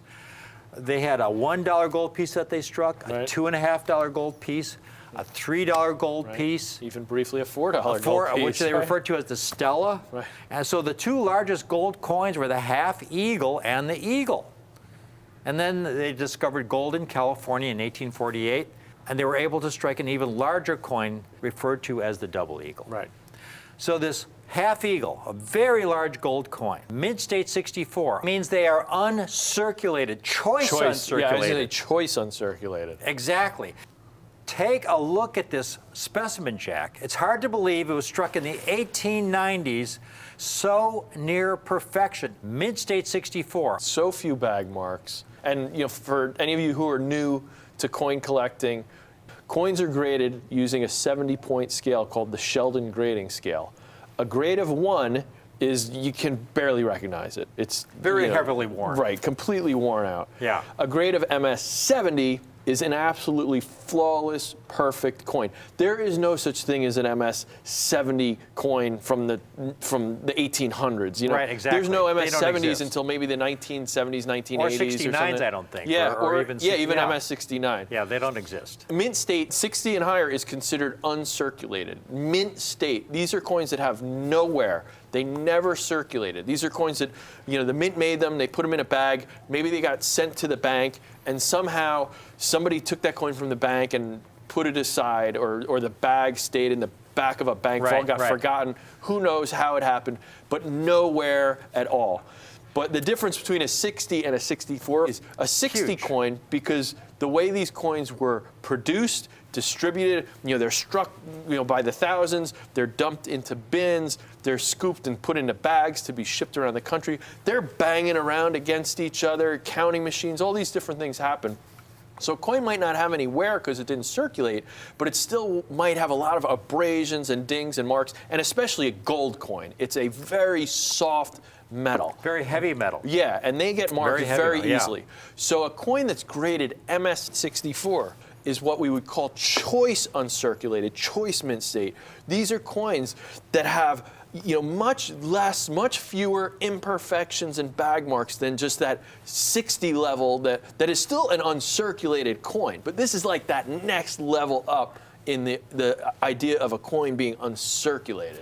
Well, Jack, these, as I started off by saying, these coins should not exist. They came out of the Great European Bank in bags like you see here. This is an actual bag from the Great European Bank. Right. Now, if you had, imagine a bowling ball in this bag, which weighs about 16 pounds. It's very heavy. Right. But if you had the same amount of gold in there that took up the same space as that bowling ball, it would weigh about 60 to 70 pounds. Right, because it's so dense. That's how dense gold is. So dense. Again, these came from an original bag. The lowest grade coins were the baggiest pieces. These were among the finest from that bag, folks. Right. Now, Jack, I've got, for example, the largest gold coin ever struck for commerce was a double eagle. Right. And this is the typical quality you would see these coins because of, like you say, it's a very heavy metal. They'd be abrading against one another. They would develop all. Look at the deep rim gouge there at about 8 o'clock. This is not gradable, folks. It's not even gradable because of it's heavily damaged simply from abrading and colliding with other coins in the bag. Yeah, that's a good point you make about saying a coin's not gradable. For those of you, again, who are newer to collecting and this concept of certified coins and this Sheldon grading scale, these grading services, when they put a grade on the coin, if a coin's been damaged, cleaned, altered, even if it's an authentic coin, they won't give it a numeric grade. And so many of these $5 gold pieces, and Rick, you can attest, so many of these were used in jewelry, this size coin. Even if they manage to somehow still survive, 127 years later after they're produced, they're usually cleaned, damaged coins that were in jewelry. They have solder. And those are coins, not only will they not grade MS60, they won't grade them at all. They'll just say genuine, authentic. Exactly. So it's really important not only that the coins have a numeric grade, but this 64 grade is a really elite grade. Right. To put it in perspective, the single most valuable United States coin, which is in the Smithsonian, is a $20 gold piece. Right. It's one of the first ever struck. They only struck 2, but even this coin has deep, deep reading marks, deep digs in the Another outburst coin field. fell on top of it. Yeah, when you look at this coin, folks, in the picture, this is the coin that's in the Smithsonian. Right. And you can see the deep reading marks in the field of the coin there. Another coin just... So it's and like you said, you actually got to see the coin in person. Yeah. It was lightly cleaned at some point. You're probably a little wiped or something, like hairlines. So if it were graded today, it might grade MS62. 61. And yet it's the single most valuable United States coin, valued at the tens of millions, maybe the hundreds of millions of dollars. Yeah, I mean, we just saw the record for a gold coin in auction recently sold for $9.3 million. The doubloon. And that's a very important historical coin, $9.3 million. But there's 7 of those. That's a great point. The time to buy rare gold, I mean, this is the perfect time. These coins that we have, like as we open, should not exist. They're from the Great European Bank. Now that story, for our new viewers, is a fascinating tale, and it really starts with the Great Depression. Right. During the Great Depression, it was economic devastation in our country. In 1933 alone, it was estimated that there were 4,000 bank failures. Wow. And there was no federal deposit insurance back then. If you could imagine your life savings, 20, 30 years of your life savings in the bank, and you go to the bank the next day, and it's boarded shut, the bank had failed. Right. You were wiped out. Right, your life savings just went up in smoke. This was happening to millions and millions of Americans. So there were those Americans whose banks had not yet failed, who were understandably scared and terrified that their bank would be next. Right. So they began pulling their money out of the bank and buying gold coins. Right. They're holding all their life savings in gold. You know, if I had been around back then, I would have done the same thing. Right. Because throughout human history, going back to Egyptian times, the ancient Egyptians, folks, going back to 3000 BC, thought gold was indestructible, that it was from the flesh of their sun god Ra. Right. So across cultures, throughout human history, gold has always had tremendous value. And so Americans were buying gold coins. This was their security. Whatever happens to the economy, they knew the gold would have some value. Right. Now, this created additional stress on the banking system, obviously. So then President Franklin Roosevelt had to somehow put a stop on that. So he passed Executive Order 6102, which made the ownership of over $100 worth of gold or gold coins or gold certificates illegal. And if you were caught with over $100 worth of gold, there are major you faced, implications. this is back in 1933, folks, you faced a $10,000 fine or 10 years imprisonment or both. Right. So you had people who were stuck between a rock and a hard place. They leave their money in the bank, and their bank could fail tomorrow. They buy gold, and they can get arrested and spend their next 10 years in prison. Right. Well, there was a third option. Right. And so a lot of these people took this third option, and a lot of institutions as well. Yeah. Before this executive order was enacted, they were buying gold coins, and having them shipped to banks in Europe. Right. And they've been in those banks since 1933, sitting in bags in a vault, not moving, stationary. Right. You know, it would be one thing if you had a bag from 1933 and it went from one owner to the next. Each time it gets shipped and moves to the next owner, it gets jostled around and the coins get abraded. These were sitting in a bank since 1933, about 90 years. Yeah. And so this bag from 1899 came out. We got these coins, among the finest examples from this bag, folks. And once these are gone, that's it. Right. This truly is a Halley's Comet event, the Great European Bank Hoard, except the Halley's Comet comes by every 70-plus years. Right. This is never coming by again. The Great European Bank Hoard is a once-in-a-lifetime opportunity, but rarely do we get something this early in this extraordinary condition. Well, to even extrapolate a little, take it a step further, the Great Depression, that was 40 years after these coins were struck. These coins were 40 years old. What are the chances that these coins were mint state in 1933? Right, exactly. These were somehow in a bag in the back of a bank vault in the U.S. for 40 years before they got shipped to Europe. Yeah. You know, it's incredible that they made it, that they were uncirculated in 1933, That's let alone in 2021. You know, and again, there were so few survivors because all those citizens had to turn their gold into the Treasury. Right. And what did the Treasury do with that gold? They melted it back down into gold bars. Right. Take a look at how much of the gold, $5 gold pieces, were melted back down so many into gold bars, folks. Right. Tens of millions of coins. Right. There are so few survivors of the 1899p. Yeah, look at like a third of them were gold, melted officially melted. About 1/3 of the total original mintage. Take a look at this chart, folks, that we have for you. It compares the Liberty Double Eagle, struck from 1850 to 1907, the total mintage, total graded in uncirculated condition, 675,000 coins. And then you have the St. Gaudens Double Eagle, struck from 1907 to 1933. They've graded a little over 1 million coins in uncirculated condition. But then you look at the Half Eagle. The Half Eagle, only 200,000 coins for the entire series, far less than 1%. And that's in all mint state grades, Yeah, that's Jack, like a MS-60 and above. They were making those coins for almost 70 years, you know, and Right. you know, so that's a lot of different coins, and there's still only 200,000 coins that are mint state Exactly. That's only 3 out of every 1,000 coins. And there are so few in MS-64. Now take a look at how few have been certified in Mid-State 64 by PCGS folks. 1,900 coins. Minuscule. There are so many other coins that are far easier to locate in this high grade than the 1899p. I mean, one of the most common coins coming out of the Great European Bank was the 1924p St. Gaudens, over 100,000 certified in 6.4.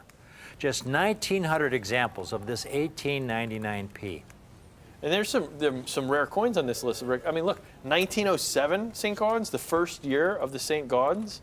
The 1907 is one of my favorites, as you know. The first year of the St. Gaudens series, incredibly rare in 6.4. Right. We rarely get to offer the 1907 in Mid-State 64. Right. Maybe once a year we might get a couple dozen pieces. Right. And that's at it. Best. Yeah, at that's best. it, folks. And there you have 5,400 certified. That's a really rare coin. Yeah, double, way more than double. To have this 99p, extraordinarily rare, especially in this extremely high-grade condition, folks.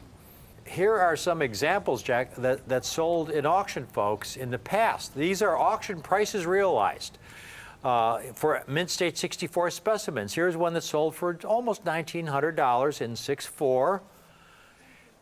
Here's one that sold for $1,955. These are prices realized. Here's one that sold for about $3,000. This is a perfect time, folks, to buy an extremely rare early United States gold coin, $5 gold piece in extraordinary condition, folks. We have these coins today. While we have them, it's a limited time offer. Again, you've seen how rare they are. Right. We've got these coins today for only $1,495. Right, and you know, it's so important for people to understand. This is one of those deals that we got out of the European Bank Hoard. You know, I don't know if we could ever replace these again. Like if we're so lucky to have these, who knows what the price would be. We want everyone to be able to take advantage of this opportunity. So we also have a 2-pay option. You pay just $747.50 now, and then we hold your coin in our vault, and in 30 days you pay the balance, and the coin's yours. We want every collector have the chance to get these coins. That is a great point. We can't tell you how many times we have something like this. We stress it's a limited time offer. Right. Once these are gone, that's it. We'll get somebody who'll call in a week later. The coins are gone. We can't replace them at this price, folks. Right. Okay, this is a once in a life. They came out of the Great European Bank Hoard from a bag like this. This is an actual bag from the European Bank Hoard. They came in bags like this. Right. We get one of these bags, a rare date like this, in this condition. These are among the finest examples from one of those bags. Right. Now, Jack, when we say that this is a small window of opportunity, there was a great article that came out in a coin dealer publication titled, "Is it time for a new perspective on generic gold?" Right.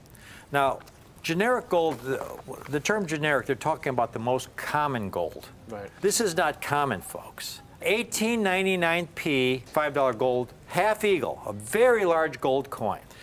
Now, here's the important part of this article that the viewers need to understand why this is such a great value. And what we have been telling our viewers now for the last several years. There has not been a time in recent memory when pre-1933 gold coins were obtainable for so little over spot. Mm-hmm. What they mean by that, I recall a time a couple decades ago when if you had an uncirculated in the United States gold coin, you might have to pay 10, 15 times over the gold value. Right. You know, gold back then was, about $400 an ounce.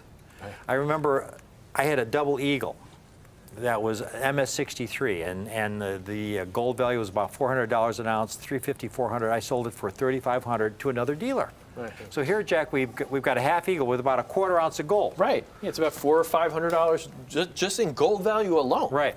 Right. Which comes to, again, is a $4,000 or $5,000 coin 15, 20 years ago. Right. Yeah. And here we've got the coin today for $14.95. These should not exist. Right. There's one last really important point I want to make.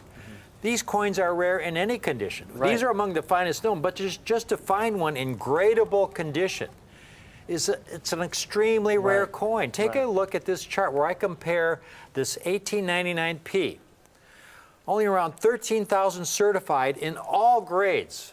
All grades. Right, any grade. That could be a good 4. It could, that's not just mint state. That's just all. Exactly. We're comparing it here to some of the rarest Morgan dollars. 1893S is by far the rarest Morgan dollar in any condition. Right. And the 1899cc.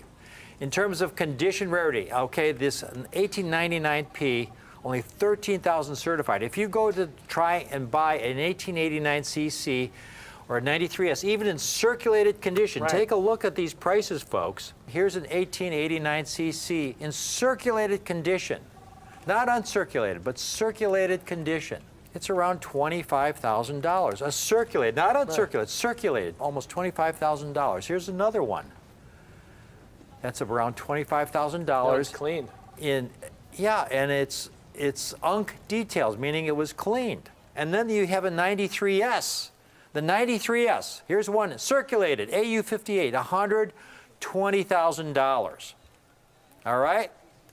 Here's one, $250,000. This is what they go for. Right, yeah. It's a rare coin in any condition, AU58, $250,000.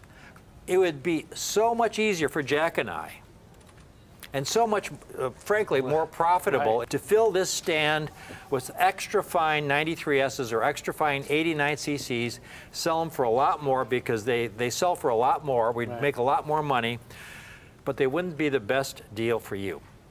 Our focus is the long term. When we can offer a $5 gold piece in this condition, at this kind of price, only $14.95, this is the kind of coin you want to put away for the long term. It's historic. Right. It's a national treasure to pass down to your kids, your grandkids. This is something you want to keep in the family. For only $1,495, extraordinary quality, superior to the Smithsonian specimen. The national collection. Again, they should not exist. They were supposed to have been melted down back in 1933. Right. These were shipped in a bag to a bank in Europe, and they've been sitting there for about 90 years. Right. And we have the finest specimens from this bag for you today. Right. It's incredible because it's, first off, most of the coins that went to Europe were $20 gold coins. People who are trying to transfer a large amount of gold, they use the biggest coins. Yeah, Not many of these $5 coins are in the bank hoard. Yeah. And on top of it, what are the odds of these $5 coins existing? And what are the odds that in 1933, these coins were 34 years old, that they had been sitting in a bank here in uncirculated condition before they shipped to Europe? I mean, it really is. Unbelievable. It really is a miracle that these coins exist. Can we show the viewers that one chart one last time? Because you mentioned the $20 double eagles. For example, the 1904 Liberty. Right. That was one Liberty double eagle that was sent to Europe in many, many bags of 1904p Liberty double eagles. Right. And there you could see on this chart, PCGS has graded around 37,000 1904p Liberty double eagles in MS-64. There are a lot more of those kinds of bags shipped to those banks. Very few bags of $5 gold pieces were sent to Europe, folks. Look how rare this coin is. We've got to close this out, folks. Again, these coins should not exist. They only exist because of the great European bank hoard.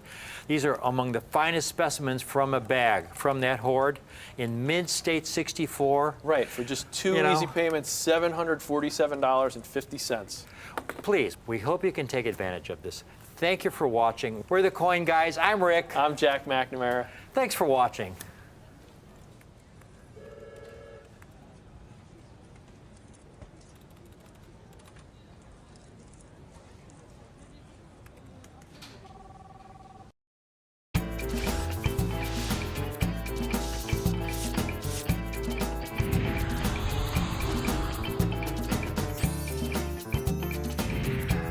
Thanks for joining us here on Rare Collectibles TV.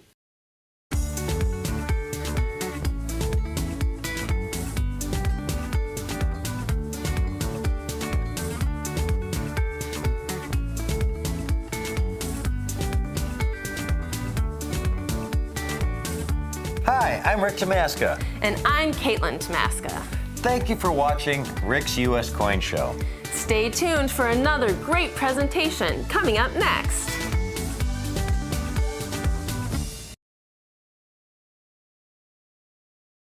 Ask not what your country can do for you. Ask what you can do for your country. This is why I love what I do. You have seen a presentation on the 1964 P&D Kennedy half dollars that I was able to offer in mint state 65 condition, and my pedigree holder coins that I personally reviewed for exceptional eye appeal and quality to go in this exclusive holder. They were a great deal. They were very rare. They're a great numismatic opportunity. The 1964 P&D Kennedy half dollars, first year of issue of this series. The only year they were struck for commerce on a 90% silver planchette. They were struck in the hundreds of millions because of all the collectors who were clamoring to own, not just collectors, I should say all citizens of our country who were clamoring to own one of these Kennedy half dollars. So few have survived in exceptional condition. I mean, truly exceptional, MS65 and higher. I showed you the chart with the populations, total graded by NGC in 6.5 and higher condition. And again, to get them in fully brilliant condition, they're even rarer. I only have about 10 minutes to do this presentation because I have so few of these coins. If you recall, in the year 2020, we handled a historic bag of original Kennedy half dollars struck at the Denver Mint. It was historic because the official release date of the Kennedy half dollars to the public was March 24th, 1964. But this bag that came to us, first of all, it was in this canister you see here. You can see the date there, March 19th, 1964. We opened up the canister, and here was the bag with the original stamp by the Mint, March 19th, 1964, 5 days before the official release. This was historic, and this bag had been in this canister since 1964. We opened the bag. Here are the coins inside, 2,000 coins in the bag, okay? Denver Mint issues, folks. This is how they come out of the Mint.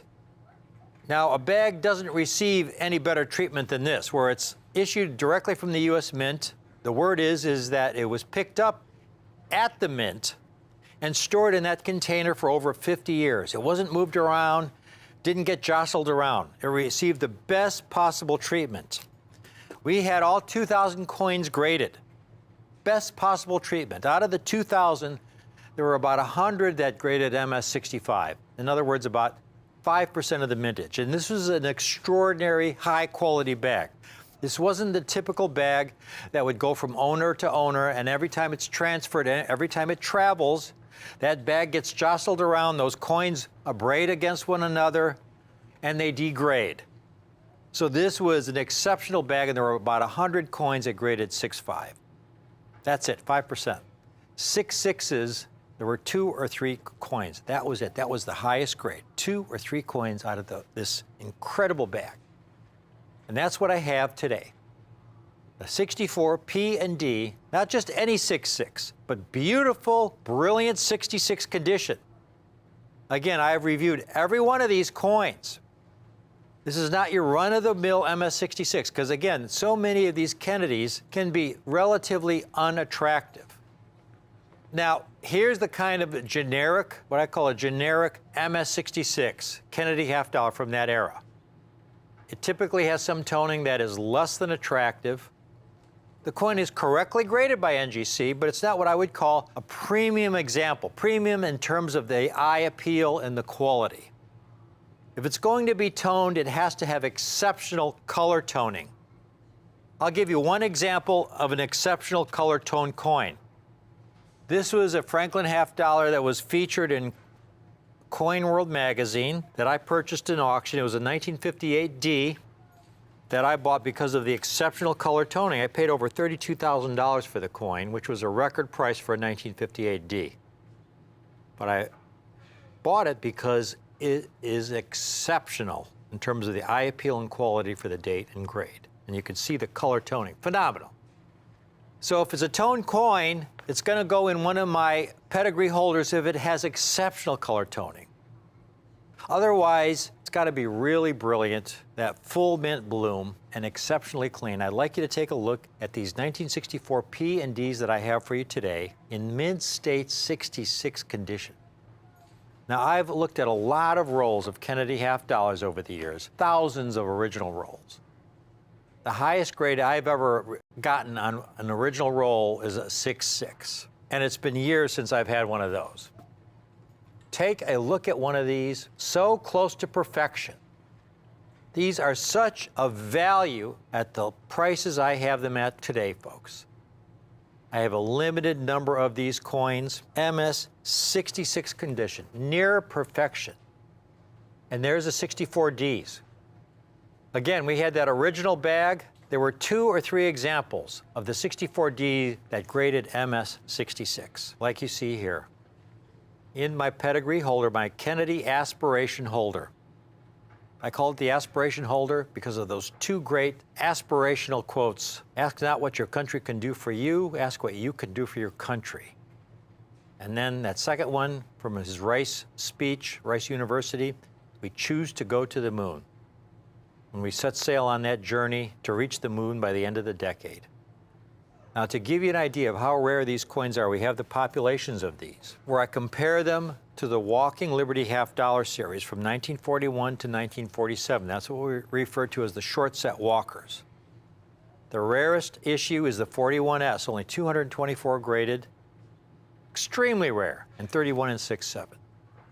41S and 6.6, folks, is a $2,000, $3,000 coin.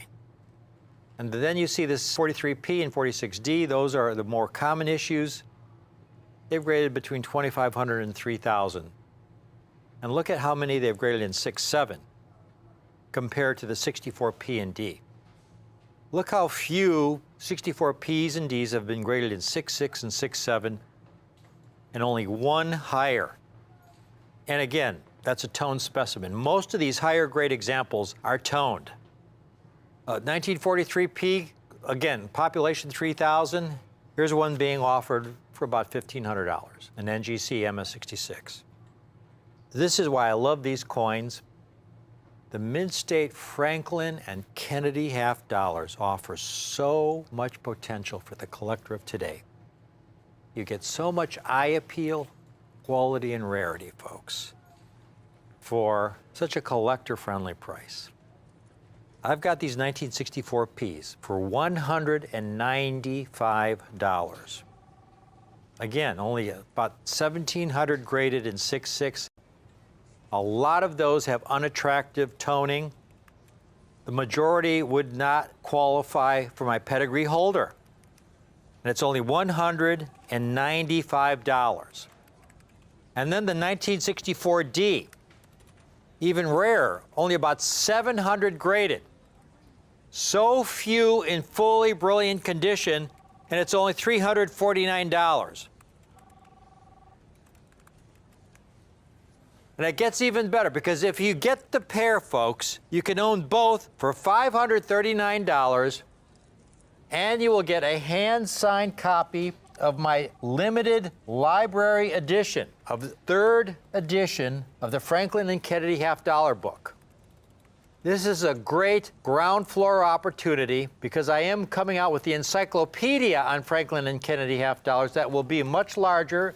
It's going to be the size of the Encyclopedia of Gold Coins published by Whitman.